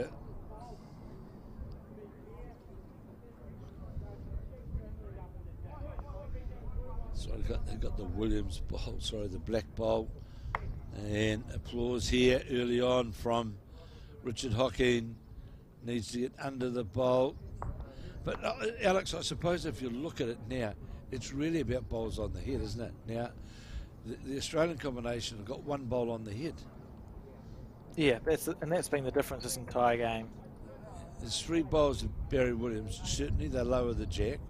You've got and one behind. You've got the two bowls of to date of Richard Hocking's, which are, I'm going to be complimentary and say just over jack high. And the Australians have got one jack low bowl, but the rest are all scattered around the head. And it's just meant that Hayman and Whitehead have had to play, when they've had shots on, they've had to be within literally half a bowl or a quarter of a bowl accuracy in order to get a good result, which has not been the case with Hocking and Williams, who've built the heads up so nicely. And here again we see such a beautiful head for Hocking and Williams, probably holding the shot already. Dawn Hayman really played an absolute nothing bowl there. She's, you know, the old confidence starts to take a bit of a belting, doesn't it, Alex, when you you can't own anything. Can you miss it out of the hand? It's not helpful. Are we going to see Dawn on her forehand here, or is it all too dangerous? She loses. It must look tempting to wriggle on the forehand. 1, 2, 3, 4, 6 down, 7 down. Yeah. You could play a metre on. I don't know. It's ugly, Kev. It's ugly to me. If she's going to have to play it, she's going to have to play it quick. Here goes the talk again. Where's Karen Murphy? Cool. She'll appear in but a moment. Yep, here she comes.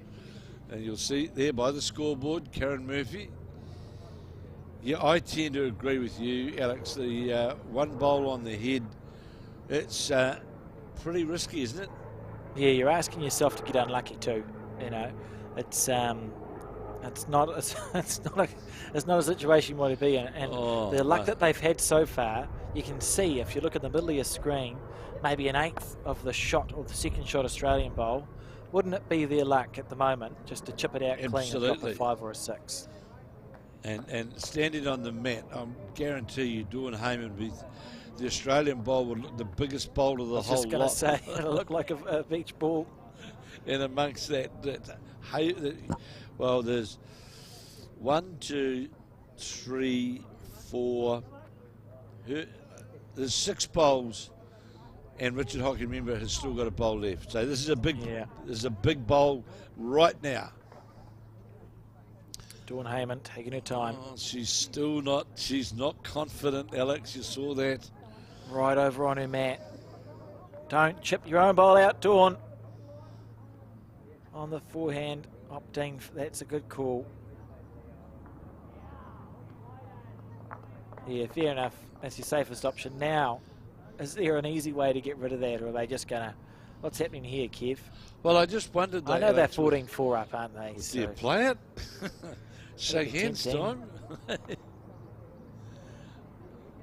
I don't think he will, but it's one of those shake hands time shots if you get it, isn't it? It's, in the back of your head, you go, oh, that'd be nice. But probably showing their experience and just picking just to take your point, see if you can add a second shot here on the back end. And he'll be happy. It's fine.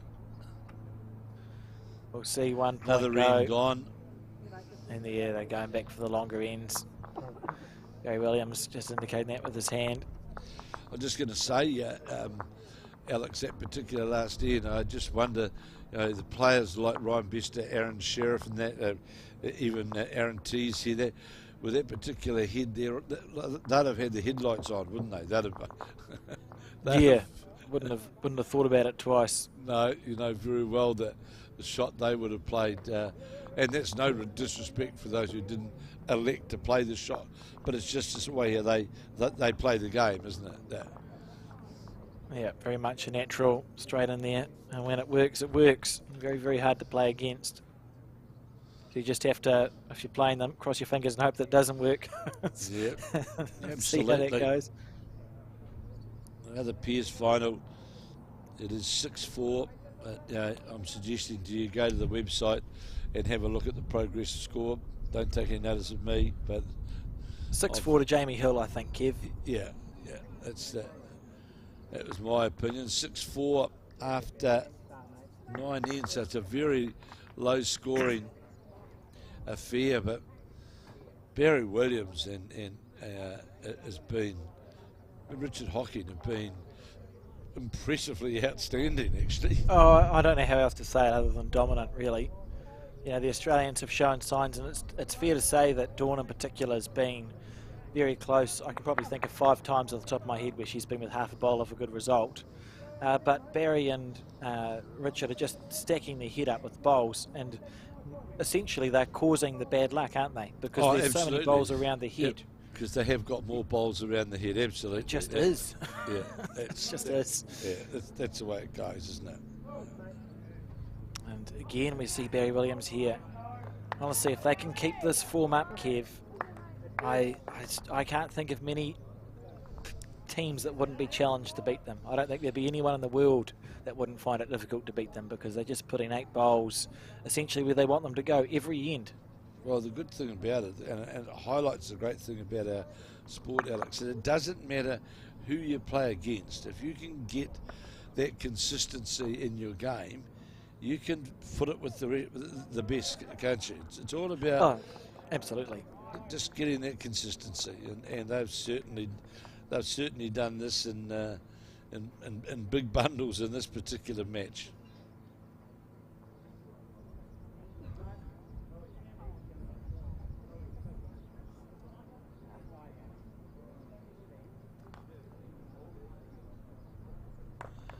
So Hocking on the mat, feeling pretty good at this stage.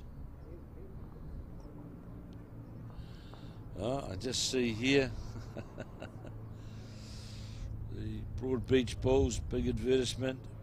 Welcome back, Gaz. We're thrilled to welcome back another of our good friends from across the ditch in Gary Lawson, who'll be lining up in the Premier League for the Broad Beach side.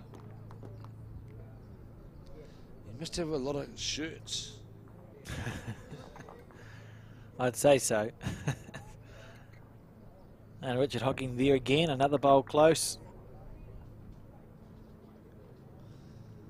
Now, how long is this bowl going to hold? Just going to fall outside.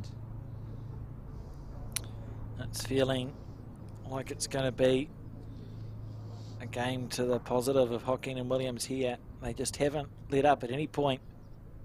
No, they've been outstanding, the Burnside combination, and it's great for the club, their event, that they see one of their own teams, both from the club here,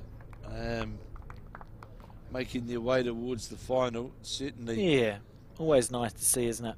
A local team. No doubt somebody here could tell me the last time a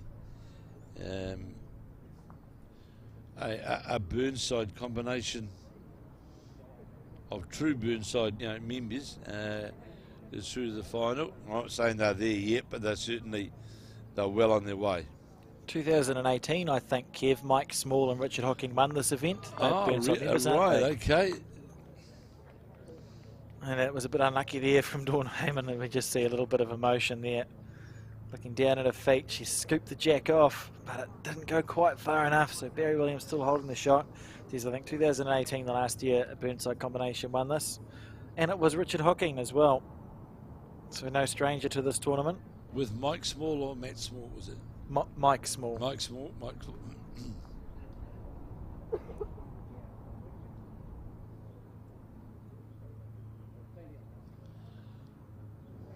So Williams on the mat. He's been outstanding throughout this match as we come to end 10 of 15, leading 15-4. Oh, I shouldn't have said that, should I? Commentator's curse. Yeah, absolutely. And here we go from the Australian. There you go. She's going to split the two off. So they've got second and third and fourth shot. So get rid of both of the two bowls. If it holds, she's close. She's very close. Kev needs it to hold a little bit. Got the jack. There's no the worries. kill. I think they'll be taking the bowls back. May as well. Yeah, you played well in that direction. Good call. Jack throwing back. And that was a good bowl from the Australian, Kylie Whitehead. And that's the game system that we're going to see, I think, from now out, because they need to score numbers, don't they, Kev? They're 4-15 down. Absolutely. They need threes upwards, really. And, by goodness, we've got... Just so as you know, Alex, we have got... There cannot be more food. Fruit, carrots, lollies, muffins, cherries, cheese rolls. That's... The carrots are a wee bit... If you say pick the odd one, then more like pick the carrots. Fair enough too. And I hope you enjoy them, Kev. I say that with the utmost sincerity. The carrots, yeah. Well, fortunately, Alex, they're at the other end of the table, not within reaching distance. Oh, a bit far to reach, yeah. Of course, I just haven't looked. The semi-final is still under a time limit, so there's a 2-hour, 20-minute time limit, and I wonder if that will come into play as well as we get closer to this 15th end. If the jack keeps getting killed, it may be that they don't finish their 15 ends anyway, so there may only be 3 or 4 ends worth of scoring to do for the Australians, which means they need to find 10 points in 3 ends. So if they're not scoring threes, it's not going to be good enough for this Australian team. So, hard worker, one of our really hard workers of this event. The Alan does an outstanding job, always doing something and making sure that this event runs smoothly, and there's a great band of workers here at Burnside, and of course, you know, the 2 World Championships they hosted, and yeah, they've always been just fantastic workers.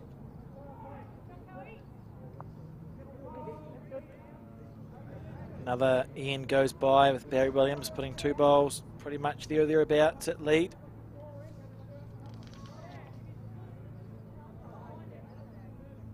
See this from Kylie Whitehead, taking a wide arc, willing it back into the head. Has done so. Yeah, it's plenty of room.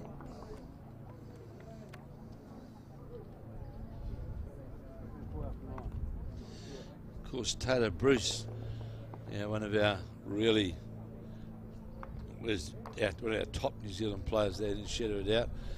Her mother and father, of course, members here at Burnside, long time members here at Burnside. And Richard, father, president of the club, and it's great to see that one of their younger members, as I'll call him, Hamish Wilson, is the vice president, and will step into the shoes of Richard. And great to see some of these young players making their way, putting their hand up to help out in the club. Yeah, good to have that bit of succession planning as well, and certainly satisfying to contribute to any organisation, Kev, at that level. Always need volunteers and people to help out in certain aspects.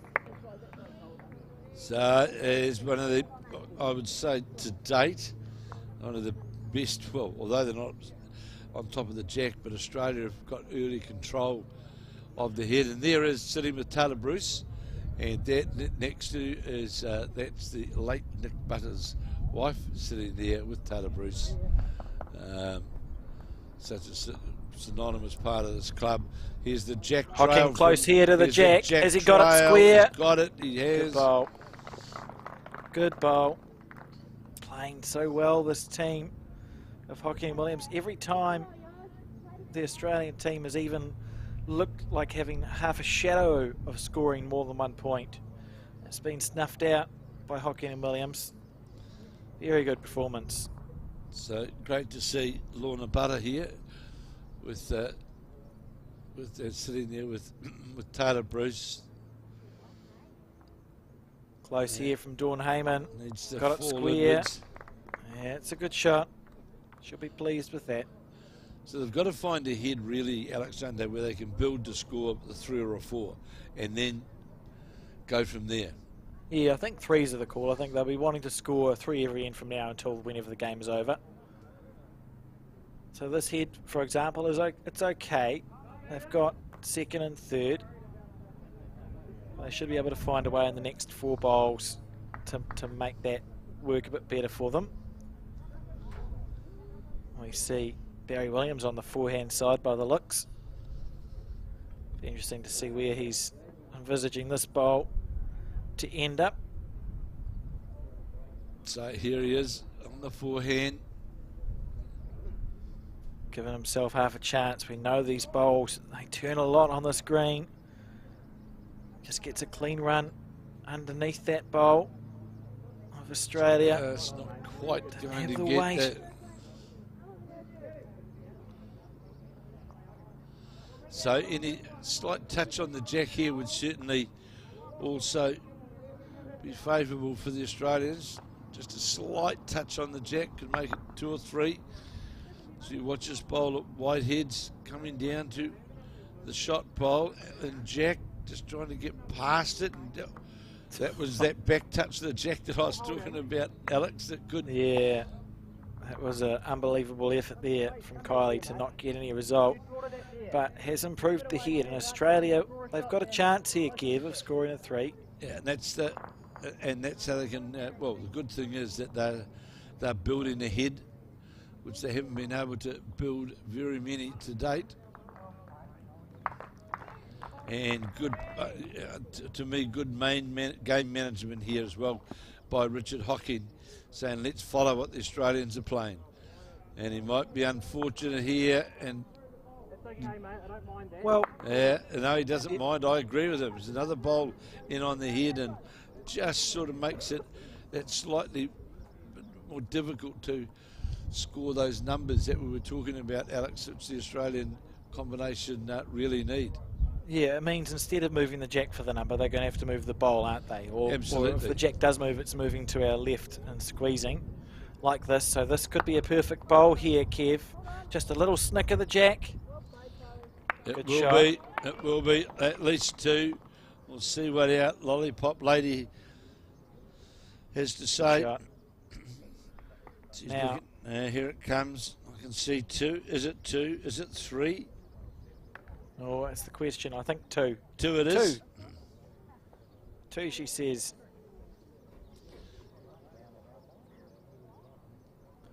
It's beautiful. Burnside green. And looking like, with the arm waving, that there may be a bit of aggression coming up here from Richard. I'm not sure what hand he'll play it on. If he's playing his backhand, he has to go very fast to get underneath that short bowl of his at 1 o'clock to the screen. Forehand, a little bit less weight required. Well, there is a port there. There's a reaching port up through there, Alex, on that forehand, as you rightly said, reaching up through there, making contact with the counting bowls. Looking like the backhand's the call, taking it underneath the line. So this should make his bowl This is hold with weight. He's very close if he's clean underneath his bowl. It's clean, He's very yeah. close. That wasn't far away. Minimum weight that he could have played that with, but because if you look at his delivery, he took it underneath the line. You can get away with that speed. So Hayman now holding 2. Now, that hasn't happened very often, Alex. Hasn't been Yeah. many heads that we've said, well, Australia are holding a couple. Absolutely. One of the few times. And Hocking can play the same shot. There's no change to what was played with his first. And I see there Barry Williams giving him the nod, saying, yep, Yeah. go there again. Almost looking to come off the 4th shot of the Australians. It's low of the head and ricocheting back into it. He's on his backhand. That bowl there, just by the tee, by the 2 metre tee, is what he's looking to come in off. He's Close close here. if he holds. Close. 1, 2. Well, Great effort. great effort. He knew that as well. You see him, body language, but there's nothing to be despondent about because he was all but very close to getting the perfect result. Has to be trying real hard to score a 3 here, Dawn Hayman. They're running out of time in this game.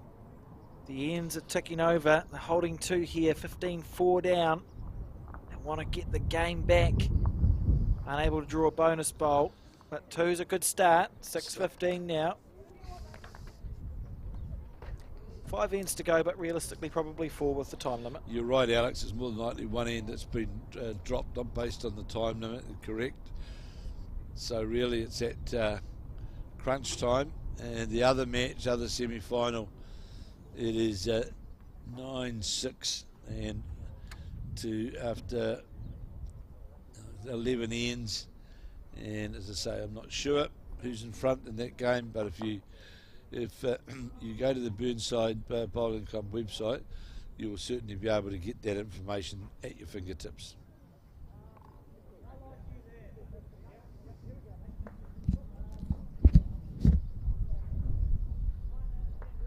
We see this first bowl of Kylie Whitehead's pull up short. She'll be disappointed with that. The Australian team tries to make their way back into this game. 6:15 is the score on this 11th end of 15 point end, sorry. And Hocking and Williams looking pretty good. It's Philippa and someone's cut back. And Barry Williams opting to draw around that short bowl of Kylie's and has done so. That's a good first bowl from Barry. Doesn't need much more weight. Kylie needs to make that correction now on her forehand side.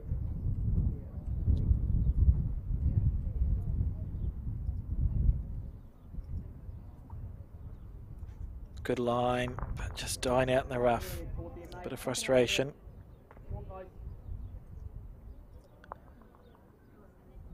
Forcing on the positive side for Barry to switch hands, having fallen short twice on the forehand side. Barry Williams played so well this game.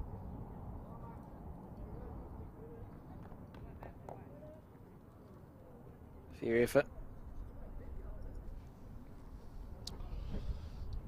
Alex, that'd be, let's say, yeah, that'd be 4 of the most scattered bowls that I've seen so far in this semi-final from both of these leads. Yeah, I would agree with that. And Dawn Hayman really needs to make this bowl effective. Well, the other thing, as you rightly said, Alex, Australia's got to score on every end, really, don't they? They do, and they need to be scoring multiples as well. They'll be targeting 3 in the end, 2 or 3 in the end. Dawn Hayman going by a metre and a half, coming back to that centre line. Plenty of room for Richard Hocking, who has been, to be fair, I don't think I'm overstating it, Alex, has been pretty outstanding in this match to date with his drawing ability. Oh, it's just been incredible, really. Unbelievably good stuff. Has always looked totally in control.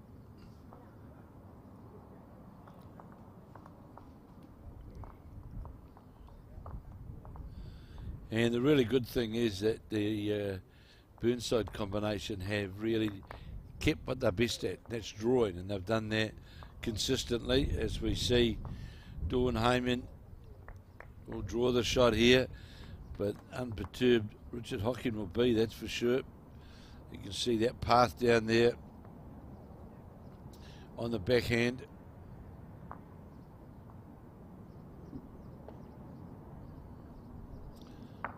Nicely out of the hand again from Hocking.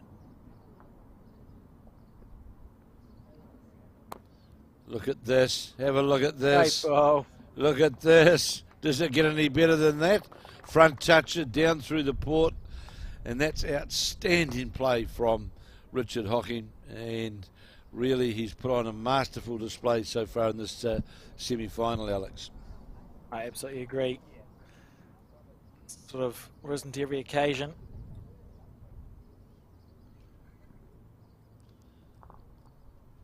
And the good thing really about these greens, you could say, oh, someone's got the home track advantage. Really not the case, because these greens are that good.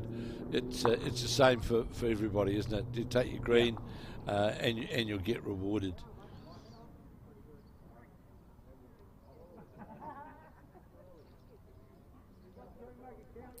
So here's on the backhand, there's Kylie Whitehead, not going to be there. And I mean, I feel like this is the last chance for the Australians. If Hocking and Williams can score on this end, you can just about, I'm not going to say it because I'm not going to say it, but what I'm saying is if Hocking and Williams score this end, it's looking quite good for them, I would say, Kev. That's fair, and challenging for the opposition. Yes, yeah, there we go. We can, I think we'll get away with that. The gods won't punish us. So just slightly over jack high was the bowl of Barry Williams, but Hocking has drawn the shot with his first. Ken now, Kylie Whitehead needs to get to the shot bowl, short again, going to run into the Barry Williams bowl. You would think she'd be disappointed really, Alex, because really Kylie Whitehead hasn't really given Dawn Hayman a lot to play to. It certainly hasn't played to her potential in this particular game, and I think largely the Australian team hasn't really been allowed to settle down. Correct. Absolutely. And play well. Barry and Richard have just smothered the jack. We've seen a lot of run shots, a lot of drive shots from the last 3 bowls because they've been forced to do it. I know they haven't been far away, but they also haven't had good enough heads to really score numbers, the Australian team. And of course, let's remember that in 2019, Kylie Whitehead won the world champion and champion singles, and Dawn Hayman has won the Australian champion and champion singles on but 2 occasions. So they're certainly a very, very good combination. But Richard Hocking and Barry Williams' lead, they've been relentless. Just incredible. And Dawn Hayman here. I mean, Australia needs to score on this end. Just getting a little feather. Well, the other thing, of course, which is happening as well, Alex, is that the Australian combination have really just been playing too many bowls under the line, and you're just not going to get rewarded for doing such. Hocking just falling short on the line, but it's good mud in the eye, really, and a very hard bowl here. Yeah. I just look at that body language of Kylie Whitehead, and it's sort of telling me, let's get out of here. Dawn on the back end. She's given it a chance to break back in. She can use the inside half of Richard's bowl. She's close here. Dawn Hayman on the back end side. Very close. Class here. We can applaud this one. That's class. And it falls in and is shot. Of course, only worth the 1 though. And we wanted to score here. Will Hocking and Williams chip it off on the forehand? Well, regardless of what happens here, Alex, it's they hold the 1, which is great, but it's another end gone with only the 1 scored. So, yeah, good, well played from Barry Williams. Yeah. 1 down's not a bad result. No, he's 100% correct. If you get it, you get it, but let's not worry about it.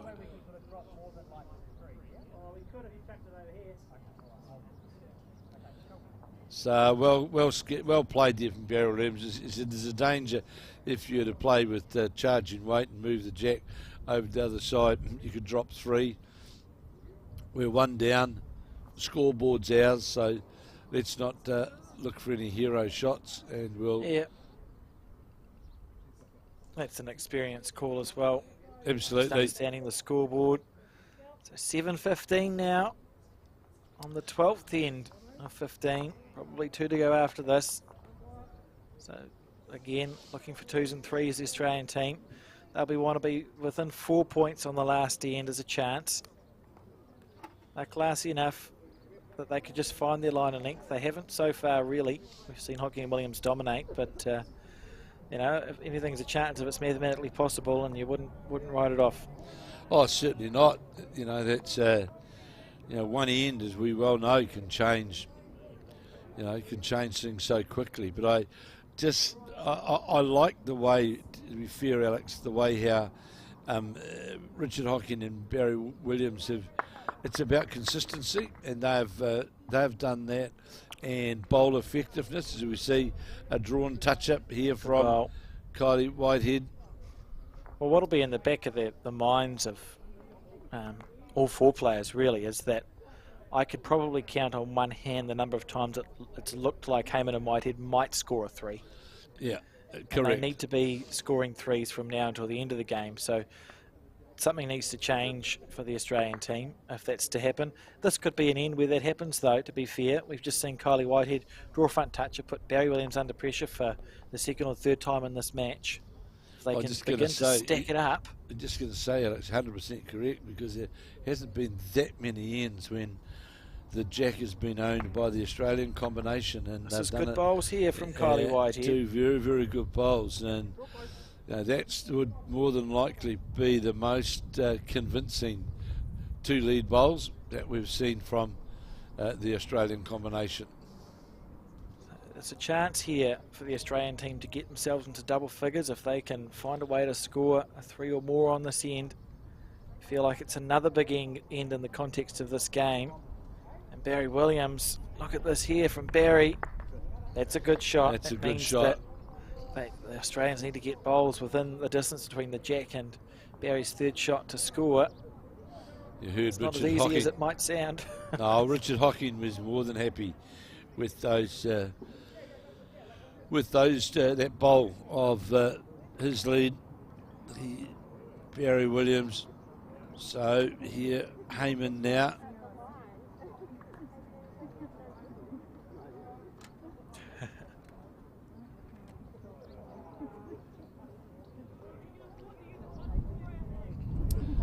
Still the two. Richard Hocking on the forehand. You know, I wouldn't be surprised if he drew the shot here, Kev. Oh, I wouldn't. No, I wouldn't be the least bit surprised at all. On the forehand side. Is he tight? Oh, that's my fault. Sorry, Richard.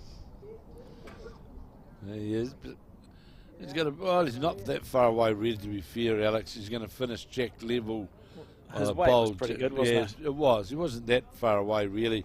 It's not a big adjustment to make that count. So here's Hayman. No, she's well under the head. She'll be bitterly disappointed with that because, as Alex has rightly said, they need pressure on the head, pressure on the opposition with counting numbers. And I see Dawn Hayman looking at her watch, and I think that's working out how much time we've got left. Yeah, they won't get. I'm sure they won't get the 15 ends in. So definitely on the wider side is Richard Hocking. So yep, Dawn Hayman certainly looking at the old watch to tell her how long there is to go as we come to the back end of the semi-finals of the Rawleigh's Stewart Buttar Memorial Burnside Pairs. We're on Friday morning. 48 combinations from around the country and Australia lined up. And section play, of course, to qualify to get into the top group, and then that group broke up. Those qualifiers broke up into groups, and they've now played another round robin, and the winners of those round robin, the 4 sections, they're out on the green now, battling it out in the semi-finals.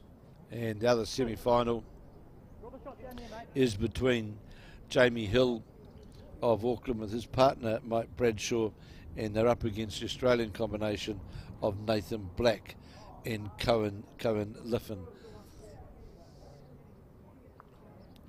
Barry on the forehand here, trying to draw as close as can be. Looking like an okay end.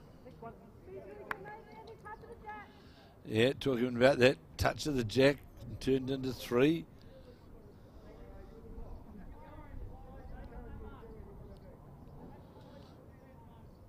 So here's Hayman.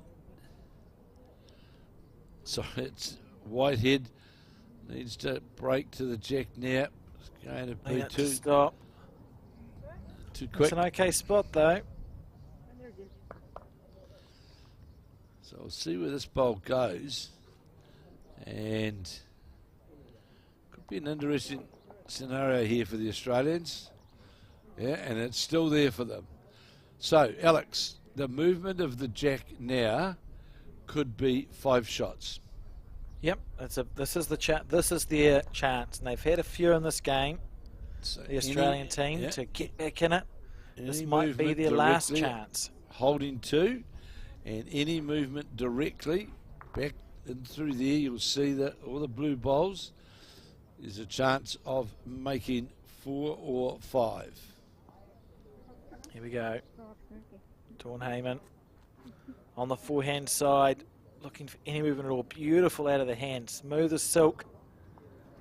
See an Australian on the left. Obviously didn't get a great result. And let's look at this bowl here. She needs to tickle the jack around the corner for a big number here. That was oh. Well, look, honestly, if I was the Burnside combination now, would you not be looking at trying to play the other hand? Eventually, you'd hate to finish level with the jack if you're Richard Hocking. So I think it is the On an Australians. okay track. It has to come back to this blue bunch, and will do so. Well played. That's a good shot. Well, yes, but the jack Shot's through still on, Kev. It's still on through the port. In about 27 seconds, Australia could be holding 1, 2, 3, 4, 5, 6 shots.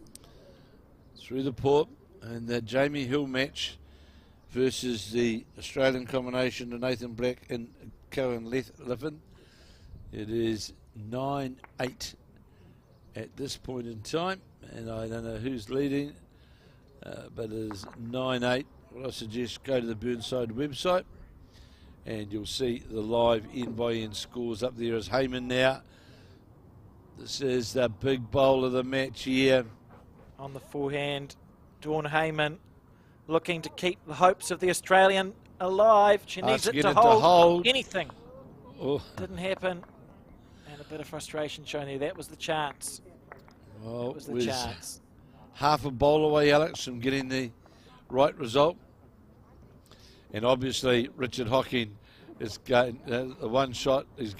He's conceding the one shot straight away, and that's fine. I don't blame him. Oh, it was an exciting end, Kev.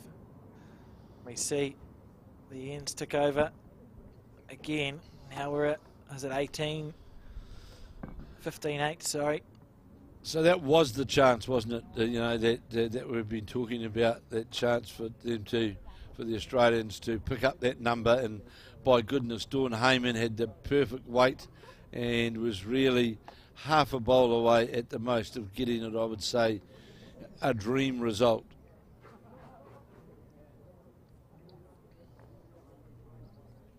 Absolutely. And Kylie Whitehead, certainly in this last 4 or 5 ends, and again we see a good bowl here from Kylie. She's clicking into gear. More than likely 3 or 4 ends too late, I would say, Alex. Yeah, you just feel as if they're running out of time, don't you? Yeah, to be in a challenging position, really. So 7 points is the equation. So now if you're the Australian pair, you think, well, we're within an ends, a perfect score on one end. That's how close we are. So Barry Williams draws the shot right behind the jack, 6 centimetres away, and you know, as you know, Alex, that first bowl effectiveness can certainly put you in a really strong position on the head early on, and especially at this telling point of the game. As you see, Whitehead, Kylie, look at this here. Oh, well played. Moves the jack out to the side. Bit of fight being shown by this Australian combination. Good to see. Now, still trying to find. Just having a chat there, Dawn and Kylie. In the men's pairs, a very moving point of the match. I just saw Jamie Hill clap, like his hands moved. It's a miracle. Yeah. So here's the relentless Williams just going by, but and again, I think they've been outstanding, these two, this Burnside combination. Very, very impressive.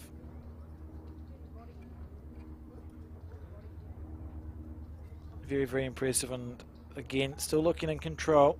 I mean, they did get to 13-0, and the time they've scored 2 points, the Australian team has scored 8, but it just feels like the run's been left a little late here, and you would expect Hocking and Williams to hold on. Well, the good thing is for the Hocking and Williams combination, Alex, is that they, really, except for that last head where there was a jack trail opportunity, they haven't really, what I would say, been under head pressure where they looked as though they were going to drop a significant number. Yes, you're absolutely correct. That last end being the exception to that, where there was that opportunity for the Australian team, but it just wasn't quite taken.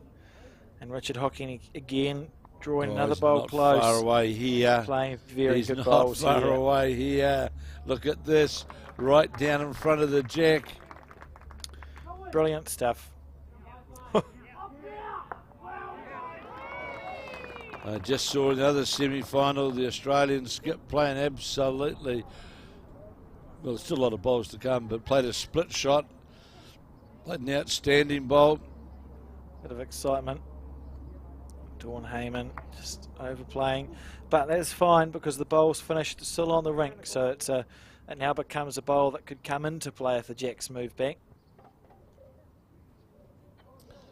So Hocking, who has been outstanding to date in this semi-final, got the bowl out on that good safe wide arc, will go past, put him in the deepest bowl on the rink, and that's fine.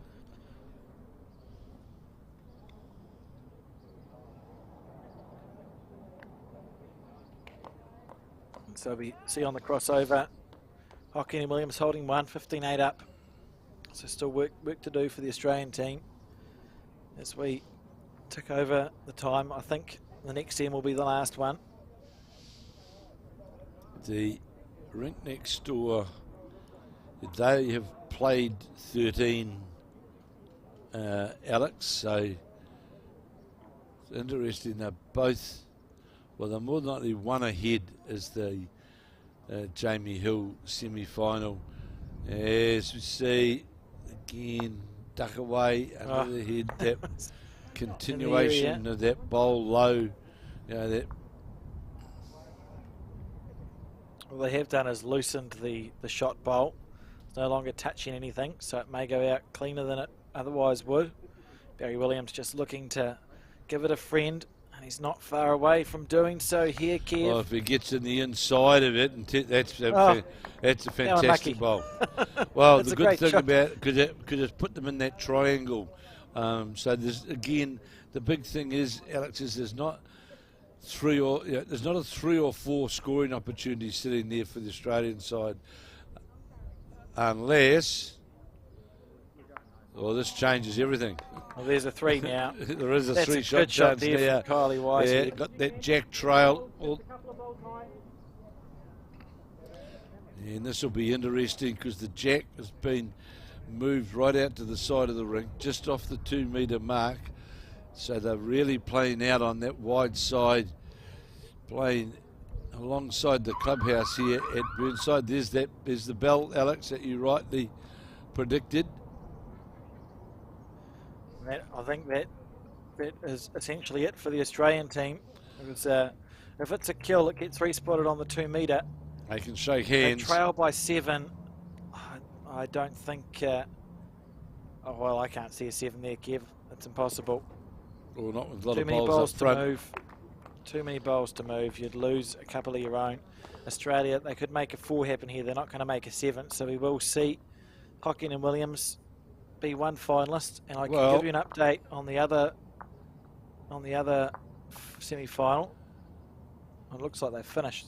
Well, I can tell you that it's the Australians that have won. Well, I'm predicting that because there's still an Australian bowl left up on the far end. Yeah, and they were 11-8 up going into that end, the Australians.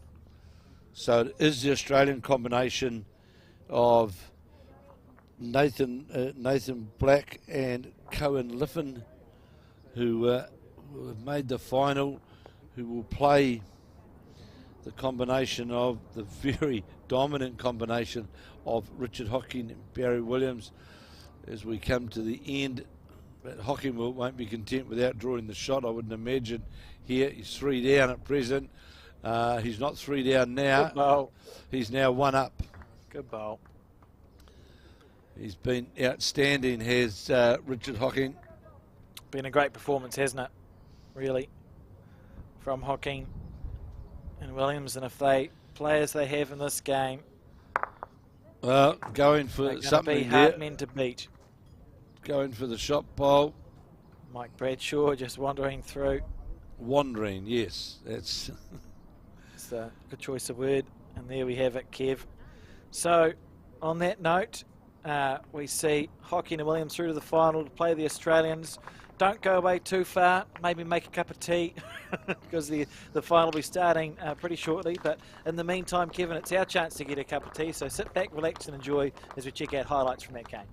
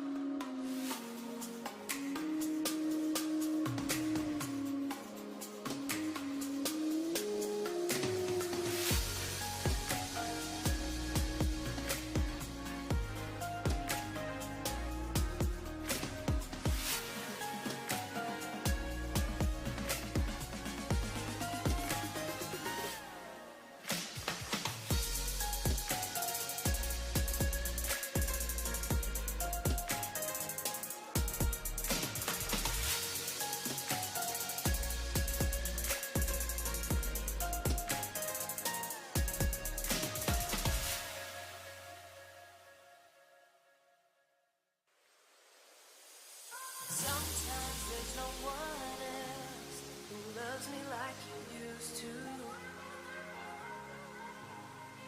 Sometimes we're not ourselves, there's no one I can turn to. And I know all the feelings that we shared are in the past. And I know your relationships are never meant to last. And I'll take some time, but I'll be alright.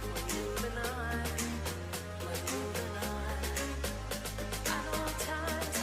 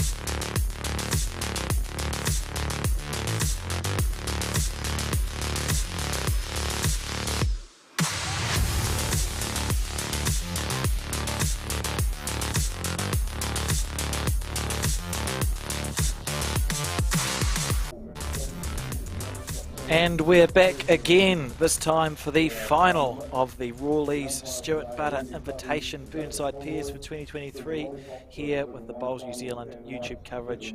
I'm Alex Reid, and joined again in commentary by Kevin Hickland. Kevin, who are we watching?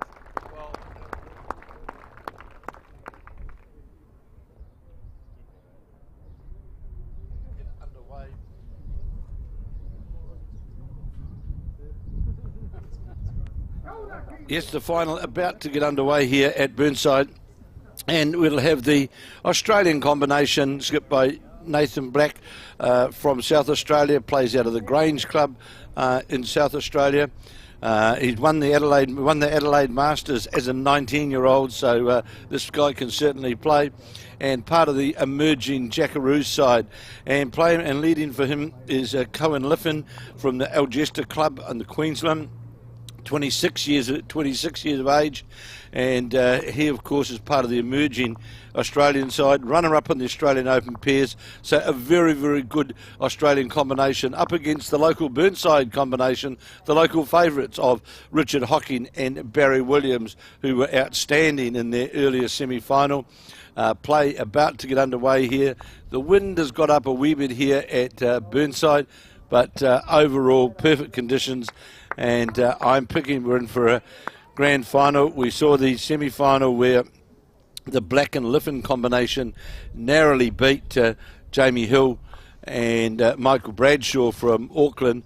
But in the final, the other semi-final, that between the Cantabs with the young fellas, Hocking, of course, he was absolutely outstanding, and they defeated the Australian combination of Dawn Hayman and Kylie Whitehead. So convincing winners in one semi-final and a very close one in the other, and I'm sure in these perfect conditions here at Burnside, Alex, we're in for a fantastic final. Absolutely, I'm looking forward to it. See a good crowd gathering as well.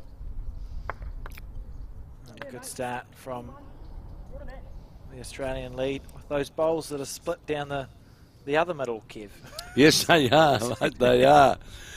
As we watch Barry Williams, who was pretty outstanding in that other semi-final, just going to go by with a wee bit of weight. But in behind the head, and of course our marker, the lady with the lollipops, Anne Wright, the Bowls New Zealand president, it will be keeping us up to date. She's the lollipop lady out there on the green as we come to the final of the Burnside, the Stewart Buttar Memorial Pairs, and the other plate and other finals that they're underway out here. And all I say to the best thing to keep up to date with those is just go to the Burnside Bowling Club's website, and they'll keep you fully up to date as we watch Nathan Black on the very first end. Good opening bowls here from the youngster. Of course, one rank over from where we previously watched that broadcast game where Richard Hocking and Barry Williams played so well. So it's a slightly new rink to learn for these two. And Hocking starting off on his back end. Just doesn't seem, in early days of course, Alex, and it is a wee bit overweighted, but we saw on that rink close to the clubhouse, that backhand side of the rink had a really wide draw, didn't it, as we see Nathan Black, the Australians tell me, talking to the Gary Willis, the Australian, the head of the Australian contingent, that they see this young fella, Nathan Black, with a really big future. I'm sure. Hocking just making his correction here, Kev, on his backhand. It's going to be interesting to watch this rink and see if it has that same easy draw we've seen on both hands in the previous two broadcast games. Well, he's definitely got a different line here as Hocking as it comes towards the jack, and this is going to be close to drawing a front toucher. Just goes by, doesn't get a touch on the jack, draws jack level, good adjustment there, and there you'll see Anne Wright clearly indicating that it is the red on the scoreboard, Richard Hocking and Barry Williams, who are holding one at this point in time.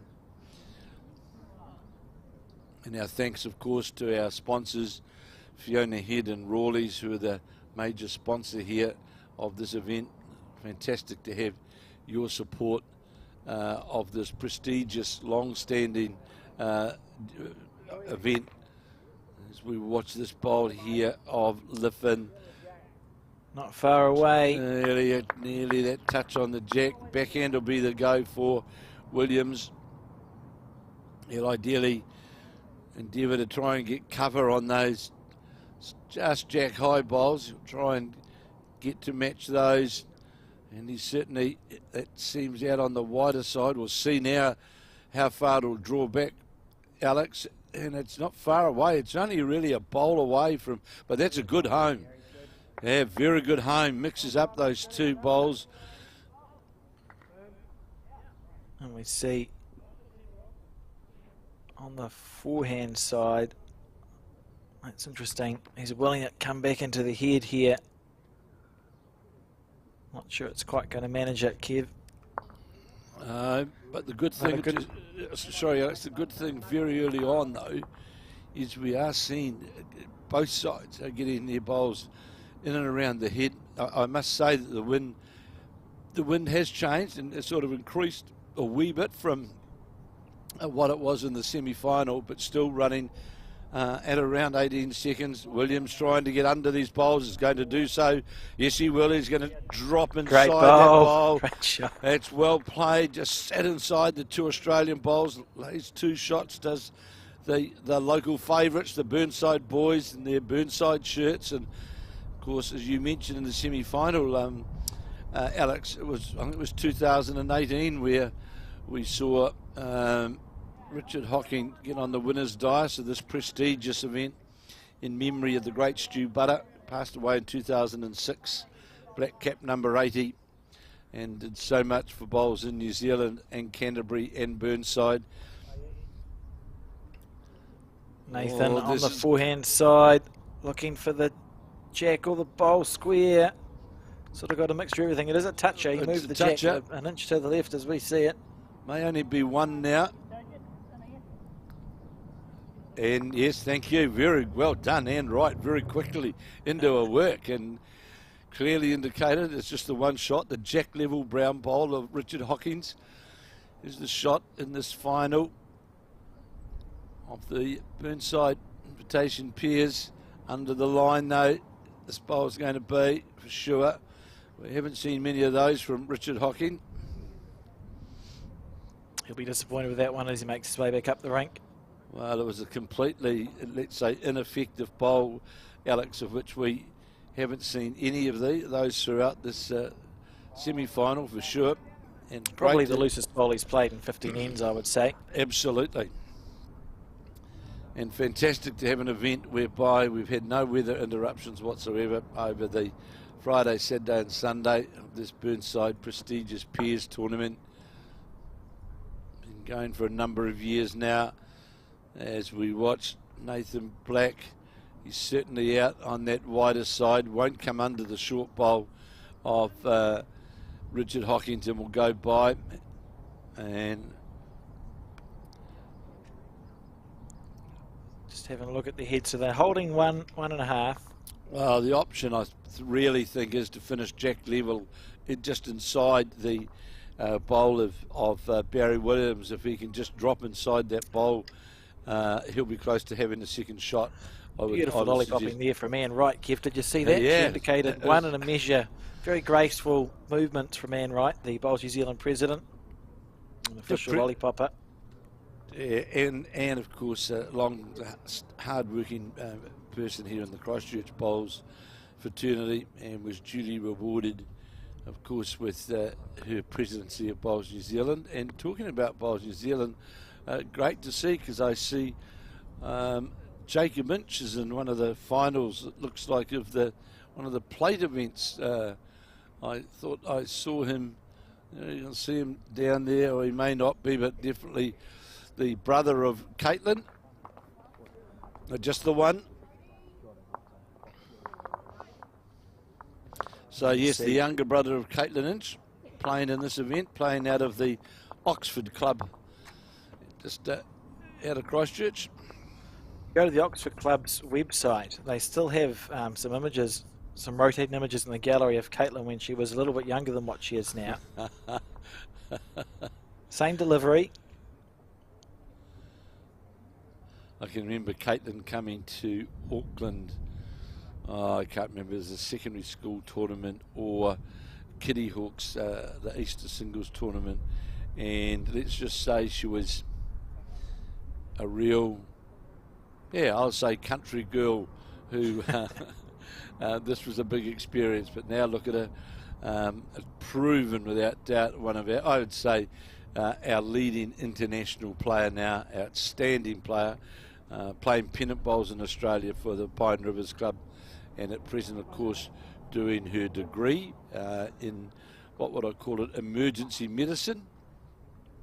Yeah, still going from strength to strength. Caitlin Lynch, that whole group, there's a whole group of players that played development bowls for New Zealand over the last 4 or 5 years who are going from strength to strength and already winning national titles with gears to move into, which is heartening as a New Zealander.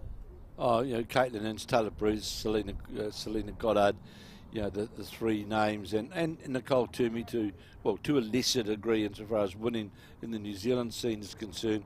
But they're certainly, those three blackjacks have really, they've put a stamp on their dominance, I feel, in the international arena representing New Zealand. Good stuff, and Barry Williams picking up essentially where he's left off here in this final.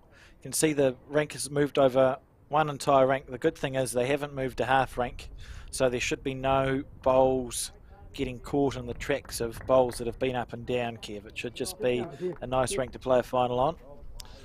Yeah, well, there's nothing been played in between. Alex, is it? You're not going to get in between tracks. As we see this bowl just finished jack low, just off the centre line. That's the lead, Cohen Litfin.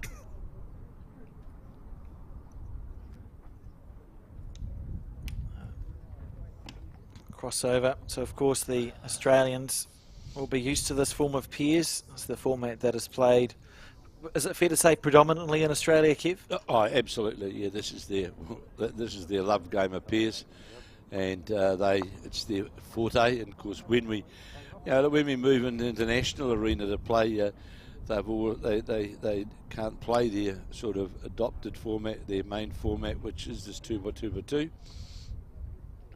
But that's the predominant the format they play.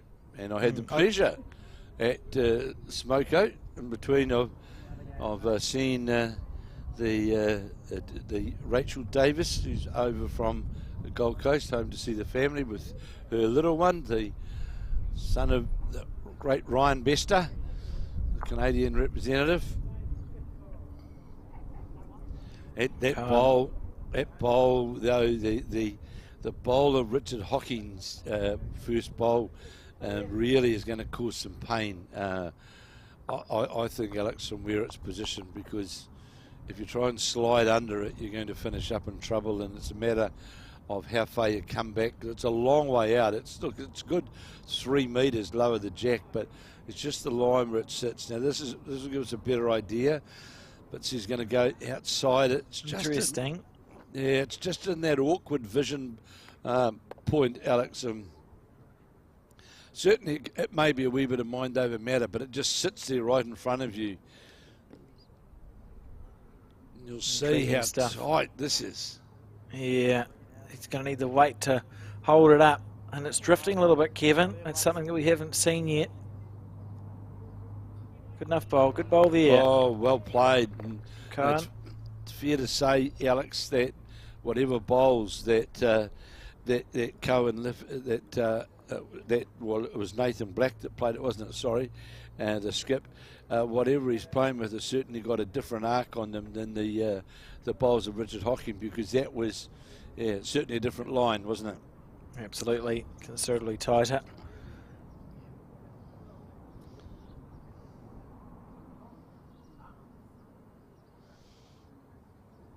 And Barry Williams here on his backhand side.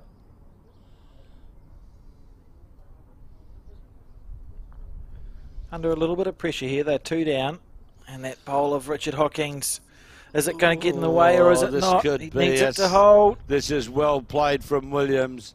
just going to run Great by, effort. but Good goal. that was well played to get around that line, really, Alex. That'll tell him his line, though, won't it, Kev? He knows he just needs to get just around that.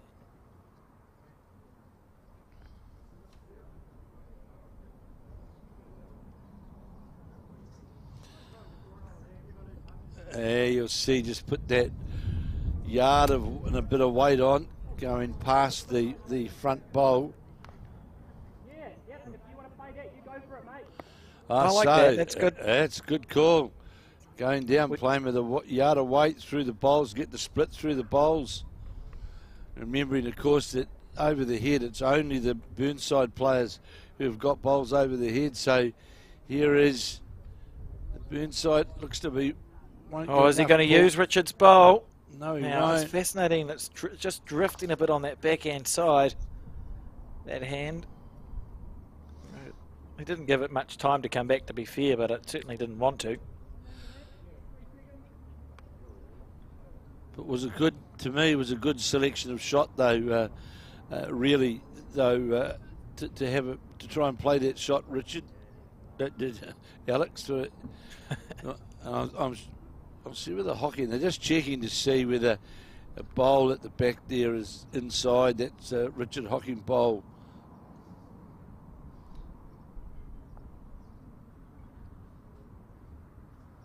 Here we go, Cohen on the backhand. Looking just to add to that pack that they've got there. Got to navigate Richard Hocking's bowl at the front right of your screen. Either around it or And underneath, Will. it's good stuff. Oh, just a bit shy. I think Richard Hocking certainly will be on his backhand mode again through that split. Yeah, I think so, because he doesn't want to risk it. It's two shots. There's no danger for the Burnside in playing that shot because they still own the back of the head. And it is the wind. The wind has got up for sure. Looking at the flags out here from the commentary position, and I was quite surprised when I went out in between the games, Alex, of the wind is far stronger than what it may look on the screen. And he's got about 18 inches to draw the shot. Two obstacles: first to get past his own, and then get down to the jack. So we'll see whether Hocking follows out of the Barry Williams bowl. He is on the forehand, playing down, trying to get to that split, and Could get lucky result. Good slide in. That could have worked if he got the very fine left edge of Barry Williams's bowl. I'm surprised he played on that hand though, Alex. To be fair, I thought he might have played quicker, straight down through the line to get to. I think it's one of those ones where, because if you play with the line with weight through the two shot bowls, your bowl's going to go clean through the gap with it. So here is Black. He's outside those two bowls. How far is it going to come back? Not going to come back. I'd still be playing that shot. Hocking, yes, endeavouring to play it again. Now, decisions. Is he lining up on the forehand or has he just moved over to his left on the mat? Sure, Hard to tell. We'll know when he lets it go. You'll need to go quicker. Looking to clear the front stuff. Now, is he going to edge Barry in? Well, try to. Try to. Still two. Australians got an opportunity here. The Nathan Black and Cohen Litfin. They got an opportunity here to get a three on this, the second end of this final of the Rawleigh's Burnside pairs here in Christchurch. Yeah, you're right in what you're saying, Alex. That hand now looks different, doesn't it? It feels as if it's just drifting that little bit. We've seen all day players wait for their bowls to come back in. I'm not sure if that's going to be the case here. Look how far up the mat's going here, Kev. This must be part of the plan. It certainly is. That's just about, that would be, it's close, no, it's not the maximum, but it's certainly way up there for sure. The danger being in this event, if you overthrow the jack, the opposition gets to place it. And that's just exactly what's happened. I also wouldn't have had the confidence to catch a jack that was thrown at me, Kev. It's happened before and it went badly. You do that, it's white though, don't you? Or yellow. Yeah, Or you just That's what? just guess at Oh it. dear. And on the forehand, this Khan. This is a reasonable start here. That bowl's turning. It certainly has got a lot of turn at the finish. But Barry Williams, as we saw in that semi-final, he certainly wasn't overawed at all. He played outstanding. No, it was a great display from Richard and Barry in that semi-final, defeating the Australians. He's got a good bowl here to open his account as well. Just drifts by the jack. Okay, leading off on the forehand side. See Graham Rees there, one of the New Zealand coaches, standing behind, of course, a member of Burnside. Yeah, you're still getting that movement at the finish, no doubt, Alex, aren't you, if you don't quite get that line right, but that finishing jack level. See Taylor Bruce Mother just arriving, back again. Of course, Richard, father's the president. They do a wonderful job here, the Bruce family, but it would be remiss of me. We're trying hard here as Williams needs to, well played, just goes by. It would be remiss, Alex, not to say thank you to Alan Bryce here at Burnside, who does an absolutely sterling job. He's out putting the signs up, etc., in between the semi-final and finals, and he certainly does a wonderful job with this, not only this, the Burnside Piers, but so many other events in the running of our sport within the Burnside Club, and it's certainly one of those great workers that makes these makes clubs tick, and of course Absolutely. makes these tournaments successful.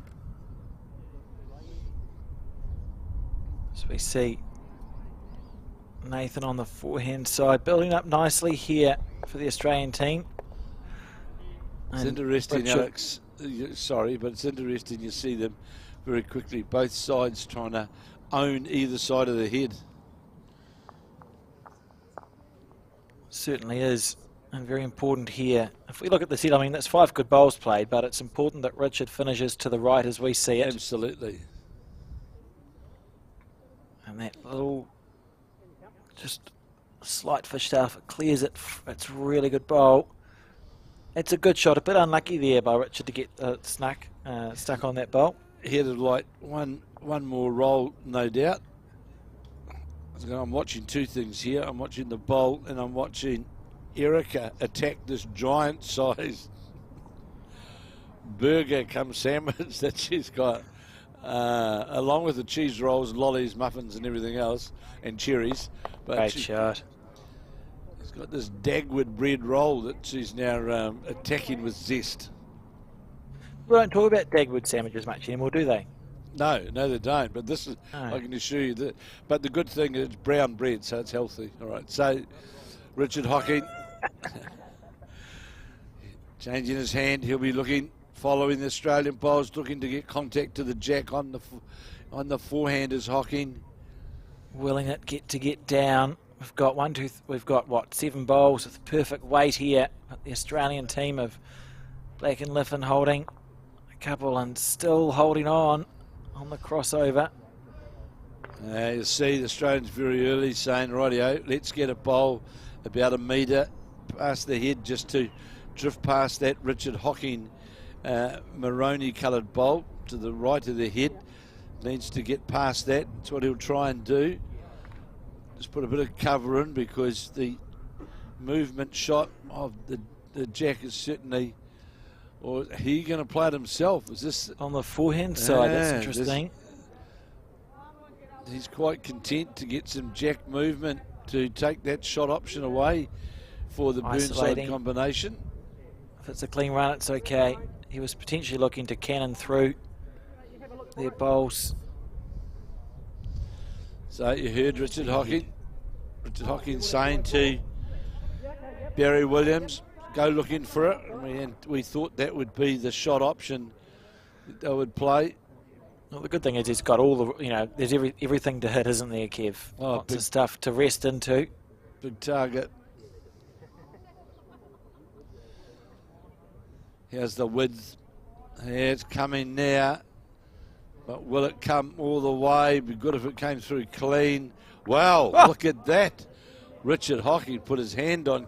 It got the outside of the Australian bowls. I wouldn't be shaking my head. Moved the jack over. But I'm picking, though, Alex, that the Australian combination would be looking for the bowl. They can turn the bowl, a couple of rolls on the bowl. They can certainly build their head up for their favour. Absolutely. And it stopped there, so that's good weight he's played that with. It means that it's worth more for Nathan to play through on the backhand. He can play it with more conviction to remove the bowl completely off the head, or if Nathan's narrow onto that bowl at 12 o'clock, it's popping the jack back.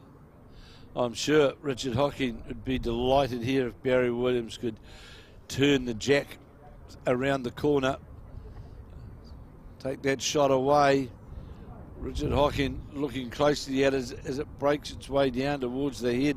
May get the back of the Australian team's bowl, doesn't do so. I'd change over. Well, there's a lot of shot options on for the Australian combination of Black and Litfin. Really,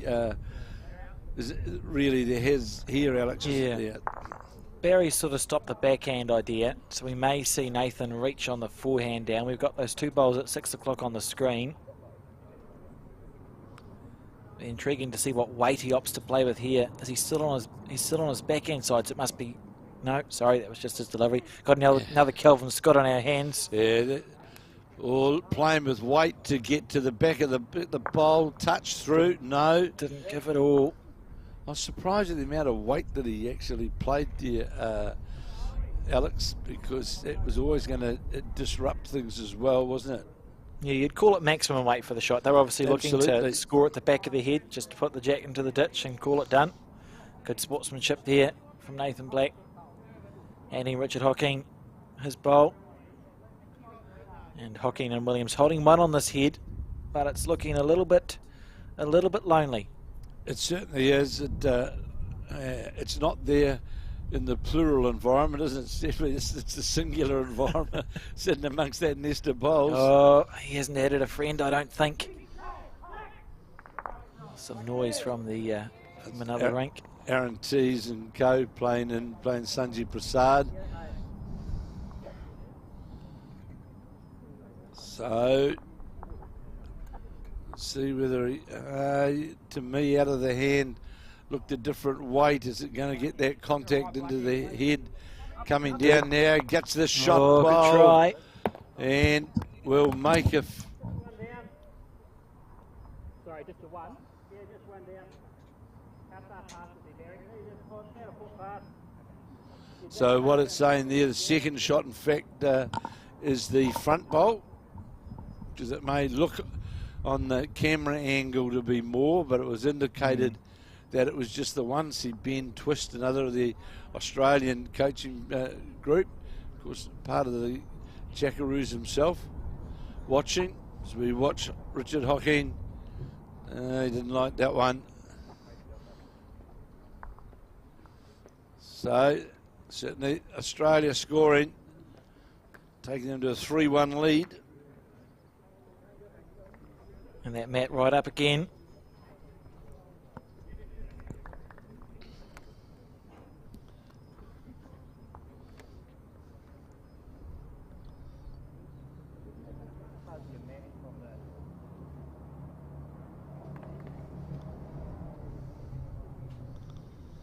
Asking how far the mat is up.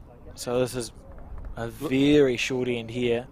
It fascinates me that the Australians, we saw it in the other game too, seem to have opted for this super short length, given that it's a quicker green than what they will have ordinarily played on. Absolutely. There'll be a logic to it. Maybe it's easier, maybe they feel if the mat's up and the jack's there, it's easier to play those aggressive shots. Smaller distance between the bowl and the head. As we see Short bowl there from the Australian lead.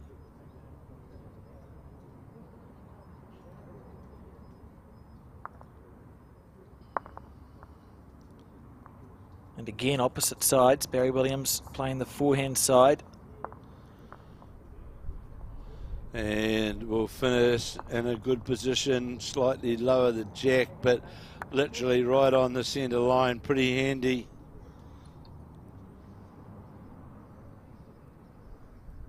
Cohen switching to the forehand too on a tight line here.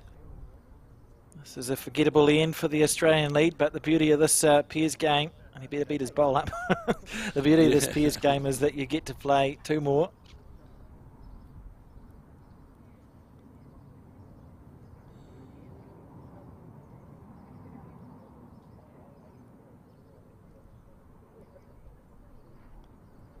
Barry Williams has been so good today. That's great stuff there from Barry. He can tick that one off in his book. He's been very, very impressive.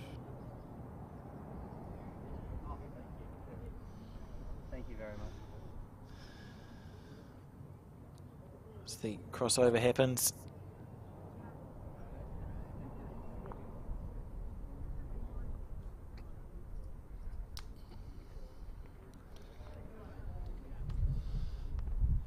Yeah, Very instinctive deliveries, isn't it, Kev? Both the Australian players tend to walk off the mat as well. I just question, though, Alex, this young fella, as we know, you and I saw it very evident in Australia.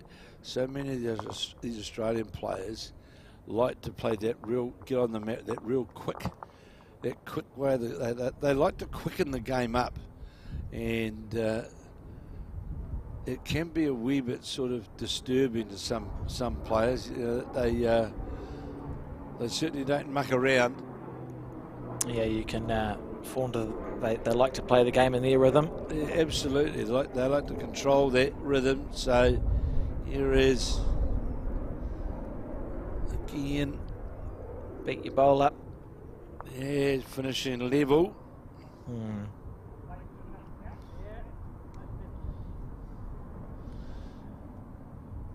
Cohen Litfin.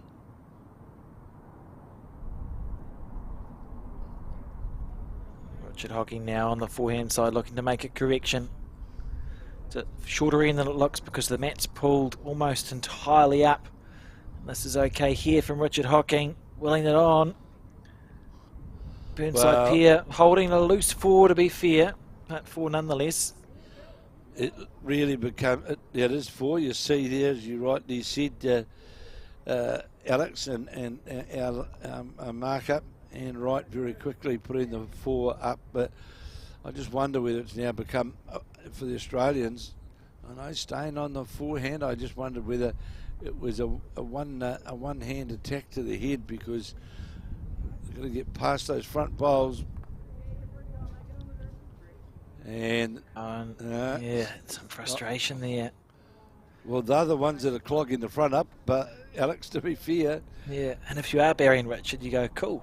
We're playing to a length that has been dictated to us. We're now holding four. Let's make it five and see what happens. Yeah, well, they've certainly put in, this really puts the pressure on these last three bowls for the Australian combination as we watch the Williams bowl, which will finish literally slightly jack low, but it's in the count. Here yeah. Cohen following this bowl up. He can't be far away here. This is a good shot, I think. Willing it back into the head. It's trying to turn. Barry's bowl's just sat down. That's what you call timing. Did you see that? Well, the bowl fell over just a couple of feet before the Cohen Litfin bowl got down towards the head. Thus, the Australian bowl, instead of falling into the head, fell outside the head. Now, this becomes a huge end. 1, 2, 4, 5 shots there that I can see, but this is going pretty quick. Doesn't want to. Yeah, we'll go way behind the head. Boy, that was nearly on what I would call it danger narrow. Yeah, you call that, that's panic stations, isn't it? Yes, Barry. A smile there, that's good. I like that. He wanted to be behind the head, but yeah, he was going up Barbados Street here pretty quickly. Rightio. Nathan Black doesn't muck around on the forehand side. Onto the mat and into his work. This Hurry. can't be far off. Hurries the call. Hurries the call. He's going to draw the shot here. Draws it cold. In fact, a toucher, back toucher. That's well played. Real sign of maturity there from the 19-year-old, about 4 or 5 down on the head, and just got onto the mat. Did Nathan Black, and it was well played from the South Australian player.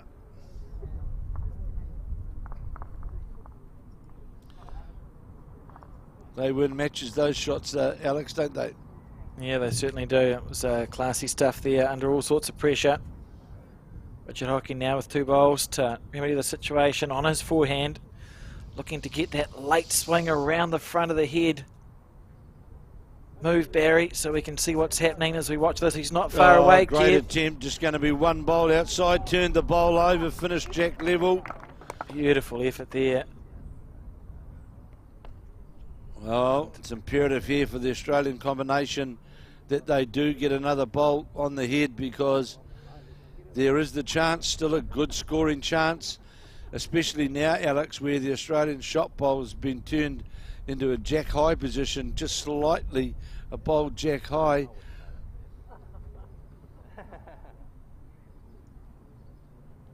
Looking to rinse and repeat on his forehand side. If he's got the weight right, he's very close here. Nathan Black on the forehand. Has he made it 2, or is it just going to just drift past? Oh, it's another bowl on the head, really, Alex. So that's, that changes. And I see Hocking giving the indication. No, he's still going to. On the backhand through the gap. Through the gap. Yeah, I like that call from Richard Hocking. I thought that was a better option than trying to swing something down on the other hand. I think that it's a better option. And especially, well, in relation to where the shot bowl, how it's sitting as well, Alex, I just think it makes it a better option. Yeah. The only concern is we've seen this hand drift a couple of times when weight is put on, so it's probably quite a weight-sensitive shot. You just got to skirt the front and hope that your bowl digs in enough. That shot bowl doesn't need to move far to make a bundle for Hocking and Williams, so he's on his backhand here, Richard Hocking, picking the gap. He's close if he just holds up around the front. Okay, now you pray for a bit of luck underneath. That was a good weight for it, Kev. Yeah, well played though by Cohen Litfin. He was in all sorts of trouble there on the head with a lot of short bowls, and drew down with confidence and drew the jack right to the jack. And again, we've seen, Alex, that Matt is moving up again. They certainly indicated the Australian combination of how they're going to play the ends. Yeah, fascinating really. And we see the jack thrown in regulation again, so we'll see Cohen lead off on the forehand side, which seems to be the side he's favouring. Very much like a Nathan Rice delivery, isn't it? Very much so, and he's got that very tall features, just like Lurch. Nathan Rice, one of the legends of that Australian era, and plays, of course, out of the Helensvale Club up there on the Gold Coast. And you do sort of see that through with the generations of bowlers, don't you, Kev, in both Australia and New Zealand? People modelling deliveries off their idols. They certainly do, very much so. I just hope that I'm still of the belief, though, that I don't want to see our New Zealanders fall into the trap of trying to play as quick as some of the Australians. And I refer to, although Ryan Best is Canadian, but Aaron Sheriff, some of these players, they're just they're very, very quick on the mat, like really quick. Yeah. Oh, well, Corey Wedlock, Aaron Tees, exactly the same. In fact, of course, surprisingly, the top seeds of the Australian combination, out of the Aaron Sheriff, the Tees combination, they're out here playing in the final of a plate event. So it wouldn't have been where they expected to be, or where I expected them to be fair as well. Yeah, probably a good example of the depth of this field and how good all the teams were. Three greens full of Peers players playing this 8-bowl Peers format, Australian Peers format. And a few of these players, because I was talking to one of them who's playing out here now, Aidan Takarara, of course, of Auckland, and there's a few players from here today who are jumping on the plane, leaves I think around about 8 o'clock tonight to New Plymouth, and they'll be on the greens at 9 o'clock tomorrow morning in New Plymouth at the start of the Taranaki Open Fours. I can recall playing a Taranaki Fours with Aidan and Colin and a guy called Harry Davis, and Aidan couldn't get a flight from here to New Plymouth, so he flew home to Auckland, and I drove us down from Auckland to New Plymouth at night time. We got in at about 2 o'clock in the morning. I was going to say in the middle of the night, wasn't it? Yeah, it was. The roads were very clear. It was brilliant driving. So the Australians very quickly here putting the pressure, and they are putting the pressure early on the draw, which we didn't see, Alex, in that semi-final, but they are putting the pressure on with their early bowls. Hocking now on the back end, down on the head, 2 down on the head. Just drifting a little bit. I think this the green's obviously still very good, but this rank not quite the dramatic swings we saw in the previous 2 broadcast games. Yeah, certainly a different line, isn't it, to what we'd seen earlier on that backhand side of the rink. And no doubt Litfin,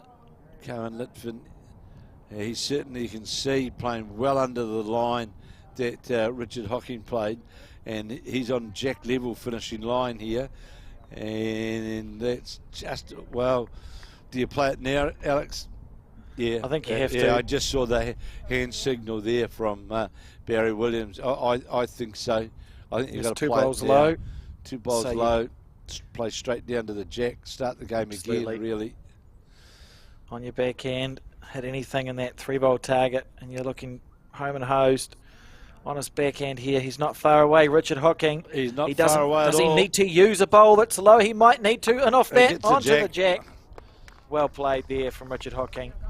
And that was the shot to play, no question about that. And that's the beauty, Alex, isn't it? There's 2x2 pairs.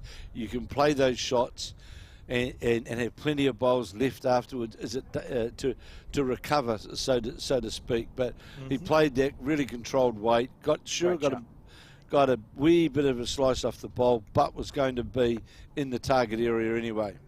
That seems to be the weight that Richard plays when he's looking to remove bowls off a head or play run shot, and it's quite good because it means your bowl's always going to hang around. The bowl that's in your hand, absolutely, the collision bowl, usually hangs around on the head with that sort of weight. And we saw a good example of it there. Didn't even get into the ditch. It just sort of trailed the jack back and followed through. Whereas when you go a bit quicker, sometimes you can end up losing your collision bowl. I just got a text, funnily enough, from Australia, from Musgrove Hills, about Corin, the young fella skipping this combination. I got a text back from one of our New Zealand players, and Crystal Eve, and they tried to get Cohen Litfin to play for Musgrove Pelicans this year, in fact, but didn't get him. We went to Algesta. So yeah, obviously a well sought after player in the Gold Coast.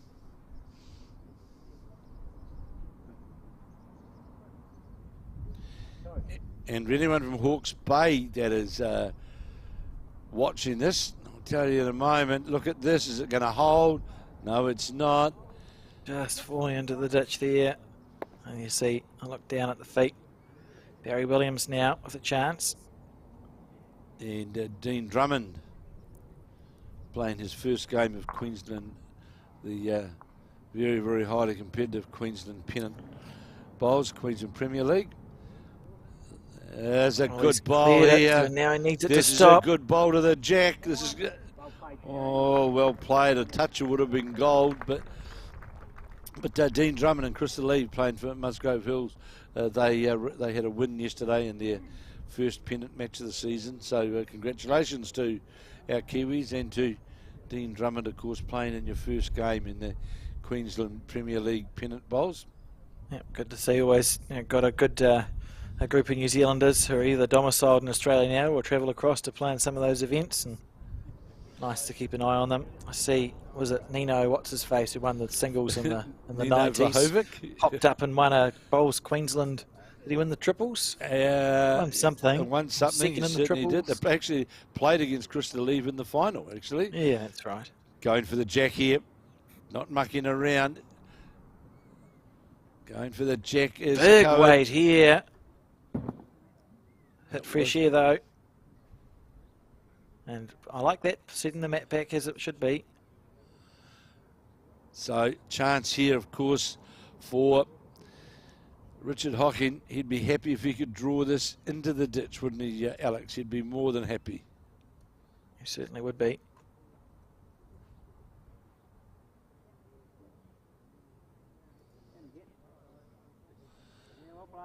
This is well played too. Is it going to get all the way down to count?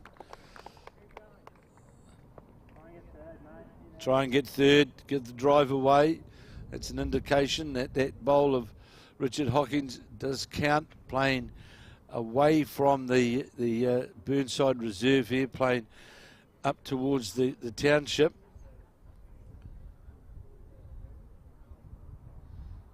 And Australian skip on the forehand side, willing it on. Not sure it's quite going to make it, and a bonus shot opportunity here for Richard Hocking. two shots they're holding, so obviously now if on that backhand side Richard Hocking can beat his last bowl, he would put it in front of what is the presently the third shot, just played by the Australian skip, just played by Cohen Litfin, so he'll be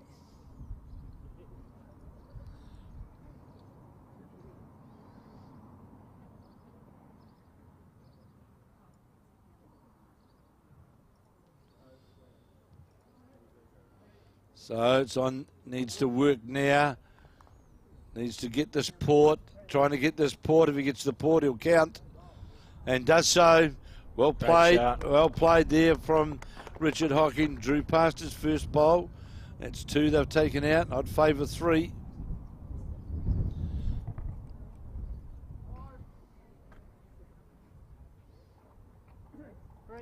Three it was. That's a good comeback. So we're all locked up. Williams. Yeah, 4-all after 5 ends. It's a good game, Kev. A bit looser heads than what we might have expected to see. I was just going to ask though, Alex. So the Burnside side just scored a good three then on that end with the mat up, and I just wondered whether okay, we'll play your game, and you know, just I don't know, but they're playing mat back, and this is a very, very short end, as you'll see. So more than likely the same weight line as what they were playing with the mat up, really. So here is Williams. Always the metre and a half short, playing down towards the Burnside reserve here. Cohen here on the back end with those. I'm not going to call them weird bowls, but we certainly don't see many of them in New Zealand yet, do we? With the No, we split don't. down the middle. But we will see them for sure. There's it's amazing. You look on the various websites, the number of types of colour formats that they are. Yeah, every sort of bowl, and then some. Aaron Sheriff's over the bowls that made me seasick. They were the worst, I'd still say. They were. And almost like four different segments, isn't it? Oh, Interesting well, here that they've thrown this length jack, and Barry's played one of his looser heads in this game, and Cohen right on top of it. So maybe they've been playing each other's length. Yeah, he's going to capitalise on that. Two good bowls there from the Australian lead as they cross over. Must be been a long few days for these players. Certainly is.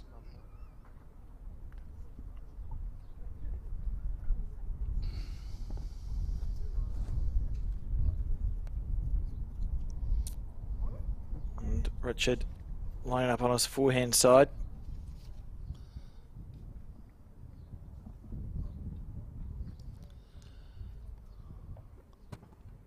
Willing it to hold. That's a poor, but he's walked away from it. It's always a sign that it's bowled that's not quite as good as he thought it might be. Well, just to say, Nathan Black, the Australian skip. On the back end. It's interesting he's the only one playing without a cap. You get some players who sort of favour not. They take their head off when they play bowls, and Nathan here, that's a good bowl. The pressure building here on this Burnside team. They've just drawn 4 all. That's why sometimes, I'm sure you'd agree, Alex, you can... I used to call them suicide links, and this one here is just about one I'd put into that category. It's neither one or the other, and that's why I just think with the mat up, it just makes it far better for it. See, this is big pressure now. Yeah, the pressure's right on this Burnside pairing, and Nathan will be really focused on drawing as close as he can with this bowl, and all the pressure in the world on Barry Williams' shoulders. You certainly wouldn't want the jack moved around the corner. Here we go, Nathan Black on the back end. He's overplayed it, so this is a chance. I mean, to call it open is an exaggeration, but there's room here for Barry to draw a second shot on his backhand side around from the player's end. He'll see Richard's bowl. He'll think, well, I just need to get around that, and I should be close. Well, playing the match, so to speak, in the 2x2 format, now the big thing is for Barry Williams, just to make sure, it doesn't have to have the shot, but just make sure that we've got at least second shot. We've just picked a good 3 up to get all square, so just got to make sure that when Richard Hocking goes to play, he's not looking at 5 down. Absolutely. He's taken a lovely line here as Barry Williams. It'll go through. Still lane 3 to Australia, but you're right, Alex, far better line. Good bowl to start with. And you just, if you're Khan here, again, just try and draw as close as you can. Put that pressure on. He's going to add a 4th bowl. That's a good shot. Yeah, the 26-year-old, and sits alongside the jack. The 26-year-old from the Augusta Club in Queensland, Gold Coast. Now, this is a big bowl. He's walking away. Is he walking away or walking to look at it? It's going to go past quickly. He's walking to look at it. It's turning late here. Willing it to stop any time now, well, he says. At least 3, maybe 4. So the call's drawing again. He draws, literally trying to draw under the black bowl.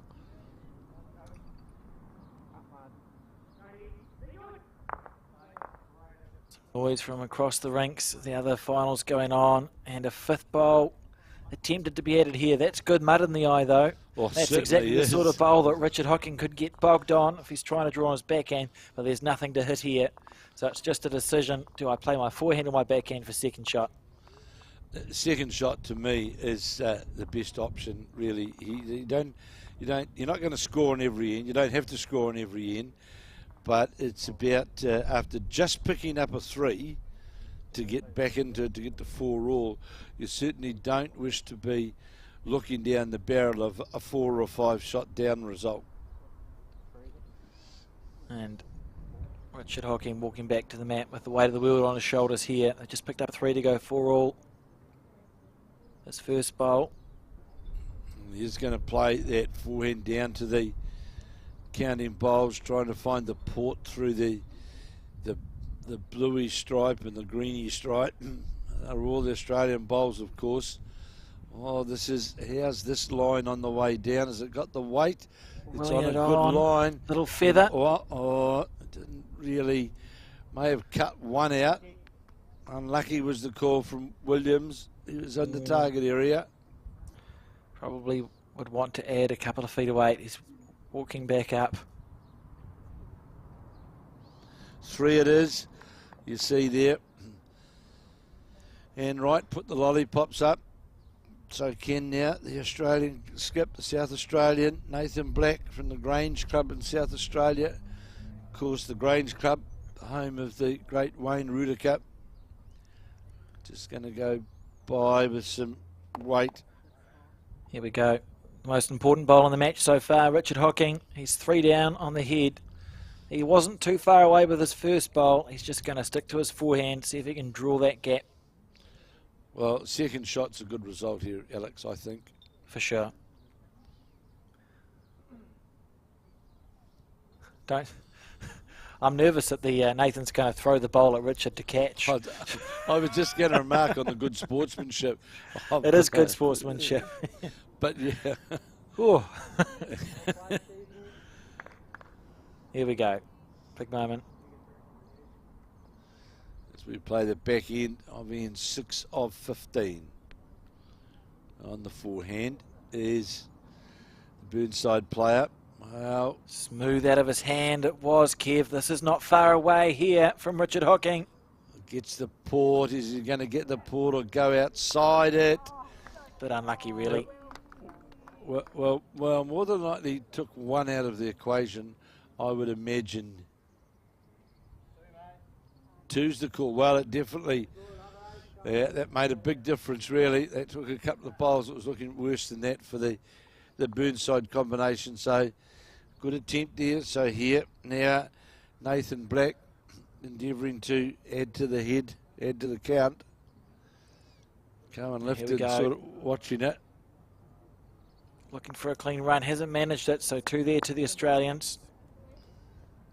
And I think the Burnside pair got away with that one. They'll be relieved to have only dropped to 2 points. 2 points on that end. Two shots on that end. I'm just going to say, Alex, it was one of those heads really where, yes, it could have been a big number. They'll be pretty happy with the Burnside combination to just only drop the 2 shots, and this is the final of the Rawleigh's Burnside Stewart Buttar Memorial Pairs at the Burnside Club.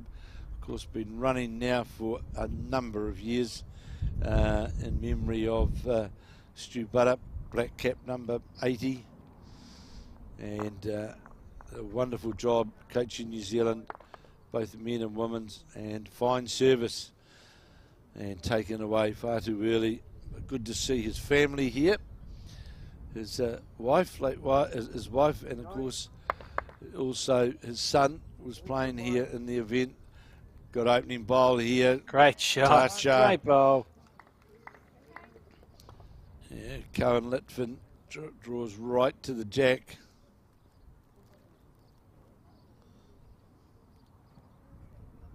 Of course, if you are watching this, you are doing so via YouTube, because that's our broadcast channel, the Bowls New Zealand YouTube to be precise. And if you'd like to watch more of these events, please click the subscribe button. It's something that says subscribe on it, and there's a bell, so if you click that as well, you'll get notified, because we've got a lot of events that we're going to cover in this upcoming Summer of Bowls to this level, and it's well worth watching. So if you please subscribe to the channel, we'd be much appreciative, and you get to see even more of games and events like this one. And also, Alex, in saying that, I've always said this before, it's also a great coaching vehicle as well. You can certainly watch, say, number of our top players, and I just think there's a lot there for players. Great attempt here from Barry Williams, gets a touch on that jack.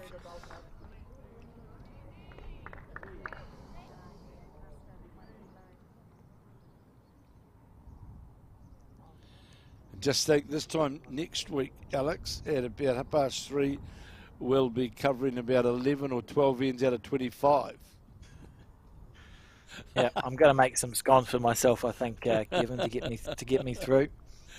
Yeah, it should be about about that for a long couple of days there at the fantastic Taranaki Open Fours. I'm a bit biased, but yeah, great event.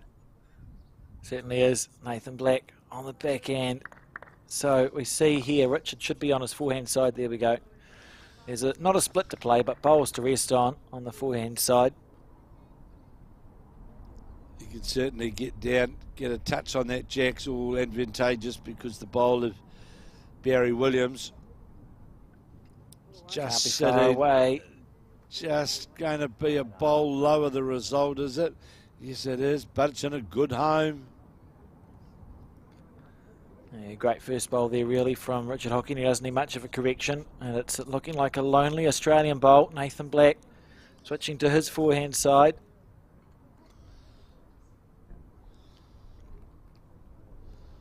How far is it going? It's on a good line.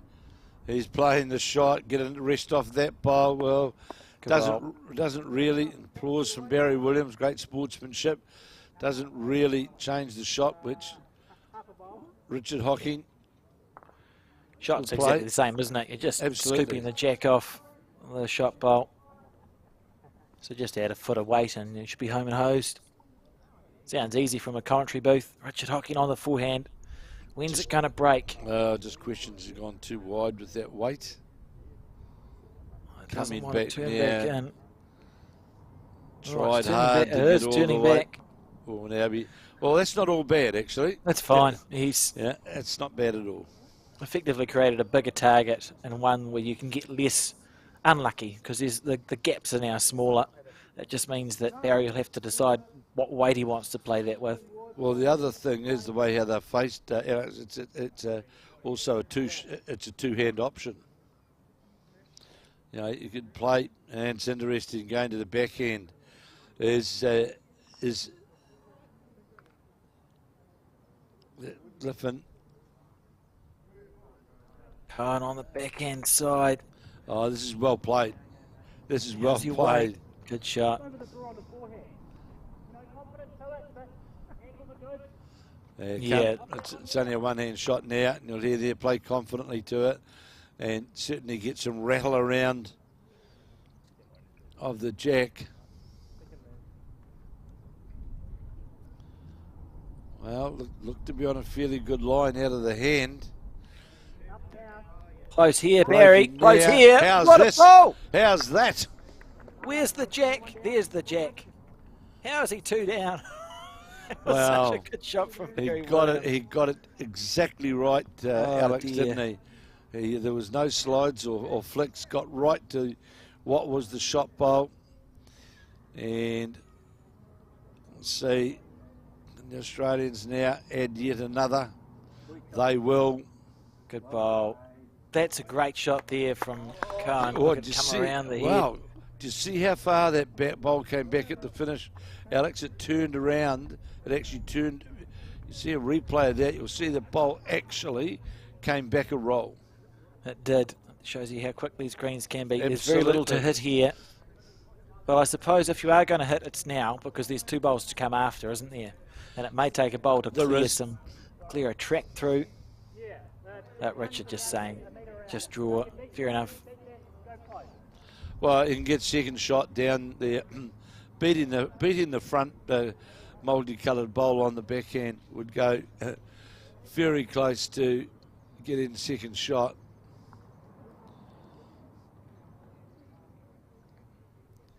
On the backhand is Williams.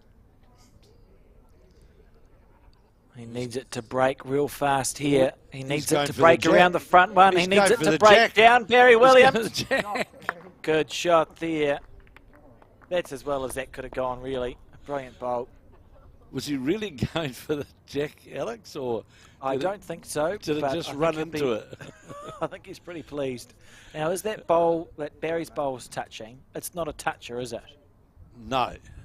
So if we could find a way to cannon, it looks hard to cannon off. Yeah, I was going it to say, is. if you could get cannoned off, you hold one, but you're probably best just to try and beat it on the draw. So there's the Williams bowl that made contact with the jack, sitting locked in on the back of what is the shot bowl. Nathan Black now, the South Australian player, trying to get another bowl on the head. He's been impressive the last few ends as this young fella. Look at this, coming towards the jack. Have a look at this. And will fall in, will definitely fall in. I think it's fair to say, Alex, that the Australians have now got into their work and they're definitely putting a lot of shot pressure on the the Burnside combination. And I know Absolutely. they're looking to get to the touches, but boy, there's a lot of bowls to get through, to get to. Certainly there's 2 touch. Is it 3 touches that? There's 2 to 3 touches. 3 touches of Three Barry touches Williams. there that the Burnside combination have got, but yeah, he just heard. Thanks, Barry. I Yeah. think if Richard is playing this, we're going to have to see him play the quickest bowl we've seen him play. Yeah, Because you want to give yourself a chance for a bit of luck here. There's a absolutely. big target to hit, so just smack it as hard as you can, and hopefully something cannons the shot bowl out of the head. Well, there's a lot. Oh, you have to be quicker than Minimum that, I weight. think, because there's a lot of movement required. You'll stay outside the line with that weight.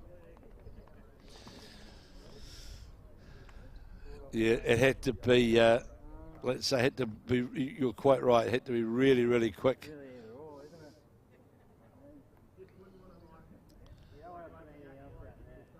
No, you hear there. Would have heard Cohen Litfin saying, "Don't want to put anything out on that hand because all you'll do is give them a shoulder to get down towards the head." Score 6-5 Australia. Nathan Black and Cohen Litfin lead Richard Hocking and Barry Williams. You wonder if Richard's committed to a run shot now. It's so hard to switch from a run to a draw. Oh, he's well played again. That's a great bowl. This is well played. Have a look at just Oh, rolled dear. in. I thought it was going to sit up. Might as well have another go. Try and get the outside of that bowl.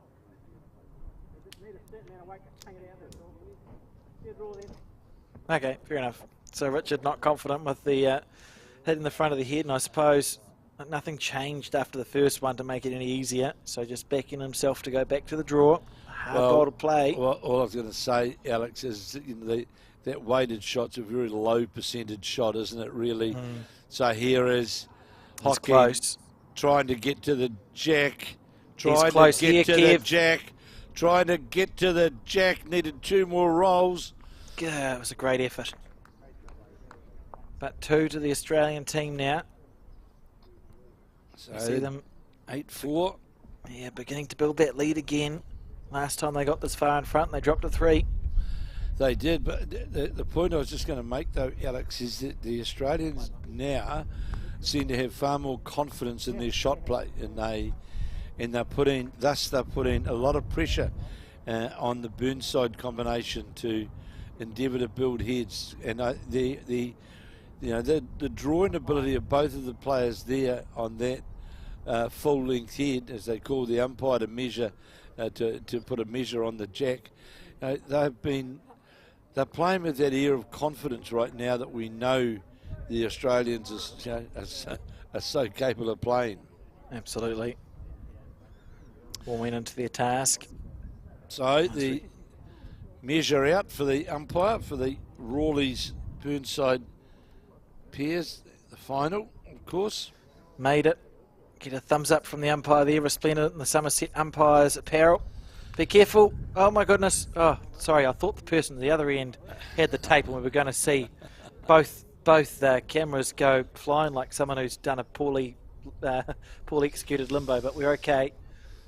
So, full compliments to Bowls New Zealand in their decision to change from the Boy Scout green of our umpires to the black.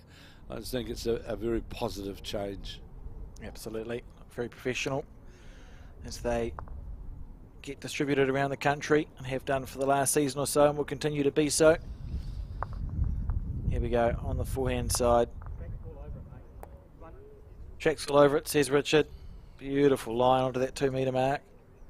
Just not the same consistency from the Burnside combination as what we saw in that last match. But as you rightly said before, Alex, that sometimes the opposition don't allow you to. They're putting that pressure on your draw line, and it's easy to go 6 feet through the head. It might look a bad bowl, but it's certainly very, very easy to do on this 18-second green as they play down towards the Burnside reserve. This is going to be under the line, this bowl of Williams. He knows that. Yeah, just that A little bit off, isn't it, Kev? Oh, it's that in-between situation. So we play 8 of 15 at the halfway mark. And wonderful job done over these last, today, Tamara and Erica, and of course Ellen Bryce as well, and done a wonderful job getting all this together and bringing this production.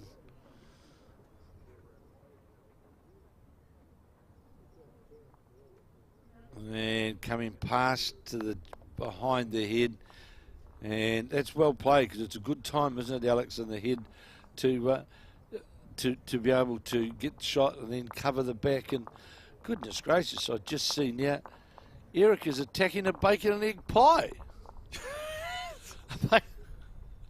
Sounds very aggressive, Kev. We see now Richard Hocking. Oh, they just, the Burnside combination have found their line okay, but it's just getting that weight right. Haven't seen quite that consistency, as you said, Kev, that we saw in the previous game, where there were 8 bowls within 2 or 3 feet every end. Still time to fix it. Oh, absolutely. One head can sit, but what's happening now, of course, the Australian combination are getting the bowls around the head. Thus, then, you know very well that, you don't mean to fall short, but it can easily happen when you're trying to get close into the head. Just under that bit of pressure.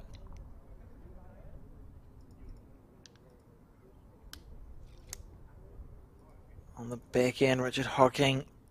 A bowl just sat down again. I've seen that happen a couple of times today. It's often rare to see sort of a bowl sit down of its own volition after it's been standing up, but for whatever reason, they just sort of seem to take their time, then sit down, and Richard Hocking, an okay correction there on his back end. Well, we saw one in that previous match where the bowl was actually going to fall inside the line, and just as it was about to, the bowl actually fell over, and of course then the bowl finished locked on top of the bowl. So yeah, the Burnside combination now trailing by 8-4. They'd really like to start getting some shots on the head, and at the moment there's another one. We'll sit jack level. Here we go, Barry. It's really important that your first bowl's sort of right on the target. Lovely smooth delivery. And watching this one, and it'll drift out a little bit first. You're 100% right in what you said, Alex, and watching that bowl halfway down the green, it was very, very noticeable, because you just saw the bowl. I'm certainly not criticising the green at all, but the bowl, whether it's the wind as well, just didn't get that movement back towards the centre line at all. And this one from the Australians, is it going to get past the front? No, it's not. So loose end. Big bowl here from Barry Williams. All the room in the world, really. He'd back himself to get this, just shuffling over onto the left of his mat to get that late turn out of his hand, real smooth. It's down to your weight. Oh, and your green, he's taken it in a lot. I was going to say, he's done the fatal. He's brought it inside the line, and he's brought it in the. Well, really, the Burnside combination haven't really got a bowl, safe to say, within about 5 feet, Alex. Yeah, 4 feet. Certainly a challenge. Sharing a laugh there. It's good they relaxed. Maybe 3. Well, definitely 3. And it's also really interesting, Alex, I think, that once the Australians moved that mat up to where it is sitting now, it's seen the Burnside side. That'll count. Oh no, lucky. Just against the bias, it sat down there, and Richard Hocking. I mean, there's no bowl here within 3 feet. He's got 2 bowls. He'll expect himself to draw a minimum of 1 here, probably on the back end. I'm just trying to see whether, and right, she got those. The lollipops. Put them up, and I missed it. I missed it. Hocking under pressure here again. Smooth delivery. Taken a reasonable track. When are you going to turn back into the head is the question. Needs to sit on something on the inside, not the outside. Well, did. It was a good bowl. Could be second shot. It was an eighth of a bowl wide, really. 2 it is. And a measure.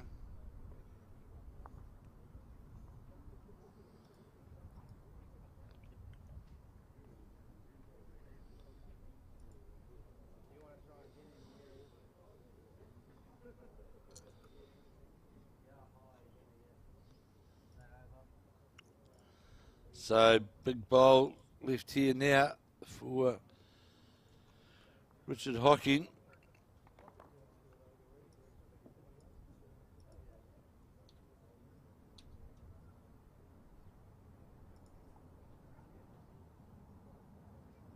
So the Australians will certainly want to really put the pressure on.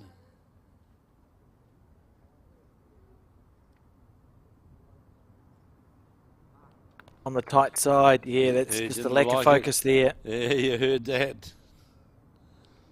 He knew straight away.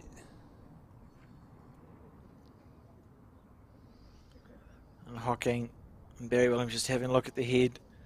You'd think that the back end's still on. If Richard's bowl isn't touching the Australian bowl, there's even a chance that he could sit his up and over or sneak underneath it.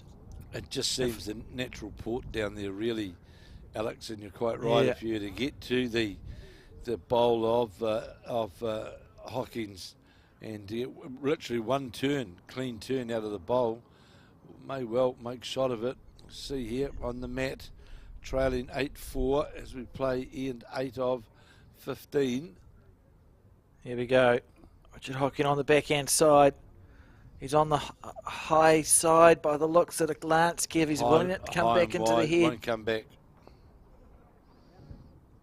We're disappointed with that. It was lovely, beautiful weight. It's going to be some points for the Australian. We'll see Cohen here go to Richard's bowl first, then around in a circle.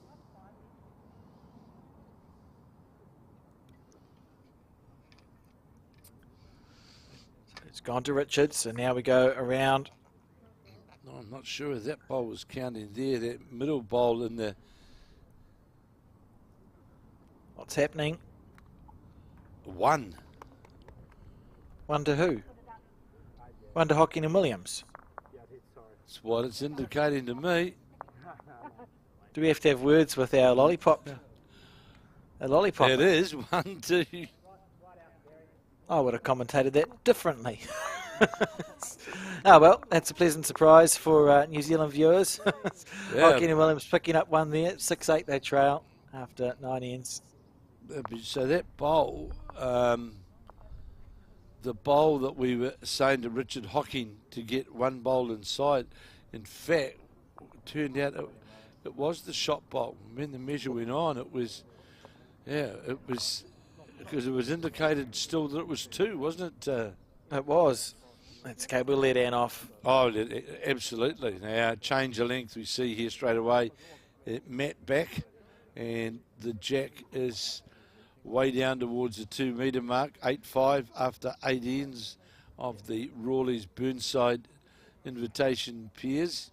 And we'll see whether we see now Barry Williams getting back to what I would say the consistency that we have seen throughout the last couple of games from the Burnside lead. Yeah, good first bowl there.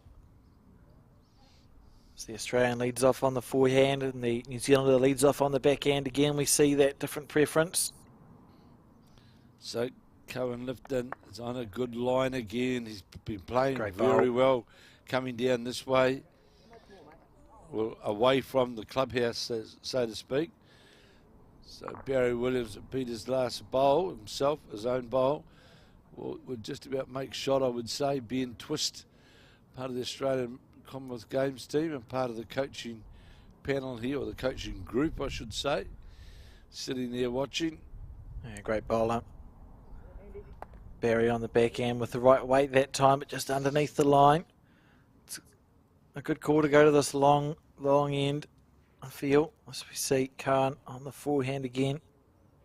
He's got Played the a bowl out on that wider side, and you see Nathan Black willing the bowl to slow down, Alex, but he's going to do so again. This That's is good well stuff. played, but an Australian lead. Doesn't seem to matter where the jack goes. It's great bowls there from the Aussie lead. And Hocking with a little bit of work to do. It'll be tempting just about... neither hand is brilliant because those two bowlers well positioned from the Australian. If you play, you eventually have to play the forehand. So maybe it's about getting the backhand sewn up and then switching.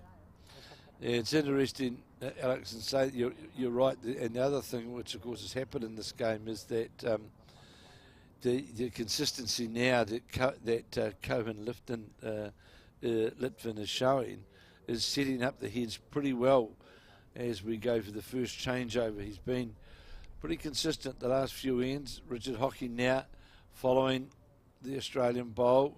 He's certainly out wider than Corin Litfin was and will be short of weight as well. He'll be a little disappointed with that bowl.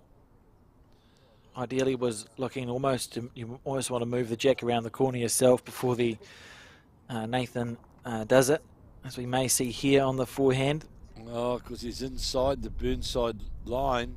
This is sort of the way that Richard was hoping to miss. Back of the, no, well, that's interesting. It's good actually for the Burnside combination because it's moved the 2 and 3 bowls of Australia, moved them further in behind the head. So Hocking needs to improve, by a good 4 or 5 feet of weight, trailing 8 shots to 5 as we play. Oh, it's out on that wider side again, Alex. That hasn't got the weight either. Coming now. Apologies. We might have the weight. Apologies. Take it back, Kev. Well, I did. It looked dead and gone 3/4 of the way down. Beautiful bowl there. Yeah, my apologies to Richard Hocking because that certainly looked to be as though it was going to not get to where it went to, that's for sure. Just interesting, Alex, though, with the bowls of that, the slight difference in that draw line coming in towards the head between the bowl of the Australians' bowl and that of Richard Hocking's. Nathan Black bowl certainly had a different line than the Richard Hocking bowl.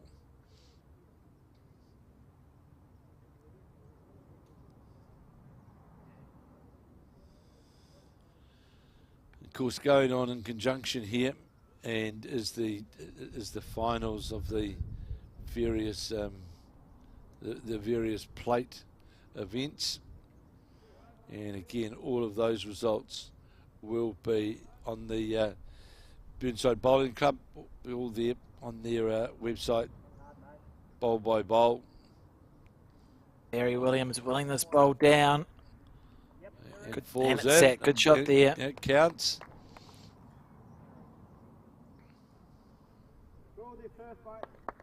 Draw with your first, he says. Oh, that's and indicates an interesting. intent for a second, doesn't it? I mean, I got an idea if this doesn't draw the shot or be close, what might be coming with the second. I don't think it'll be short, Kev. Needs to drop under. And Cohen here, just clean run.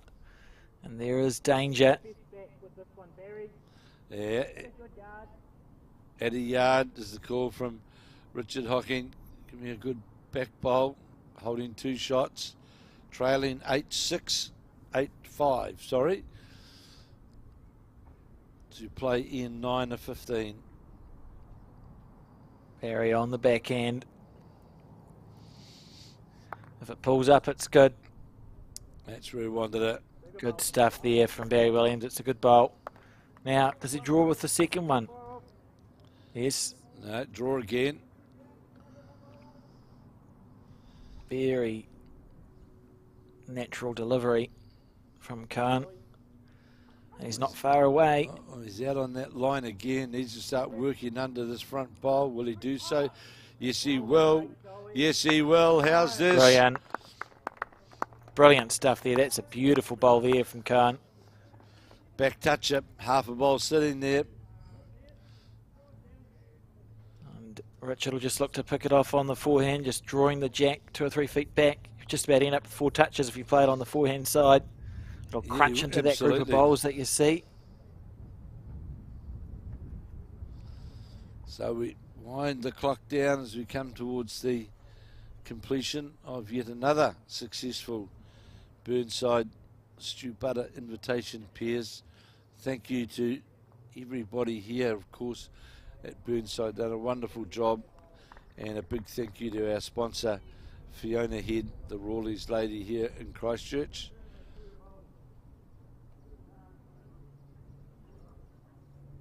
Here we go. Interesting decision. We're looking for that same result, trying to squeeze the jack to the right. Needs to come back now, though. Needs to work back. Might get it. Well, just the one down.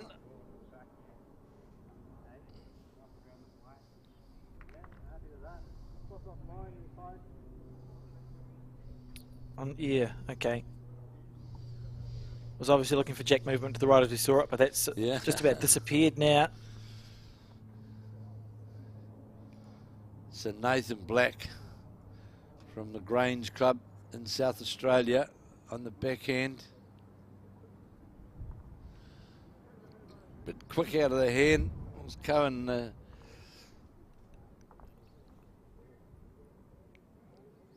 well, Cohen was a wee bit amiss there as well because it was short. Yeah, I mean, what are they going to do here, Kev? It's interesting is to try and get it onto the back end now. You'd have to play an interesting weight, very likely to not be successful. You almost just want to draw it off on the forehand side. I think so. I don't think with the line of the front bowl, the bowl of Barry Williams in the front there of the head, I don't think that line will allow you to get down to be able to face the shot bowl out. I think the best option still on the other hand. I'm trying to see from where I am looking down over the green, but I can't quite see it all because one of Tamara's cameras is right actually sitting right on where that view line is. But I think that's the better hand.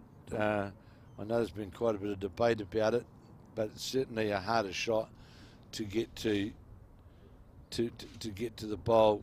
So I can't see anything now. Tamara's completely closed me off. So there we go. So Richard Hocking opting to play the forehand side. Trailing 8-5 in this game. I just think you'll need to have overdraw weight though, Alex, to get the bowl to hold up, to get that movement. And of course, tend to agree. Well, this is a pretty good attempt, I tell you. Great This is effort a here, pretty good Richard Hocking. attempt. This is a pretty good attempt. It doesn't get much Great better bowl. than that. Great That's shot an from Richard Hocking. outstanding shot. Just put that extra yard of weight on, Alex. It got it to hold that line. It just honed it in towards the shot bowl, and that was certainly well played by the Burnside skip, and certainly converted that very, very well, as now Nathan Black on his forehand. 8-6. Well, it may go to 8-6. Oh, not to be outdone here. Not to be Nathan Black on the forehand. Not to be outdone. What a about bowl. that? Great shot there. Brilliant stuff from Nathan Black. 9-5 now to the Australian team. That's what great 2 last bowls that was. You go a long way, Alex, to see 2 better played bowls than those 2 there, both reaching to the jack, the shot bowl, and just turned it through the head straight away. You notice, here's those at replay, here's the Hocking one, and I'm sure in a moment, there we see the Australian one, and dead weight right to the jack, and you don't see much better than that, but interesting straight away though, we have seen that Matt, Alex. Great stuff. And the match here right up and the jack to the 2 right metre. Up, jack to the 2 metre mark. And one of the earlier Australians, one of their philosophies about playing this is, especially on not these greens, but the Australian greens that they play on, it's the easiest road to the jack in the ditch. Yeah, fair enough.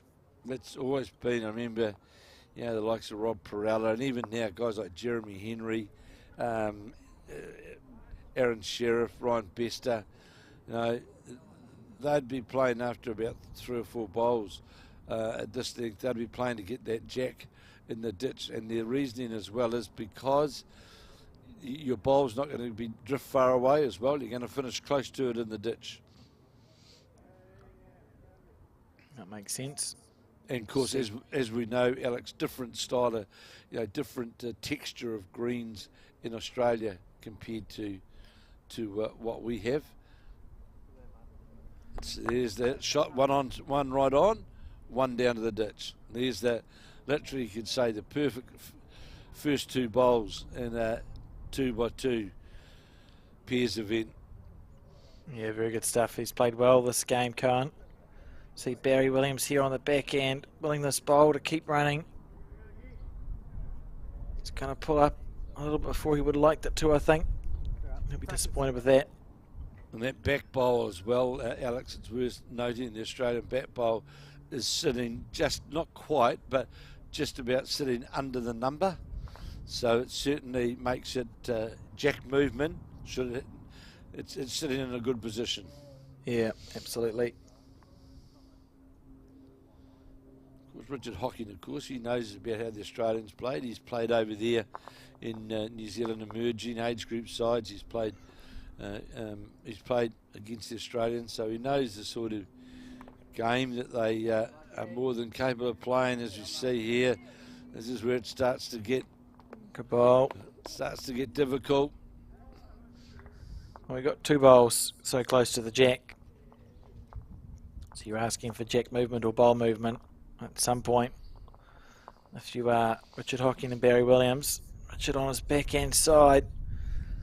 I think it's going to duck away on him. See just a little bit of frustration there.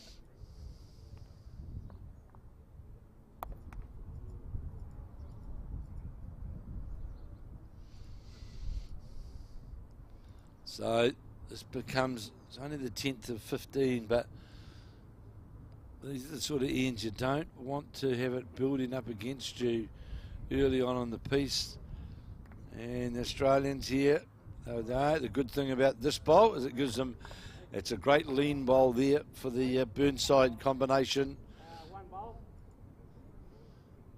Must be tempting to play with weight. He's got to play with reaching trail weight. Taking his time on the backhand side. I think we're going to see weight here from Richard Hocking on his backhand. He's not far away. Needs to use anything but the gap.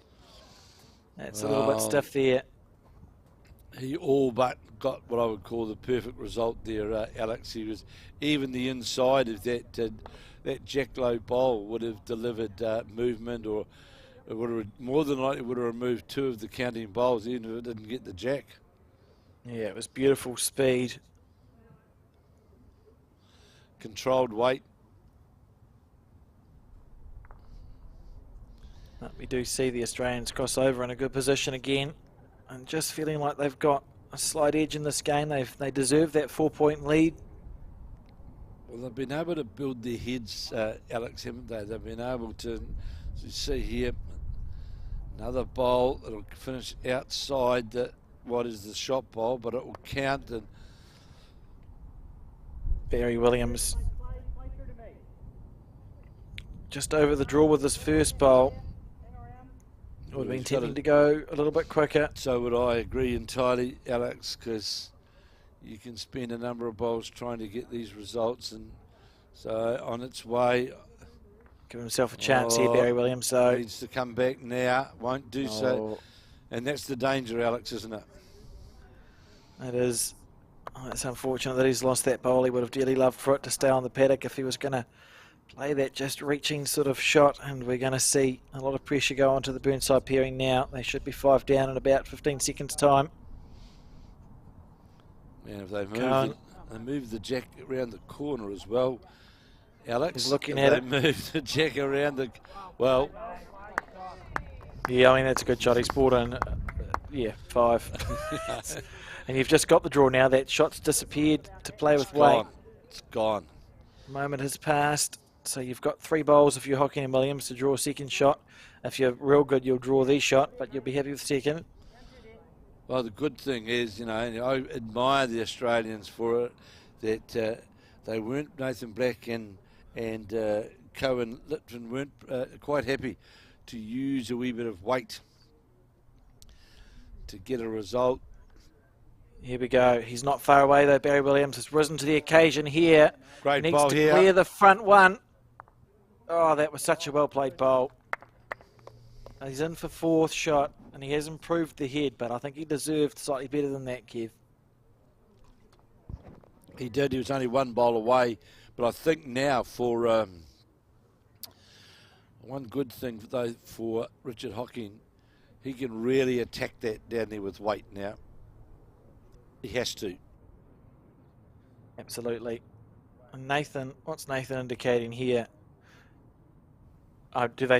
He's just opting to go around the back. I thought for a brief second they were looking at replacing that 4th shot bowl of Barry's to sit there with about 100 points, but opting just to draw around the back with this one. And maybe if Richard misses, they then might think about putting the screw a little bit tighter and see if they can remove that bowl of Barry Williams. Well, the difficulty is for the Williams-Hocking combination is where the bowls are lined up. Very difficult to get down there on the draw. You see that line of 3 bowls? You just won't get around there. You can make contact here and bring in a counter, and we'll do so. Yeah, it was a good result, really, but Hocking needs to be through on his backhand. He needs to make a decision, because you're either playing the black bowl of Barry Williams at 12 o'clock, or you are underneath it through the shot bowl. See if you can pop the jack back and follow through yourself, and not halfway in between. Well, the big thing is here for Richard Hocking. 1, I think he's got to go relatively quickly, and 2, that he doesn't want to try and steer the bowl down to the line, because if he does, it will very quickly just disappear. Especially with that, what I would call, that half pie weight, so to speak, Alex. Absolutely. So Richard here, 2 bowls to go on his backhand. Needs to get this perfect. If he clears the front, he's in with half a chance here, Kev. Not going to clear the front, going to knock another one in. And that's what I said about that weight, Alex. I'll be disappointed. It's got to be, because playing with that weight as well, remembering you're going, if you haven't got it dead right, you're quickly going to go away from the head. I feel that their black bowl, sure, it's vulnerable, but it's locked in alongside other bowls as well. It's not going to go, I can't see it going completely out of the head, and I'd be going quick at the green, the 2 green hoop bowls there. Yeah, we might see that, and I think Nathan on his forehand side looking just to add a bonus in that way.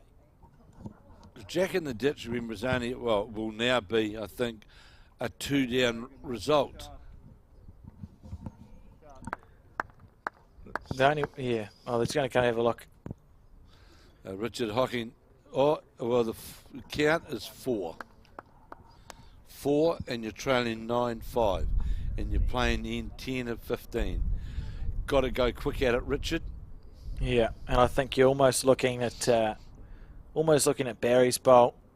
I just going to say, if I remember, like the great Nick Unkovic, he would be saying, "I'm going to drive the black bowl, and I'll drive that into the head, and that's our bowl, and that's what will give us. I'll follow through off it." Danger is that you try and steer the bowl with half-hearted weight. I question that weight again. He's got a wider line with it, but it won't come back. Now it's moving. Needs it to turn on to Barry Williams. To get that, and very good. Well good played, and gets applause from the Australian combination as well. That was an Yeah, one unbelievably down is difficult a ball to big play, result. but well played by Richard Hocking there. That would have looked like a very small target for him, and he's played it well, they've essentially kept themselves in the game with that result, haven't they? They did. They were sort of out of it.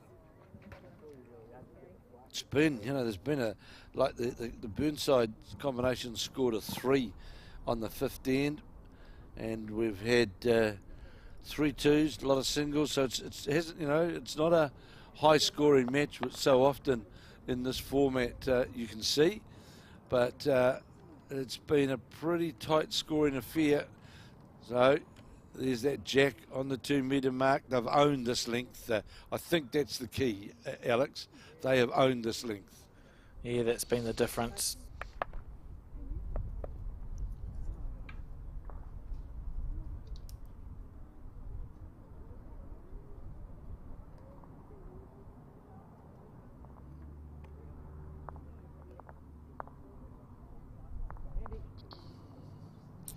So handy opening bowl from Barry Williams.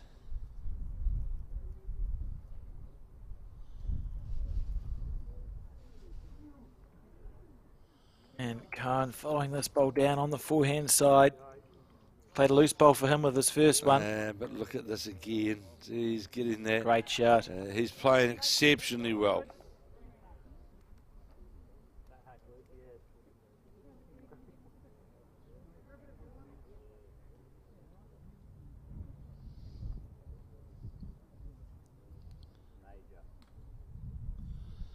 So it's imperative that the question I pose, Alex, whether the Williams / Hocking combination are just starting to get a bit loose, and the Australians have taken that dominant position.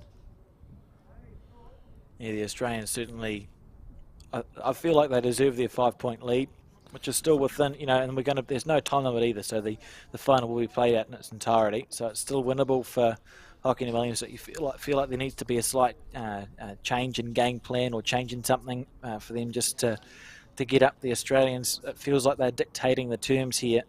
They are, and Alex, just to let you know that in a few moments' time, around about 4:30, I'll have with me Phil Major, the Mayor of Christchurch, who is going to join us here for a couple of minutes to have a bit of a quick chat, not about politics, right? Brilliant. Not about water or parking but just about whatever. But he wants to come in for a couple of minutes. So, of course, he's the mayor. Welcome to it. Yeah, Erica will accommodate him. Erica will make sure that everything is. She's looking a bit tired.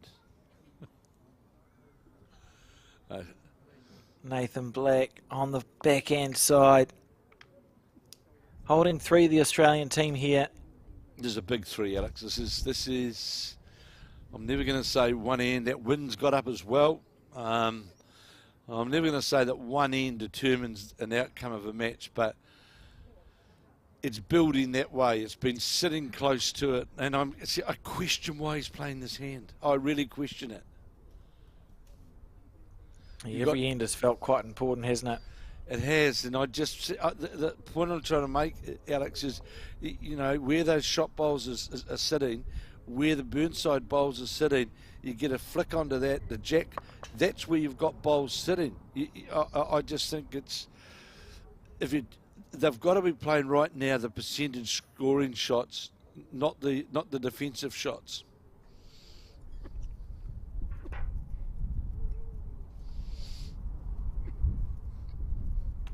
Khan on the back end. He ran off the mat with that one. That got a. He certainly did.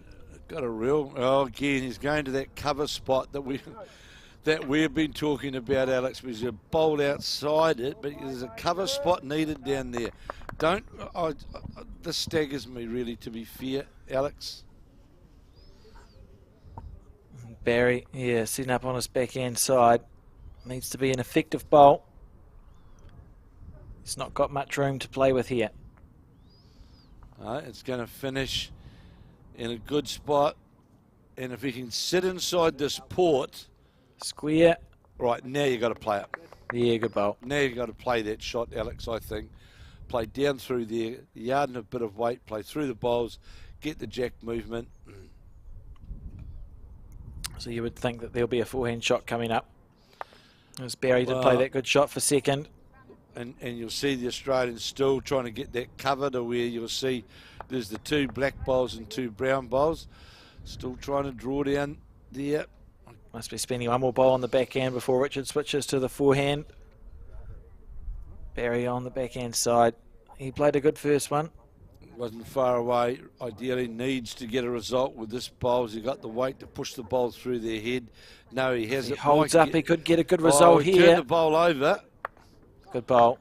So what do you do now, Alex? You got to It's jack. solidified. Yeah.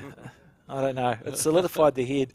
It must still be tempting to play the forehand. You've trailed by 5 with 4 ends to go after this. You sort of want to score. A 2 would be nice. 2 would be lovely. Because our thanks to Rawleigh's Fiona Head, the Rawleigh's lady, a sponsor of this, the Burnside Stewart Buttar Memorial Pairs. Here's the Australian skip, Nathan Black. Still, well, he looks to be under the line. Inside out's fine if he's got the weight. Not sure if he does, but he may. Well, if he crosses that centre line, can make it hard there. Oh, Yeah, the and forehand might be gone now. Yeah, and that's where Richard's looking at it, but I just think we're looking at it one bowl too late, actually. Yeah. Because I don't think he'll get the pull down towards that. Yeah, It'll be challenging. It's possible, but it's you have to play a perfect bowl on the forehand side, around that short bowl, inside half of Barry's on the black. well, the other thing is, you know, The forehand shot's if you, on if he well, wants I was to just play going to it. say, if you played with weight, even if you played to the shot bowl, on the other hand, the jack's going to come down towards these Maroney and black bowls. You know. So we'll see what he plays. I think he's going to play the forehand. I don't mind the shot, depending on the weight that he plays, because even if he plays square through Barry's short bowl that sits at, 10 o'clock on your screen, your collision bowl's coming through to the right. There could be some good stuff happening there. Just the key is getting around that front bowl. You want to make sure that you're connecting with your target. So the danger is, though, Alex, if you play with that yard of weight, you force yourself one bowl wide. Yeah, he's close here, I think. One bowl wide. I was more optimistic than you, Kev. That was beautiful weight for the shot. It You can see was. what he was going for there.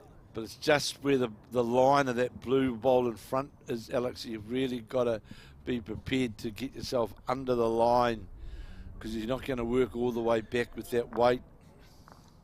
Yeah, Richard liked the weight that he played it with, so it's just Good a weight. correction on the line, unless Nathan changes Oh, something what's this dramatically gonna alter? here. Oh, Great it's- bowl, that's brilliant. Oh, he's got to change his hand now and play for the jack. Yeah, you have to draw it on the... Well, you can read through it on the backhand if you feel like it. Pick your weight. One down, and if you can get 2 feet on the jack, he could have 2 or 3. So, he's just deciding what weight to play there, I think, Kev. It said draw, so just be just over the draw on the backhand. Well, just needs to hold up that line.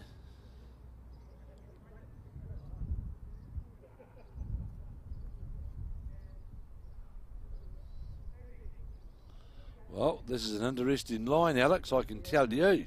He's This- very close here. But it'll go now. Needs Oh, the he's inside going to of be the 2 bowl. down in a second. 2 down. Oh, dear. There.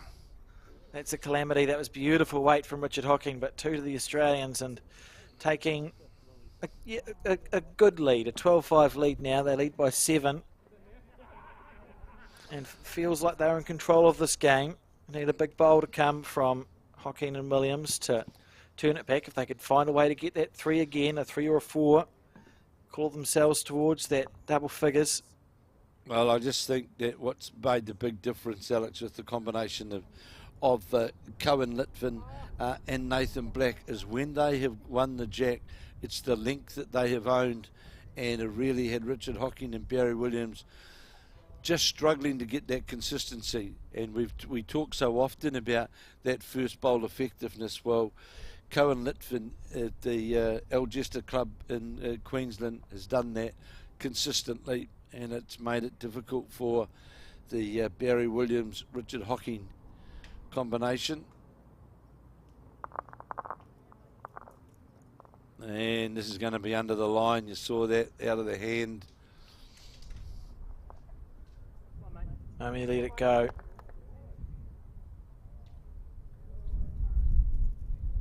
Cohen certainly has almost done to Barry what Barry did to Kylie Whitehead in the previous game, where we just saw about 2/3 of the ends go the way of Barry Williams after the front two bowls. Of course, the jack's just sitting just outside the 2 metre mark. And the danger is, of course, that some players, when the mat's up, they think, well, if I put a yard of weight on, I'm going to sail by. Well, you need to be up to the head, and this is going to go past the 2 metre mark. We'll stay up. We're playing right down in front of us here at the Burnside Bowling Club. And one of the prestigious events. Congratulations, of course, to Jamie Ferris, the greenkeeper here at Burnside, who has done an absolutely outstanding job in the presentation of these 3 greens. I've had 3 days of solid play from 8:30 in the morning through to the end of play each day, and the greens have stood up absolutely fantastically. As we watch this bowl, needs to get past, will do so. I just think, Alex, the drawing dominance is now really starting to drive its way home by the Australians. Yeah, they're playing well, these two. Richard Hocking on the forehand. Something just needs to change for the Hocking-Williams combination. And of course, don't forget, next week, so here's this nip. We're starting to steer the bowl, Alex. It's, as you know, it's always a sign of, yeah, we're struggling, all right. So next weekend, of course, Alex and myself and Tamara, we will be live from the Paratutu Bowling Club in Taranaki. We will be bringing you, not sure when we're starting yet, but we'll be bringing you the final stages of the famous Taranaki Open Falls, 250 sides. Line up on the greens around Taranaki tomorrow, 6 out of 8 to qualify for post-section play. And we'll be bringing you the live action of the final stages of the Taranaki Open from Paratutu. Certainly looking forward to that. It's always a great event. See, there's that. Is Hell going to hold to the line? Is that Alex? Needs to get inside the bowl and sit. Well played. Good correction here from Richard Hocking. Draws front to the jack. And, of course, even at 7 behind, you score a couple. You've still got 3 ends to go. And you're never out of it. But it's really about getting control of the mat again. And we saw there Hocking short with his first one, but adjusted well with his second. Let's see. One of the plate finals is completed. Or they both may have, I'm not sure. But to find out all of the results, just go to the Burnside Bowling Club website, and they'll have all the results up there on their website. So,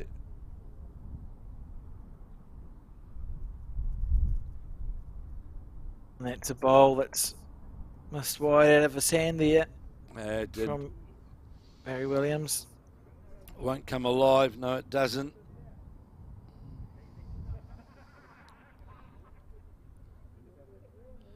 This looks tight coming down, and is. And in fact, will get the Hocking bowl, but won't roll it far enough in for it to be effective into the head. So big chance here now for Barry Williams to get his skip. Richard Hocking another bowl on the head as we play in 12 of 15 in the final of this Burnside Piers. No, he doesn't. He's like walking that away either. from it. He's walked away from it. If he's got good weight, he might go inside out. He might Might wriggle get a in generous here. slide here. Oh, he had great weight. Oh, good try. Richard Hocking really- can see the humorous side of it. They will be looking to score more than one here, won't they, Kev?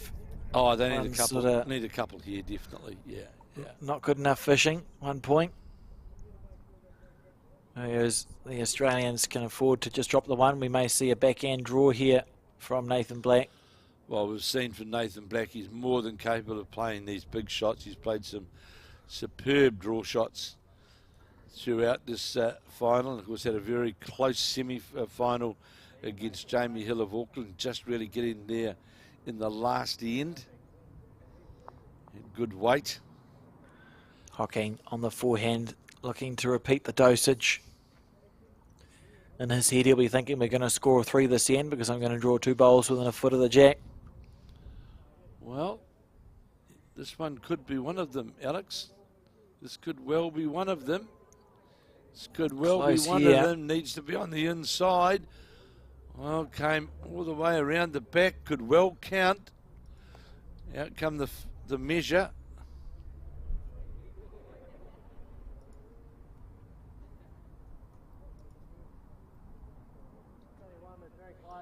One and very close was the call. And we see Anne Wright, our marker, straight away as soon as he rightly heard from the Australians. Put the lollipops up. Oh, here's this coming down now. How's the weight though? Is it going past? How's this? How's this? To get any better than this? That was amazing. And sitting down a little bit. Still holding the one though is the Burnside combination. Can they get a touch on the jack down through there and make 3 of it, Alex? The question, he'll give it his best go. What's the go? Only got to move it 6 inches, and he's got every chance of making 3 shots of it. So here is. Giving it a look here. He's not far away. Richard Hocking needs to clear the front. He needs to clear the front, Kevin. Did we call How's it your weight, right? Richard? The shot was on for sure, Beautiful effort. but it's a 1.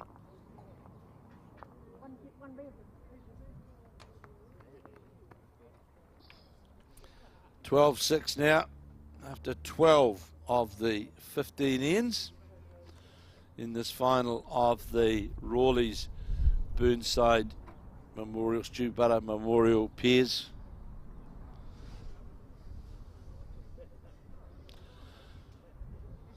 So, Jack just been delivered below the 2 metre mark from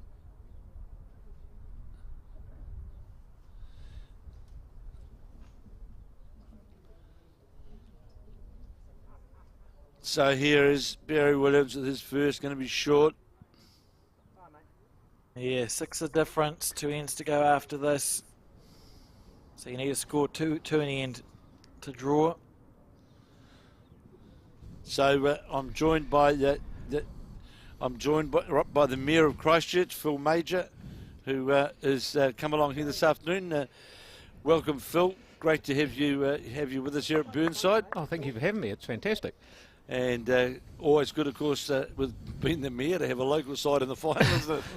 It was all part of the plan, I believe. Oh, well, but yeah, it's a great setting, this at Burnside, and of course a long-standing event here at the Burnside Bowling Club, and they do a wonderful. Well, Burnside, of course, host of the 2008 and 2016 World Bowls, and have hosted other international events here. So it's certainly a great facility for the city of Christchurch.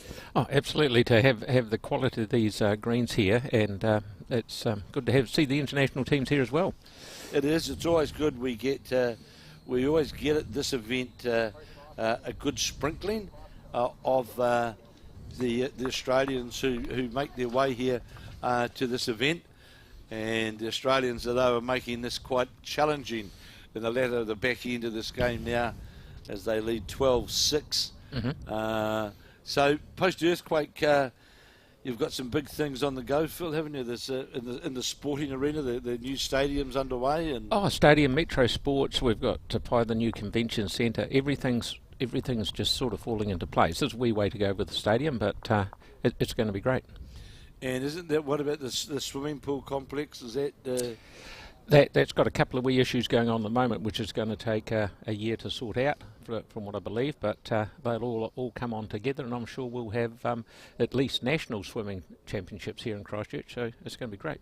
I was fortunate.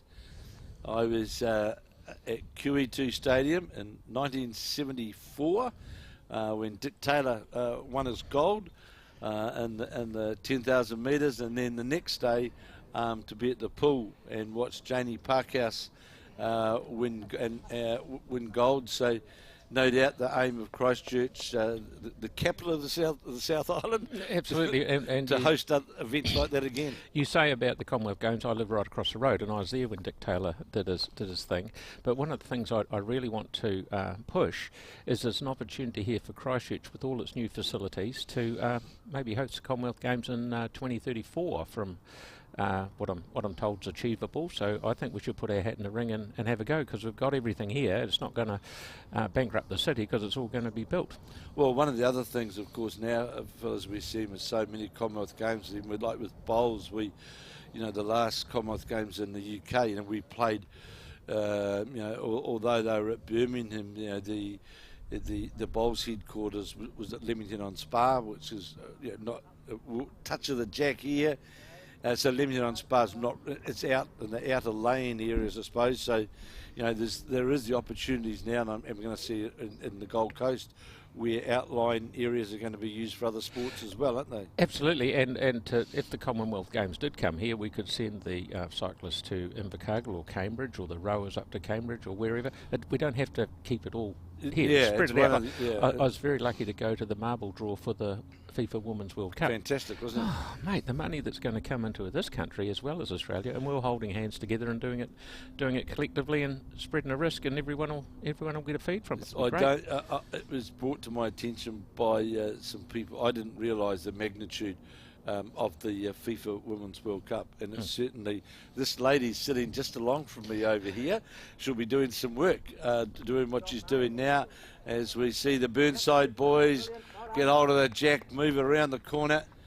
So the great complex here, though, really at Burnside, isn't it? And great facilities, great greens. Outstanding, great people. It's good. It's a pleasure to be. I only just live about 500 metres around the corner, so it's just wandered around, and it's brilliant.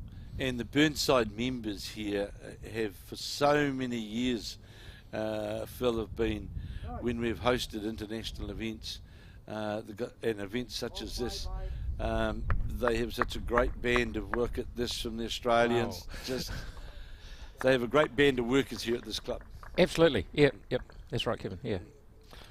So obviously you want the Burnside team to get their way to get the gold medal, so to speak, but the Aussies are making it hard. But I was here on Friday when we opened it, and these guys, a lot of them, have been standing out in the sun for the last couple of days. That's hard yakka in itself. They have. We couldn't do that in Auckland when we had the Nationals on, unfortunately. We had sprinklings of rain just to keep you cool. Yeah, sprinklings, all right. I felt, the organisers did a wonderful job, as did the organisers of the tennis at Stanley Street, because they certainly, you couldn't have got more trying conditions really of what they've had over recent times. So, yeah. So look, Phil, as the Mayor of Christchurch, or the new Mayor of Christchurch, I should say, thank you very, very much for popping in to see us. Thank you and the Council of Christchurch. We hope for your. I know when we've hosted the World Bowls, the Christchurch Council has been a very, very willing participant, and let's just hope when we have the opportunity to bring other major bowls events to the region, that the council sees the merits in it, and we can have successful partnerships. Well, you're right in what you say, Kevin. With all the new facilities we've got, I reckon Christchurch is going to be the sporting and events capital of the country by a long shot. So. Well, there you go. You heard it there from the Mayor of Christchurch, Phil Major. So thank you, Phil, for your time. Thank you, Kevin. Thanks for popping in, and let's just hope we can, in this latter stages, pull this Burnside team through. Good on you, mate. Nice talking. Thank you. See ya. Bye. So there you had Phil Major, the Mayor of Christchurch. It's great to have a mayor who is a supporter of sport, whatever the sport is. Always wonderful to have. the council and the mayor on our side. Alex, no doubt, be back with me now.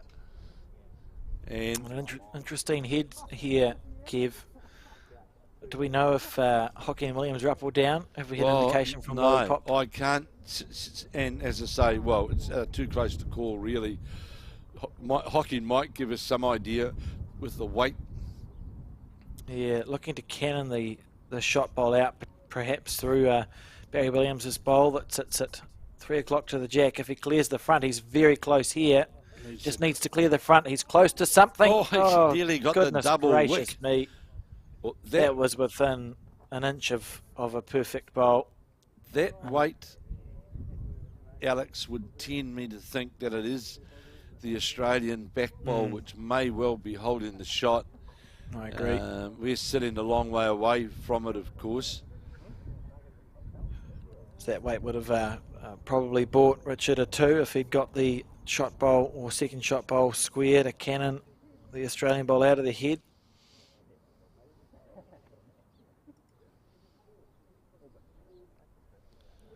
So here is the Australian skip, Nathan Black. He's not frightened to play shots, this boy. Is he going to get the bowl? Touched. Puts his own one. Definitely won. Definitely won to the Christchurch combination. That could have gone better for the Australian team. He was a bit unlucky there, really. He was in the target area, got a touch on the bowl. And holding one now. They have to be brave and try and make it a 2. Tempting. I feel like you can take a wider green on the forehand, so you finish flatter into the head, less likely to give the shot away. That's what Richard's going to try and do here. So on the forehand, and as Alex said, he certainly wanted to endeavour to make 2 shots of this. And oh my goodness, here's the line here. Can he sit on his own? Can he sit on his own without touching the jack? Oh, what a bowl! Well, what a bowl! Has he moved it out? Has he done it? Has he moved it out one roll too far? Not sure. Looking at the marker, can't see anything. I feel like he deserves to. He deserves that was a very to, good for shot sure. there from Richard Hocking. Brave stuff. Took the slightly narrower line through to the jack, went underneath it, sat the shot bowl for one. We'll call it 1.5. With the bowl to come here from Nathan Black, and you feel like if Australia can score here, that's essentially the title in the pocket. Nathan Black on the back end. Big bowl. And on the searches, the Australian skip always looked on the wide side. We'll see what the call is. And just the one. He played it well, did Richard Hocking. He did, and so the equation now, 5 points and 2 ends, and they'll keep playing. There's no time limit. If the end is killed, it's killed, so it's replayed. So you sort of want to score 2 threes now if you're Richard Hocking and Barry Williams, but they'll focus on getting the first 3 done and dusted, and then they can move on to the next end. Very enlightening, Alex, to have the Mayor of Christchurch, Phil Major, up here with us just a moment ago, and great to have a mayor, I think, who's actually, I was trying to make a comparison in my mind between the Mayor of Christchurch, Phil Major, and the Mayor of Auckland, but I won't try and make the comparison. I think that. I have no comment. Just what I would say, very much contrasting characters, and and certainly encouraging on the agenda as Phil Major as far as sport in the Christchurch in the southern region. Yeah, exciting for the city for sure, and as he spoke about either brand new or upcoming sporting facilities. Oh, close there, and going to be some great events over the next 10, 20 years for sure held in the Christchurch region. Why would you not? Yeah, we'll be still in Auckland. We'll be still trying to work out where the cars go down the wharf. I wasn't going to say that. Oh dear, interesting. Barry Williams, he started off with a great bowl, showing a bit of his previous form and falling just a little bit short with the second. So, do you get the mindset here, Alex, if you're the Richard Hocking side, now that that great opening bowl's been played by Barry Williams, we're aiming to score a 3 on this end? Absolutely, the 3 is achievable, and it would be helpful. And anything more than a 3 is at a bonus, particularly now we see Cohen here miss wide. So Richard's essentially crossing over with the head to build onto instead of to salvage. And a 3, very, very doable here. Absolutely, and he's got the opportunity here to play what I would say the hand, which is going to draw back to where that bowl behind the head is, and which in fact would put him in a counting position. But look, let's not underestimate in any way the capabilities of these two Australians. Well, they've played great bowls the entire game, and by all accounts the entire tournament, the two Australians. As we see Richard Hocking here endeavour to add a second shot. He's got the right line. Hasn't got the weight. I'm not weight, sure though. if he's got the right weight. All I'll say here, this is a bit of a coaching lesson right now, Alex, that to me, that bowl should have been the target area for Richard Hocking, was the bowl behind the head. The green and white bowl, to me, that's your weight line to there. Forget about the jack line. And this is going to go past to the centre line, and now good one to work from there there's for that Nathan meter. Black. So what Barry Williams is saying, you do need that extra metre as we draw to the close of the final of the Burnside, the Rawleigh's Invitation Peers Tournament. This will count if he gets clean under the bowl. Needs to get clean under it. Would still count, yes. Looking down on the head, definitely count. Nathan Black, the South Australian from the Grange Club, playing his first lot of 2. It's going to go by. Building up okay, though, for the Australian team. It is, Alex, but if you're the Burnside team as well, you can't be too worried about about that, can you? Because you've got to be looking at getting domination on the head. Oh, absolutely. And getting it scoring, getting in a scoring position.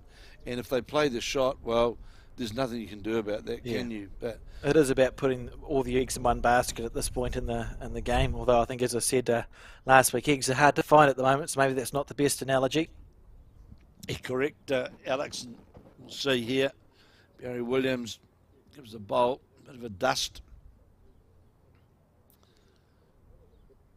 Very deliberate. On the backhand. Tight. He's tight, Kev. Very. That almost looks like a bit of wind got it or something there, such as the distance that bowl missed by. He'll be disappointed with that. Very disappointed. Quickly into his work is Cohen Litfin. He'll try and follow the line of Nathan Black on the wider side. Now, they've got to start capitalising on this opportunity. Yeah. Still lane 2. Another shot here. Yeah, good call there from Richard. Just giving Barry a bit of a reminder just to help him refocus. You got 4 bowls to go after this one. He doesn't like it. That's bad bowls. I wonder if he's getting a bit tired. I was going to make that point before, actually, Alex. I just wonder. Been a long couple of days. On the hot sun. And he'll be deeply disappointed with those couple. Well, still, he does hold the shot down there. Yeah. It'll be even more disappointing, the fact that he's put one so close to the jack and has then delivered his 3rd and 4th bowl to where they ended up, and there'll be an apology on the crossover. There will be. But Richard Hocking, he's got to be thinking here, we're going to score 4. Yeah, he needs to make the 2 count. We're going to take score opportunities. 4. We're going to the last end, 1 behind. And it can be done, Alex. There's no, we've seen, I suppose his only fear is looking at that line of 4 bowls directly behind the head, but he can't think about that. He's just got to make sure I draw another counter. Absolutely. On the back end he is. It's not going to come back from there. Almost an overcorrection after having watched Barry's bowls. Has he Well, got the weight to count? He might. perhaps he... No, Felt almost more like a weight issue there than a green one. he needed more.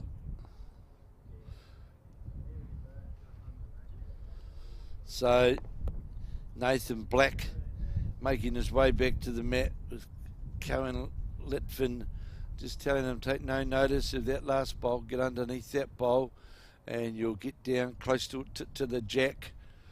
So here he is on the mat, the South Australian from the Grange Club, winner of the Adelaide Masters, is a 19-year-old. On the backhand, if he clears the front, he's close. He's just diving away there. Look at that. He's given up on that bowl. And a real opportunity for a 3 here still for the Hocking-Williams combination. Oh, absolutely there is. Absolutely. And the indication there was to Richard Hocking, you only need a couple of rolls really and your bowl will count. The biggest thing for Hocking is he doesn't try to steer his bowl under the line. Here it's on the backhand. We'll see how far it's going to come back. It's coming down past us now, but that's out on that wider side. And here, both Williams and Hocking be very disappointed with those last 2 bowls. I think we're going to see play for the game close out here, Alex. I agree. I'm just going to have that conversation. So they lead by 5 points. I'm just saying, look, would you rather play with weight or draw around? Doesn't need much jack movement on the back end through Barry's bowl. The jack's going to spring to the bottom right, 7 o'clock on your or 5 o'clock on your screen. Door's been left open. Going back to the head now. There he is, giving the encouragement to Nathan Black. Is Cohen Lifton. He's going to be playing through to try and get to the jack on the backhand with that reaching weight. Essentially to win the game here. How long is it going to hold? Oh, how's the luck for the Burnside boys? That's not gone well for Australia. That side bowl could now count, Alex. That's disappointing. I mean, it wasn't really. I don't mind the shot call. Nathan wouldn't have expected to miss by the amount that he missed by there, Kev. No, he would not have expected to be more in the area. So when you're thinking percentages, you'd still think he'd be within the area more often than not. And I think only 2, but 2's enough to keep this game very interesting. 9-12 now on this final end. And well, the thing is, Alex, I know real chance. I know though that Richard Hocking and Barry Williams would be thinking subconsciously themselves, well, that could easily have been 4, and it was really we created. All we had to do was just that's an end to mark down as a let off for the Australian side and a disappointment to the Burnside combination in this penultimate end.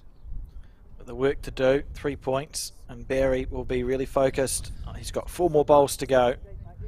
Remembering, of course, the Burnside combination did pick a 3 up on the 5th end, so it's not to say that it cannot be done.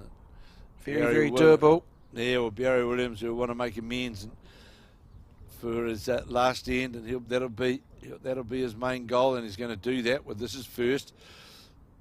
Needs it to pick the jack up square. Needs it to hold a little. Great shot there from Barry Williams. A good start to this final end where they need 3 points to force an extra run or 4 points to win it.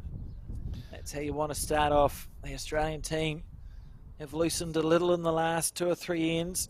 And yes, we haven't taken, that's the New Zealander and me coming out. Hocking and Williams haven't taken as much advantage of that as they would like to, but still a chance here for that 3 points to force an extra end. As we see the pressure going on now. It's a funny thing, pressure. As we play in 15, remembering play got underway 8:30 on Friday morning. We have 48 sides lined up for section play, and we're now down with 1 end to go to the final. as we watch again. This is well played again.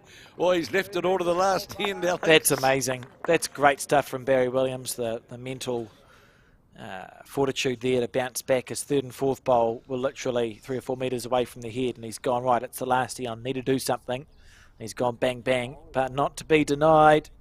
How long is it going to hold for? Here. Great effort.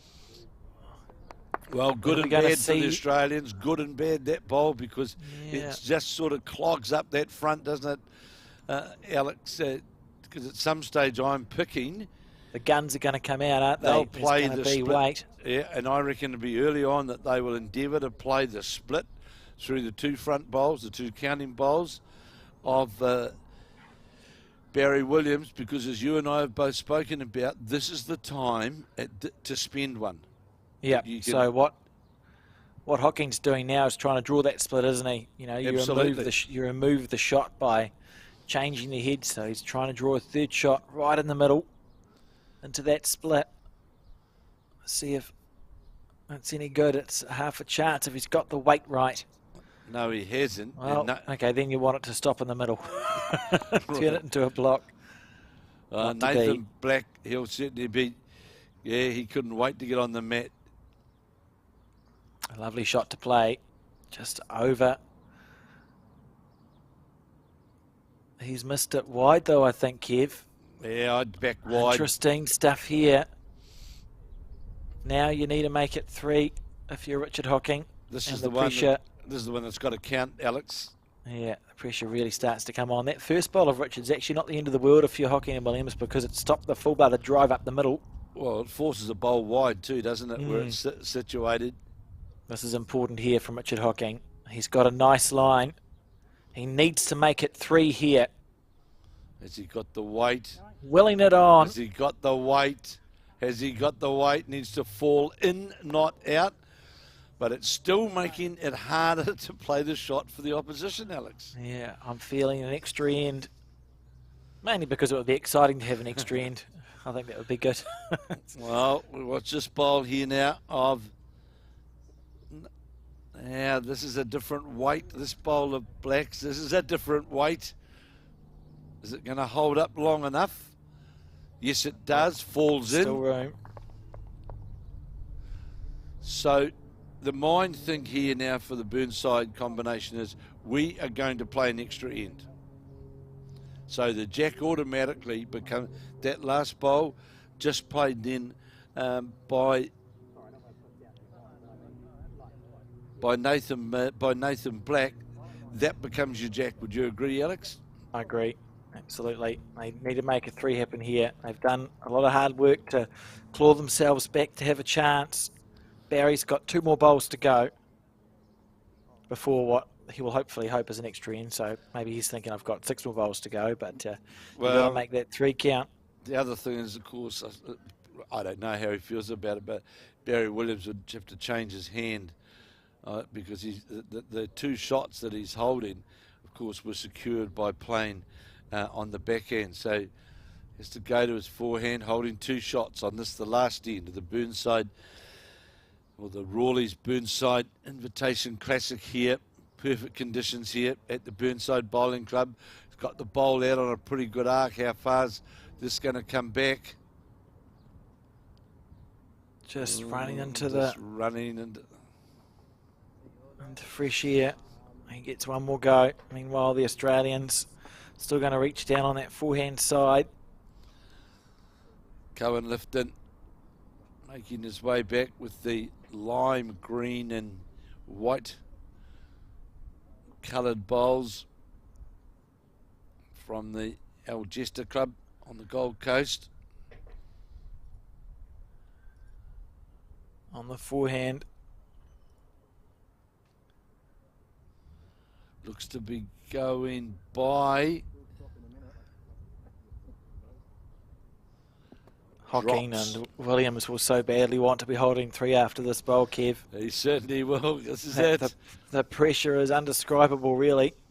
When you're Australia and you've been leading this entire game, imagine approaching the mat and it's the draw that's sitting in front of you, not the win. He's certainly got different weight but it's not going to come back. And he did his hard work with the first 2 bowls, so it's up to Richard Hocking now. Yeah, correct, Alex, absolutely. Yes, your turn. You draw 1. Holding 2 shots. And can now Cohen Litfin. Well, he's out on that wider line as well. Alex, he's coaxing. He's talking to it. He's talking to it. He likes it. He's talking to it. How's this? Over and out. Oh, good try. Now it's a shot that Richard has to play for 3. It's possible to go square through that last bowl without jack movement. Just looking to rest it out and sit there for 3 yourself. A very hard shot to play. But one we watched Richard play in the semi-final, Kev, on the, whatever it was, 3rd end on its forehand side. Same sort of shot. And let's just say, get it with your first, lad. Yeah, very much so.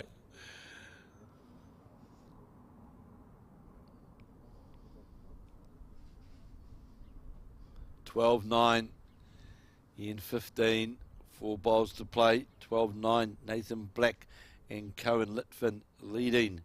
Richard Hocking and Barry Williams. On the forehand is the Burnside player. Looks tight, is tight. Doesn't have the... Oh, it's still holding. It'll go now, though. Will go now. He rocked onto his own bowl, had the good weight. Think another about yard the right away. weight. Huge pressure here. Now the Australians, do they leave that shot for Richard Hocking? Yep. Or do they try and improve the head again? Absolutely. You play the shot, son. They don't need to play it that you know, they... Nah. You're almost drawing on your backhand if you're Australia, aren't you? You're not going to go near anything, I think. Yeah, but they're Australians, and looking at the body language of Cohen Litfin, he's One saying over and done with here. Yeah, we can close this out. Passes the bowl to Litfin. Onto the mat goes the South Australian. Playing on his forehand on this full-length head. Oh, by goodness. By goodness. Interesting stuff. Interesting stuff here. Well, no change, really. No change. Anything, is it?